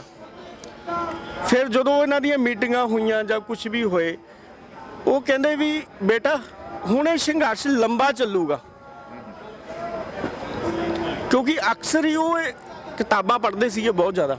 ਜਿੰਨੇ ਵੀ ਹੁਣ ਤੱਕ ਕਿਸਾਨੀ ਸੰਘਰਸ਼ ਹੋਏ ਨੇ ਉਹਨਾਂ ਦੇ ਬਾਰੇ ਉਹਨਾਂ ਨੂੰ ਨੌਲੇਜ ਬਹੁਤ ਸੀਗੀ। ਜਿਵੇਂ ਕਿ ਕੋਈ ਵੀ ਸੰਘਰਸ਼ ਹੁੰਦਾ ਸੀ ਉਹਦੇ ਲੇਖ ਛਪਦੇ ਸੀਗੇ, ਲੋਕ ਲਹਿਰ ਛਪਦੀ ਸੀਗੀ ਇੱਕ, ਤੇ ਉਹਨਾਂ ਦੀ ਮੈਂ ਇੱਕ ਵੀਡੀਓ ਵੀ ਬਣਾਈ ਹੋਈ ਹੈ। ਜਿਹੜੇ ਉਹ ਕਿਤਾਬਾਂ ਪੜ੍ਹਦੇ ਹੁੰਦੇ ਸੀ ਉਹ ਵੀ ਮੈਂ ਤੁਹਾਡੇ ਨਾਲ ਸ਼ੇਅਰ ਕਰਾਂਗਾ। ਜਿਹੜੀਆਂ ਅੱਜ ਹੋ ਰਹੀਆਂ ਨਾ ਉਹ 10 ਸਾਲ ਪਹਿਲਾਂ ਗੱਲ ਚੱਲਦੀ ਸੀ। ਉਹ ਜਿਹੜੇ ਸਿੱਟਾ ਸੀ ਨਾ ਮੋਦੀ ਵਾਲਾ, ਮੈਨੂੰ ਅਕਸਰ ਮੇਰੇ ਨਾਲ ਗੱਲ ਕਰਦੇ ਹੁੰਦੇ ਸੀ, ਕਹਿੰਦੇ ਪੁੱਤਰਾ ਇਹ ਮੋਦੀ ਸਰਕਾਰ ਤਾਂ ਬਣ ਗਈ, ਇਹ ਮੋਦੀ ਦੀ ਸਰਕਾਰ ਨਹੀਂ ਬਣੀ, ਇਹ ਅੰਬਾਨੀ ਅਡਾਨੀ ਦੀ ਸਰਕਾਰ ਬਣੀ ਹੈ। ਮੈਂ ਕਿਹਾ ਪਾਪਾ ਜੀ ਇਹ ਕਿਵੇਂ? ਕਹਿੰਦੇ ਪੁੱਤਰਾ ਪੈਸਾ ਤਾਂ ਸਾਰਾ ਉਹਨੇ ਖਰਚਿਆ ਹੋਇਆ, ਮੀਡੀਆ ਤਾਂ ਉਹਨੂੰ ਦਿਖਾ ਰਿਹਾ। ਇੱਕ ਚਾਹ ਪੀਣੇ ਵਾਲਾ ਆਦਮੀ ਇੱਥੇ ਤੱਕ ਪ੍ਰਧਾਨ ਮੰਤਰੀ ਬਣ ਜਾਵੇ ਬਹੁਤ ਬੜੀ ਹੁੰਦੀ ਹੈ ਵੀ ਉਹਨੂੰ ਸਪੋਰਟ ਕਰਨੇ ਵਾਲਾ। ਲਾਲ ਕਿਸ਼ਨ ਅਡਵਾਨੀ ਜੀ ਬਣਨੇ ਚਾਹੀਦੇ ਸੀ, ਜਦ ਕਿ ਬਣੇ ਇਹ। ਕੋਈ ਤਾਂ ਹੱਥ ਹੋਊਗਾ ਪਿੱਛੇ। ਤੇ ਅਕਸਰ ਹੀ ਪਾਪਾ ਕਹਿੰਦੇ ਹੁੰਦੇ ਸੀਗੇ ਵੀ ਇਹ ਜਿਹੜੀ ਸਰਕਾਰ ਹੈ ਮੋਦੀ ਅੰਬਾਨੀ ਅਡਾਨੀ ਦੀ ਸਰਕਾਰ ਹੈ, ਤੇ ਜਦੋਂ ਦੁਬਾਰਾ ਵੀ ਇਹ ਸਰਕਾਰ ਬਣੀ ਹੈ ਤੇ ਜਦ ਵੀ ਇਹ ਪਾਪਾ ਕਹਿੰਦੇ ਹੁੰਦੇ ਸੀਗੇ ਵੀ ਇਹ ਜਿਹੜੀ ਸਰਕਾਰ ਬਣੀ ਹੈ ਮੋਦੀ ਦੀ, ਇਹ ਧਰਮ ਦੇ ਹਿੱਤਾਂ ਦੀ ਨਹੀਂ ਬਣੀ ਹੈਗੀ, ਇਹ ਧਰਮ ਦੀ ਰਾਖੀ ਲਈ ਨਹੀਂ ਬਣੀ। ਇਹ ਜਾਤ ਪਾਤ ਦਾ, ਹਿੰਦੂ ਧਰਮ ਦਾ ਜਿਹੜਾ ਏਜੰਡਾ ਇਹ ਚੱਕਦੇ ਨੇ। ਇਹ ਬਹੁਤ ਸਮੇਂ ਨੂੰ ਮਤਲਬ ਕਿ ਜਵਾਨਾਂ ਨੂੰ ਜਾਂ ਲਾ ਲਓ ਵੀ ਆਪਸ ਵਿੱਚ ਹੀ ਲੜਾ ਕੇ ਮਾਰੂਗਾ। ਪਾੜੋ ਤੇ ਰਾਜ ਕਰੋ ਵਾਲੀ, ਪਾੜੋ ਤੇ ਰਾਜ ਕਰੋ ਵਾਲੀ ਜਿਹੜੀ ਗੱਲ ਹੈ ਉਹ ਇਹ ਕਰਨਗੇ। ਹੁਣ ਵੀ ਲਾਸਟ ਟਾਈਮ ਵੀ ਜਿੱਦਣ 4 ਤਰੀਕ ਨੂੰ ਮੀਟਿੰਗ ਸੀਗੀ, ਪਾਪਾ ਨਾਲ ਮੇਰੀ ਇੱਕ ਵਾਰਤਾਲਾਪ ਹੁੰਦੀ ਹੈ, ਉਹ ਕਹਿੰਦੇ ਵੀ ਹੁਣੇ ਸ਼ਾਇਦ ਹੋ ਸਕਦਾ ਵੀ ਇਹ ਕਿਸਾਨਾਂ ਨੂੰ ਆਪਸ ਵਿੱਚ ਹੀ ਲੜਾਉਣ।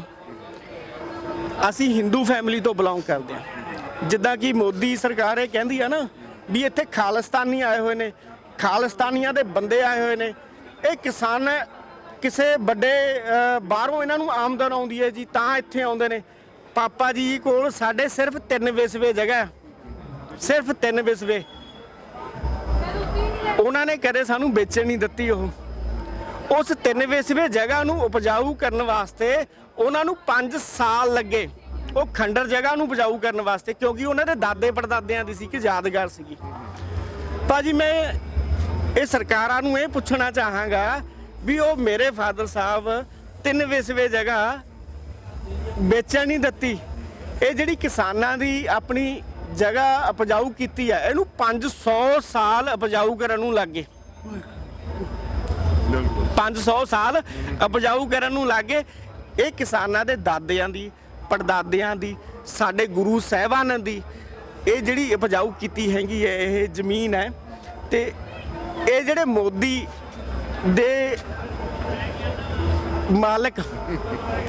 ਦੇ ਮਾਲਕ ਅੰਬਾਨੀ ਅੰਡਾਨੀ, ਇਹ ਉਹਨਾਂ ਨੂੰ ਇਹ ਜਗ੍ਹਾ ਦੇਣ ਲੱਗੇ ਨੇ। ਸਾਡੇ ਪੁਰਖਾਂ ਦੀ 500 ਸਾਲ ਪੁਰਾਣੀ ਜਗ੍ਹਾ 600 ਸਾਲ ਜਿਹੜੀ ਬੰਜਰ ਸੀਗੀ, ਜਿਹਨੂੰ ਕਿ ਕਿਸਾਨਾਂ ਨੇ ਆਪਣੀ ਮਿਹਨਤ ਦੇ ਨਾਲ ਉਪਜਾਊ ਕੀਤਾ। ਉਸ ਟਾਈਮ ਨਾ ਤਾਂ ਕੋਈ ਮਸ਼ੀਨਰੀ ਸੀਗੀ, ਮਸ਼ੀਨਰੀ ਯੁੱਗ ਸੀਗਾ, ਨਾ ਹੀ ਕੋਈ ਪਾਣੀ ਦਾ ਪ੍ਰਬੰਧ ਸੀ। ਸਾਡੇ ਜਿਹੜੇ ਪੁਰਾਣੇ ਬਜ਼ੁਰਗ ਸੀ ਉਹਨਾਂ ਨੇ ਖੱਚਰਾਂ ਨਾਲ, ਘੋੜਿਆਂ ਨਾਲ, ਹਾਥੀਆਂ ਨਾਲ, ਹੋਰ ਵੀ ਜਿਹੜੇ ਮਤਲਬ ਕਿ ਸਾਧਨ ਸੀਗੇ ਉਹਦੇ ਨਾਲ ਇਹ ਜਗ੍ਹਾ ਉਪਜਾਊ ਕੀਤੀ। ਆਪਾਂ ਇਹਨਾਂ ਨੂੰ ਕਿ ਸਾਡੇ ਬਾਪੂ ਨੇ ਤਾਂ ਤਿੰਨ ਵਿਸਵੇ ਜਗ੍ਹਾ ਨਹੀਂ ਦੇਣ ਦਿੱਤੀ, ਸਾਨੂੰ ਵੇਚਣ ਦਿੱਤੀ, ਤੇ ਆਪਾਂ ਇਹਨੂੰ 500 ਸਾਲ ਪੁਰਾਣੀ ਜਿਹੜੀ ਉਪਜਾਊ ਕੀਤੀ ਹੋਈ ਜਗ੍ਹਾ ਵਿਰਾਸਤ ਹੈ ਉਹ ਇਹਨੂੰ ਆਪਾਂ ਕਿੱਦਾਂ ਦੇ ਦਾਂਗੇ। ਬਿਲਕੁਲ ਜੀ, ਬਿਲਕੁਲ ਸਹੀ ਗੱਲ ਕੀਤੀ ਤੁਸੀਂ। ਸੋ ਮੈਂ ਸਮਝਦਾ ਕਿ ਇਹ ਜਜ਼ਬਾਤਾਂ ਦੇ ਨਾਲ ਜੁੜਿਆ ਸਾਰਾ ਜਿੱਥੇ ਮਸਲਾ ਹੈ। ਦੇਖੋ 3 ਵਿਸਵੇ ਜਗ੍ਹਾ ਜਿਹੜੀ ਹੈ ਉਹ ਇਹਨਾਂ ਵਿਰਾਸਤ ਸਮਝ ਕੇ ਤੇ ਇਹਨਾਂ ਦੇ ਸ਼ਹੀਦ ਸ਼੍ਰੀ ਰਵਿੰਦਰਪਾਲ ਜੀ ਜਿਹੜੇ ਕਿ ਕਿਸਾਨ ਮੋਰਚੇ ਤੇ ਇੱਥੇ ਆਏ ਤੇ ਉਹਨਾਂ ਨੇ ਸਾਰੀ ਆਪਣੀ ਕੁਰਬਾਨੀ ਕੀਤੀ ਹੈ। ਸੋ ਜਿਵੇਂ ਕਿ ਆਪਾਂ ਸੰਗਤ ਏਡ ਵੱਲੋਂ ਜਿਹੜੀ ਸੇਵਾ ਕਿ ਹਰ ਪਰਿਵਾਰ ਨੂੰ, ਸ਼ਹੀਦ ਪਰਿਵਾਰ ਨੂੰ ਜਿਹੜੀ ਆਪਾਂ ਦੇਣੀ ਹੈ, ਸੋ ਇਸ ਪਰਿਵਾਰ ਨੂੰ ਵੀ ਉਹਦੇ ਵਿੱਚ ਆਪਾਂ ਸ਼ਾਮਲ ਕੀਤਾ ਗਿਆ। ਸੋ ਇੱਥੇ ਸਾਡੇ ਨਾਲ ਉਹ ਵੀਰ ਨੇ ਜਿਹੜੇ ਕਿ ਪਹਿਲੇ ਦਿਨ ਤੋਂ ਕਿਸਾਨੀ ਸੰਘਰਸ਼ ਦੇ ਨਾਲ ਜੁੜੇ ਹੋਏ ਸਨ। ਪਹਿਲੀਆਂ ਟਰਾਲੀਆਂ ਜਿਹੜੀਆਂ ਨੇ ਆਪਾਂ ਪਹਿਲਾਂ ਵੀ ਇਹਨਾਂ ਨਾਲ ਗੱਲ ਕੀਤੀ ਸੀ। ਸੋ ਹੁਣ ਸ਼ਹੀਦ ਪਰਿਵਾਰ ਦੇ ਨਾਲ ਜਿੱਥੇ ਆਪਾਂ ਗੱਲ ਕਰਦੇ ਪਏ ਕੁਝ ਹੋਰ ਕਿਸਾਨ ਦੇ ਰੂਪ ਵਿੱਚ, ਤੁਸੀਂ ਕਿਵੇਂ ਸਾਰੇ ਨੂੰ ਘਟਨਾਕ੍ਰਮ ਨੂੰ ਦੇਖਦੇ ਹੋ? ਬਿਲਕੁਲ ਰੁਪਿੰਦਰ ਜੀ ਜਿਹੜੇ ਭਾਜੀ ਉਹਨਾਂ ਦੇ ਫਾਦਰ ਸਾਹਿਬ ਆ, ਇਸ ਅੰਦੋਲਨ ਦੇ ਵਿੱਚ 26 ਤਰੀਕ ਤੋਂ ਆਏ। ਉਹ ਵੀ ਜਿਹੜੇ ਇਹ ਮਾਰੂ ਕਾਨੂੰਨ ਮੋਦੀ ਸਰਕਾਰ ਨੇ ਲਿਆਂਦੇ ਆ, ਮੈਂ ਤਾਂ ਚਾਹੁੰਦਾ ਕਿ ਜਿਹੜਾ ਸਿੱਧਾ ਹੀ ਇਹ ਉਸ ਮੋਦੀ ਸਰਕਾਰ ਤੇ ਹੀ ਜਾਂਦਾ ਹੈ ਕਿ ਇਹ ਜਿਹੜਾ ਅੰਦੋਲਨ ਦੇ ਵਿੱਚ ਸ਼ਹੀਦ ਹੋ ਰਹੇ ਆ, ਇਹ ਇਸ ਇਹਨਾਂ ਦੀ ਗੰਦੀ ਨੀਤੀ ਕਰਕੇ ਜਿਹੜੇ 3 ਆਰਡੀਨੈਂਸ ਉਹਨਾਂ ਨੇ ਲਿਆਂਦੇ ਆ, ਉਹਨਾਂ ਕਰਕੇ ਜਿਹੜੀਆਂ ਸ਼ਹੀਦੀਆਂ ਹੋ ਰਹੀਆਂ ਆ। ਜੇ ਆਪਣੇ ਘਰ ਰਹਿੰਦੇ, ਇੱਥੇ ਆਣ ਕੇ ਜਿਹੜਾ ਇਹਨਾਂ ਨੂੰ ਮਾਹੌਲ ਮਿਲਿਆ, ਜਿੱਦਾਂ ਉਹਨਾਂ ਨੇ ਦੱਸਿਆ ਕਿ ਉਹਨਾਂ ਨੂੰ ਠੰਡ ਲੱਗ ਗਈ, ਉਹ ਇੱਥੇ ਉਹਨਾਂ ਨੂੰ ਬਿਮਾਰ ਹੋ ਗਏ। ਇੱਥੇ 4 ਤਰੀਕ ਨੂੰ, 5 ਤਰੀਕ ਨੂੰ ਘਰ ਜਾਂਦੇ ਆ, 6 ਤਰੀਕ ਨੂੰ ਪੂਰੇ ਹੋ ਜਾਂਦੇ ਆ। ਇਹ ਕੋਈ ਸਰਕਾਰਾਂ ਦੀਆਂ ਨਲਾਇਕੀਆਂ ਕਰਕੇ ਇਹ ਕੁਝ ਹੋਇਆ ਆ। ਬਾਕੀ ਅਸੀਂ ਇਹ ਵੀਰਾਂ ਦੇ ਨਾਲ ਖੜੇ ਆ। ਇਹਨਾਂ ਮੈਂ ਪਹਿਲਾਂ ਵੀ ਇਹਨਾਂ ਨਾਲ ਗੱਲ ਹੋਈ ਆ ਵੀ ਜਿੱਥੇ ਤੁਹਾਨੂੰ ਸਾਡੀ ਲੋੜ ਪੈਂਦੀ ਆ, ਇਹਨਾਂ ਨੂੰ ਮੈਂ ਨੰਬਰ ਦਿੱਤੇ ਵੀਰਾਂ ਨੂੰ ਆਪਣੇ, ਅਸੀਂ ਇਹਨਾਂ ਦੇ ਨਾਲ ਖੜੇ ਆ। ਇਹਨਾਂ ਨੂੰ ਕਿਸੇ ਤਰ੍ਹਾਂ ਦੀ ਕਮੀ ਨਹੀਂ ਆਉਣ ਦੇਵਾਂਗੇ। ਜਿੱਥੇ ਵੀ ਹੋ ਸਕੇ ਆਪਾਂ ਇਹਨਾਂ ਦੇ ਨਾਲ ਖੜੇ ਆ ਜੀ। ਬਿਲਕੁਲ ਇਹ ਸਾਰਾ ਕਿਸਾਨ ਮੋਰਚਾ ਜਿਹੜਾ ਹੈ, ਸੰਯੁਕਤ ਕਿਸਾਨ ਮੋਰਚਾ ਜਿੱਥੇ ਉਹ ਇਹਨਾਂ ਦੇ ਨਾਲ ਖੜਾ, ਉੱਥੇ ਸੰਗਤ ਏਡ ਵੱਲੋਂ ਅਸੀਂ ਜੋ ਵੀ ਬਣਦੀ ਸੇਵਾ ਆ ਇਹਨਾਂ ਨੂੰ ਸਮਰਪਿਤ ਕਰ ਦਾਂਗੇ। ਸੋ ਆਉਂਦੇ ਸਮੇਂ ਦੇ ਵਿੱਚ ਐਸੇ ਜਿਹੜੇ ਪਰਿਵਾਰ ਨੇ ਉਹਨਾਂ ਦੇ ਨਾਲ ਖੜੋ ਕੇ ਉਹਨਾਂ ਦਾ ਦੁੱਖ ਵੰਡਾਉਣ ਦਾ ਜਿਹੜਾ ਉਪਰਾਲਾ ਉਹ ਹੋਰ ਵੱਧ ਚੜ੍ਹ ਕੇ ਕੀਤਾ ਜਾਵੇ। ਸਰ ਇੱਕ ਬੇਨਤੀ ਮੈਂ ਕਰਨਾ ਚਾਹਾਂਗਾ। ਮੈਂ ਸਾਰੀਆਂ ਜਥੇਬੰਦੀਆਂ ਨੂੰ ਬੇਨਤੀ ਕਰਨਾ ਚਾਹੁੰਦਾ ਵੀ ਉਹਨਾਂ ਦਾ ਸੰਘਰਸ਼ ਲਾਸਟ ਟਾਈਮ ਤੱਕ ਚੱਲਿਆ ਹੈ, ਔਰ ਉਹ ਇੱਕ ਕੇਸ ਜਿਹੜੇ ਉਹਨਾਂ ਦੇ ਸਿਰ ਤੇ ਪਏ ਹੋਏ ਸੀਗੇ, ਉਹ ਕੇਸ ਜਿੱਤ ਵੀ ਗਏ ਸੀ। ਬਸ ਸੱਚਾਈ ਦੇ ਲਈ ਉਹ ਆਪਣੀ ਪੂਰੀ ਜ਼ਿੰਦਗੀ ਉਹਨਾਂ ਨੇ ਦਾਅ ਤੇ ਲਗਾਤੀ ਆਪਣੀ, ਔਰ ਉਹ ਕਹਿੰਦੇ ਸੀਗੇ ਵੀ ਉਹ ਕੰਪਰੋਮਾਈਜ਼ ਕਰ ਲਓ। ਉਹਨਾਂ ਦੀ ਜਿਹੜੀ ਕੋਆਪਰੇਟਿਵ ਸੁਸਾਇਟੀ ਸੀਗੀ, ਉਹ ਕਹਿੰਦੇ ਸੀ ਕੰਪਰੋਮਾਈਜ਼ ਕਰ ਲਓ। ਉਹਨਾਂ ਨੇ ਕਦੇ ਕੰਪਰੋਮਾਈਜ਼ ਨਹੀਂ ਕੀਤਾ। ਉਹ ਕਹਿੰਦੇ ਮੈਨੂੰ ਬਹਾਲੀ ਚਾਹੀਦੀ ਹੈ ਨੌਕਰੀ ਤੇ, ਔਰ ਉਹ ਕੇਸ ਜਿੱਤਣ ਤੋਂ ਬਾਅਦ ਉਹਨਾਂ ਨੂੰ 36,600 ਰੁਪਇਆ ਮਿਲਿਆ ਸੀ। ਉਹਦੇ ਪਹਿਲਾਂ ਕਿਰਾਏ ਤੇ ਰਹਿ ਰਹੇ ਸੀ ਅਸੀਂ, ਫਿਰ ਉਹਦੇ ਨਾਲ ਅਸੀਂ ਉਹ ਮਕਾਨ ਲਿਆ, ਔਰ ਉਸ ਤੋਂ ਬਾਅਦ ਫਿਰ ਉਹਨਾਂ ਦੀ ਜੋ ਕਮੇਟੀ ਸੁਸਾਇਟੀ ਆ ਉਹਨੇ ਫਿਰ ਕੇਸ ਪਾਤਾ ਉਹਨਾਂ ਦੇ, ਔਰ ਉਹ ਕੇਸ ਅਜੇ ਤੱਕ ਲਗਾਤਾਰ ਹਾਈ ਕੋਰਟ ਤੱਕ ਚੱਲੀ ਜਾ ਰਹੇ ਨੇ। ਔਰ ਮੈਂ ਸਰਕਾਰ ਨੂੰ ਔਰ ਜਥੇਬੰਦੀਆਂ ਨੂੰ, ਜੋ ਵੀ ਮੇਰੀ ਗੱਲ ਇਹ ਸੁਣ ਰਿਹਾ ਹੈ, ਉਹਨਾਂ ਦੀ ਜਿਹੜਾ ਇਹ ਧੱਬਾ ਸੀਗਾ ਉਹਨਾਂ ਦੇ ਉਹ ਤੋਂ ਉਹਨਾਂ ਦੀ ਮੌਤ ਤੋਂ ਬਾਅਦ, ਉਹਨਾਂ ਦੀ ਸ਼ਹੀਦੀ ਤੋਂ ਬਾਅਦ ਇਹ ਮਿਟਣਾ ਚਾਹੀਦਾ। ਬਸ ਮੈਂ ਇਹੀ ਸਭ ਨੂੰ ਬੇਨਤੀ ਕਰਦਾ ਵੀ ਜਿੰਨੀ ਜਲਦੀ ਹੋ ਸਕੇ ਇਹ ਕੇਸਾਂ ਦਾ ਉਹਨਾਂ ਤੋਂ ਨਿਪਟਾਰਾ ਹੋਵੇ ਉਹਨਾਂ ਤੋਂ। ਸੋ ਇੱਕ ਬੜੀ ਹੀ ਜੈਨੂਇਨ ਜੀ ਮੰਗ ਹੈ। ਮੈਨੂੰ ਲੱਗਦਾ ਕਿ ਬਹੁਤ ਵੱਡੇ ਵਕੀਲਾਂ ਦੇ ਪੈਨਲ ਜਿਹੜੇ ਨੇ ਇਸ ਕਿਸਾਨ ਸੰਘਰਸ਼ ਨੂੰ ਸਪੋਰਟ ਕਰਦੇ ਪਏ ਨੇ। ਸੋ ਉਹਨਾਂ ਦੀਆਂ ਸੇਵਾਵਾਂ ਲੈ ਕੇ ਕਿਸਾਨ ਜਥੇਬੰਦੀਆਂ ਜਿਹੜੀਆਂ ਉਹ ਆਪਣਾ ਇਹਦੇ ਵਿੱਚ ਬਣਦਾ ਯੋਗਦਾਨ ਪਾਉਣਗੇ। ਹਾਂਜੀ ਜੀ, ਜਿਹੜਾ ਚਾਹਾਂਗਾ ਸਾਰੀ ਦੁਨੀਆ ਨੂੰ, ਤੇ ਉਹ ਲਾਸਟ ਦੇ ਵਿੱਚ ਇੱਕ ਸਾਰੀ ਦੁਨੀਆ ਨੂੰ ਜਾਂਦੇ ਜਾਂਦੇ ਇੱਕ ਮੈਸੇਜ ਦੇ ਗਏ, ਉੱਠ ਕਿਸਾਨਾਂ ਸੁੱਤਿਆ ਹੁਣ ਉੱਠਣ ਦਾ ਵੇਲਾ। ਜਿਹੜੇ ਵੀਰ ਆਪਣੇ ਹਜੇ ਵੀ ਘਰੇ ਬੈਠੇ ਨੇ ਤੇ ਉਹ ਵੀ ਇਸ ਕਿਸਾਨ ਅੰਦੋਲਨ ਧਰਨੇ ਦਾ ਜਿਹੜਾ ਕਿ ਦਿੱਲੀ ਦੇ ਵਿੱਚ ਲਗਾਇਆ ਹੋਇਆ ਇਹਦਾ ਹਿੱਸਾ ਬਣਨ।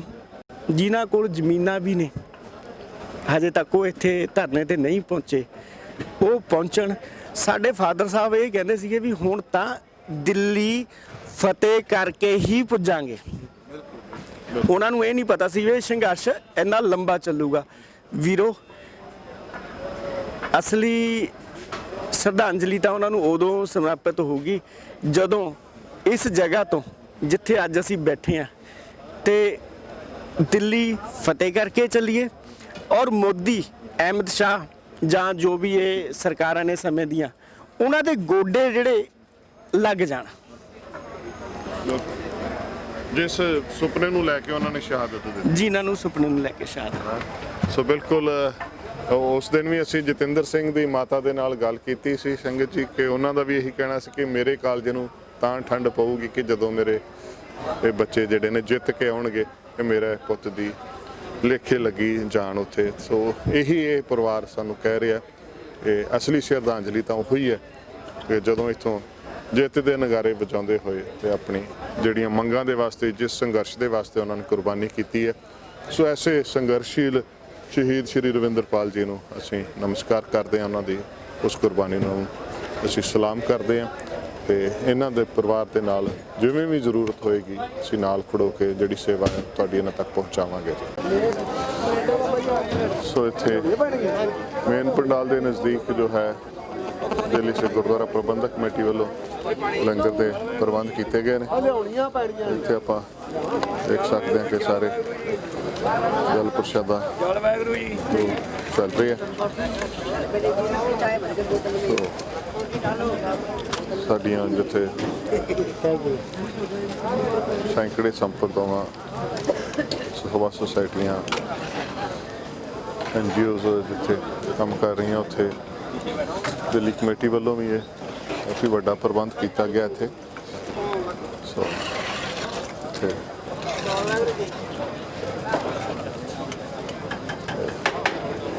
ਲੰਗਰ ਪ੍ਰਸ਼ਾਦੇ ਦੀ ਸੇਵਾ ਜਿਹੜੀ ਹੈ ਚੱਲਦੀ ਪਈ ਹੈ। ਸੋ ਸਾਹਮਣੇ ਪਾਸੇ ਜੋ ਹੈ ਆਰਾਮ ਘਰ ਬੀਬੀਆਂ ਮਾਤਾਵਾਂ ਦੇ ਵਾਸਤੇ ਉਹ ਵੀ ਬਣਾਇਆ ਹੋਇਆ। ਸੋ ਦਿੱਲੀ ਕਮੇਟੀ ਨੇ ਵੀ ਆਪਣਾ ਬਣਦਾ ਯੋਗਦਾਨ ਹੈ ਇਸ ਸੰਘਰਸ਼ ਦੇ ਵਿੱਚ ਪਾ ਕਰਕੇ, ਕਿਉਂਕਿ ਸੰਘਰਸ਼ ਜੋ ਹੈ ਉਹ ਸਾਰਿਆਂ ਦਾ ਸਾਂਝਾ ਤੇ ਗੁਰੂ ਦਾ ਘਰ ਸ਼੍ਰੀ ਹਰਿਕ੍ਰਿਸ਼ਨ ਤੇ ਆਈ ਹੈ, ਜਿਸ ਡਿਠੇ ਸਭ ਦੁੱਖ ਜਾਏ। ਪਾਤਸ਼ਾਹ ਨੂੰ ਤਾਂ ਇਹ ਜਿਹੜੇ ਜਿਸ ਸੰਘਰਸ਼ ਦੇ ਵਿੱਚੋਂ ਸੰਗਤਾਂ ਗੁਜ਼ਰ ਰਹੀਆਂ ਨੇ ਉਹਨਾਂ ਦੇ ਪ੍ਰਤੀ ਉਹਨਾਂ ਦੀ ਮਿਹਰ ਪਿਆਰ ਜਿਹੜਾ ਉਹ ਮਿਲਣਾ ਕੁਦਰਤੀ ਹੈ। ਸੋ ਇੱਥੇ ਅਸੀਂ ਦੇਖ ਸਕਦੇ ਹਾਂ ਕਿ ਦਿੱਲੀ ਕਮੇਟੀ ਵੱਲੋਂ ਲੰਗਰ ਦੀ ਸੇਵਾ ਨਿਰੰਤਰ ਚੱਲਦੀ ਪਈ ਹੈ।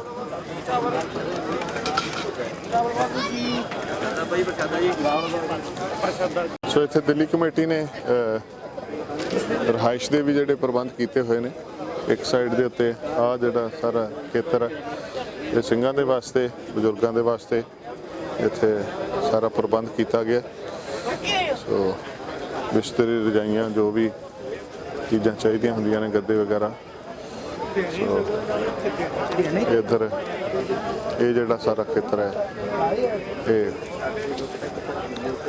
ਸਿੰਘਾਂ ਦੇ ਵਾਸਤੇ ਹੈ ਤੇ ਇਹਦੇ ਨਾਲ ਦਾ ਜਿਹੜਾ ਹਿੱਸਾ ਉਧਰ ਬੀਬੀਆਂ ਦੀ ਰਿਹਾਇਸ਼ ਦਾ, ਜਿਵੇਂ ਕਿ ਆਪਾਂ ਪਹਿਲਾਂ ਵੀ ਤੁਹਾਡੇ ਨਾਲ ਸਾਂਝ ਕੀਤੀ ਸੀ ਕਿ ਮਾਤਾ ਗੁਜਰੀ ਜੀ ਦੇ ਨਾਮ ਦੇ ਉੱਪਰ ਉਧਰ ਦੂਸਰੇ ਪਾਸੇ ਜੋ ਹੈ ਉਹ ਨਿਵਾਸ ਦੇ ਵਾਸਤੇ ਬੀਬੀਆਂ ਭੈਣਾਂ ਦੇ ਵਾਸਤੇ ਉਹਦਾ ਪ੍ਰਬੰਧ ਕੀਤਾ ਗਿਆ। ਸੋ ਆਪਾਂ ਇਹ ਸਾਰਾ ਦਿੱਲੀ ਕਮੇਟੀ ਵੱਲੋਂ ਪ੍ਰਬੰਧ ਹੈ ਜੀ ਇੱਥੇ। ਸੋ ਇੱਧਰ ਆਈਆਂ ਬੀਬੀਆਂ ਵਾਸਤੇ ਤੇ ਇੱਧਰ ਸਿੰਘਾਂ ਵਾਸਤੇ ਸੋ ਇਹ ਪ੍ਰਬੰਧ ਜਿਹੜੇ ਨੇ ਦਿੱਲੀ ਕਮੇਟੀ ਵੱਲੋਂ ਕੀਤੇ ਗਏ ਨੇ। ਸੋ ਇਸ ਢੰਗ ਦੇ ਨਾਲ ਹਰ ਸੰਸਥਾ ਜਿਹੜੀ ਹੈ ਆਪਣਾ ਬਣਦਾ ਯੋਗਦਾਨ ਇਸ ਸੰਘਰਸ਼ ਦੇ ਵਿੱਚ ਪਾ ਰਹੀ ਹੈ। ਤੇ ਨਾਲ ਹੀ ਦੇਖੋ ਐਸੀਆਂ ਤਸਵੀਰਾਂ ਜਿਹੜੀਆਂ ਨੇ ਗੁਰੂ ਬਾਬੇ ਦੀਆਂ, ਸੋ ਉਹਨਾਂ ਦੇ ਹਲ ਵਾਉਂਦਿਆਂ ਦੀਆਂ ਤਸਵੀਰਾਂ ਤੇ ਹੋਰ ਵੀ ਬਹੁਤ ਕੁਝ ਇਸ ਸੰਘਰਸ਼ ਦਾ ਸ਼ਿੰਗਾਰ ਬਣਿਆ ਹੋਇਆ ਹੈ।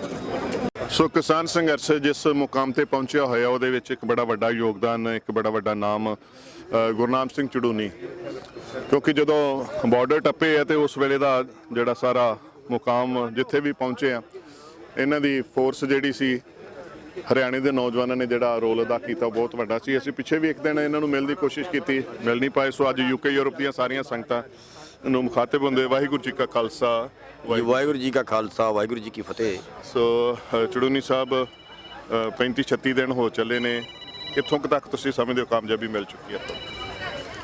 तो मैं बात हिंदी में करना चाहूँगा क्योंकि ज़्यादा लोग हमारे उसके हिंदी ज़्यादा समझते हैं, पंजाबी थोड़ा जो हरियाणा के लोग हैं वो कम समझते हैं। देखिए 35-36 दिन हो गए हैं और सरकार का जो रवैया है अभी मानने वाला नज़र नहीं आ रहा। उनका जो हालात हैं वो ये हैं कि आंदोलन को लंबा खींच दिया जाए और लंबा खींचने से आंदोलन या तो बदनाम हो जाए या टूट जाए या लोग ऊब जाए लोग, ऐसा उनका मानना है। लेकिन अभी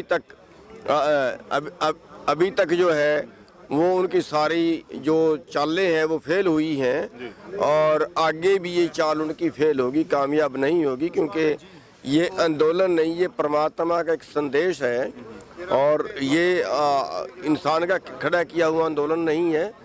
ये एक जन आंदोलन है, ना तो ये किसी विशेष क्षेत्र का है ना ये किसानों का, ये एक जन आंदोलन है। और मैं तो इसको धर्मयुद्ध मानता हूँ।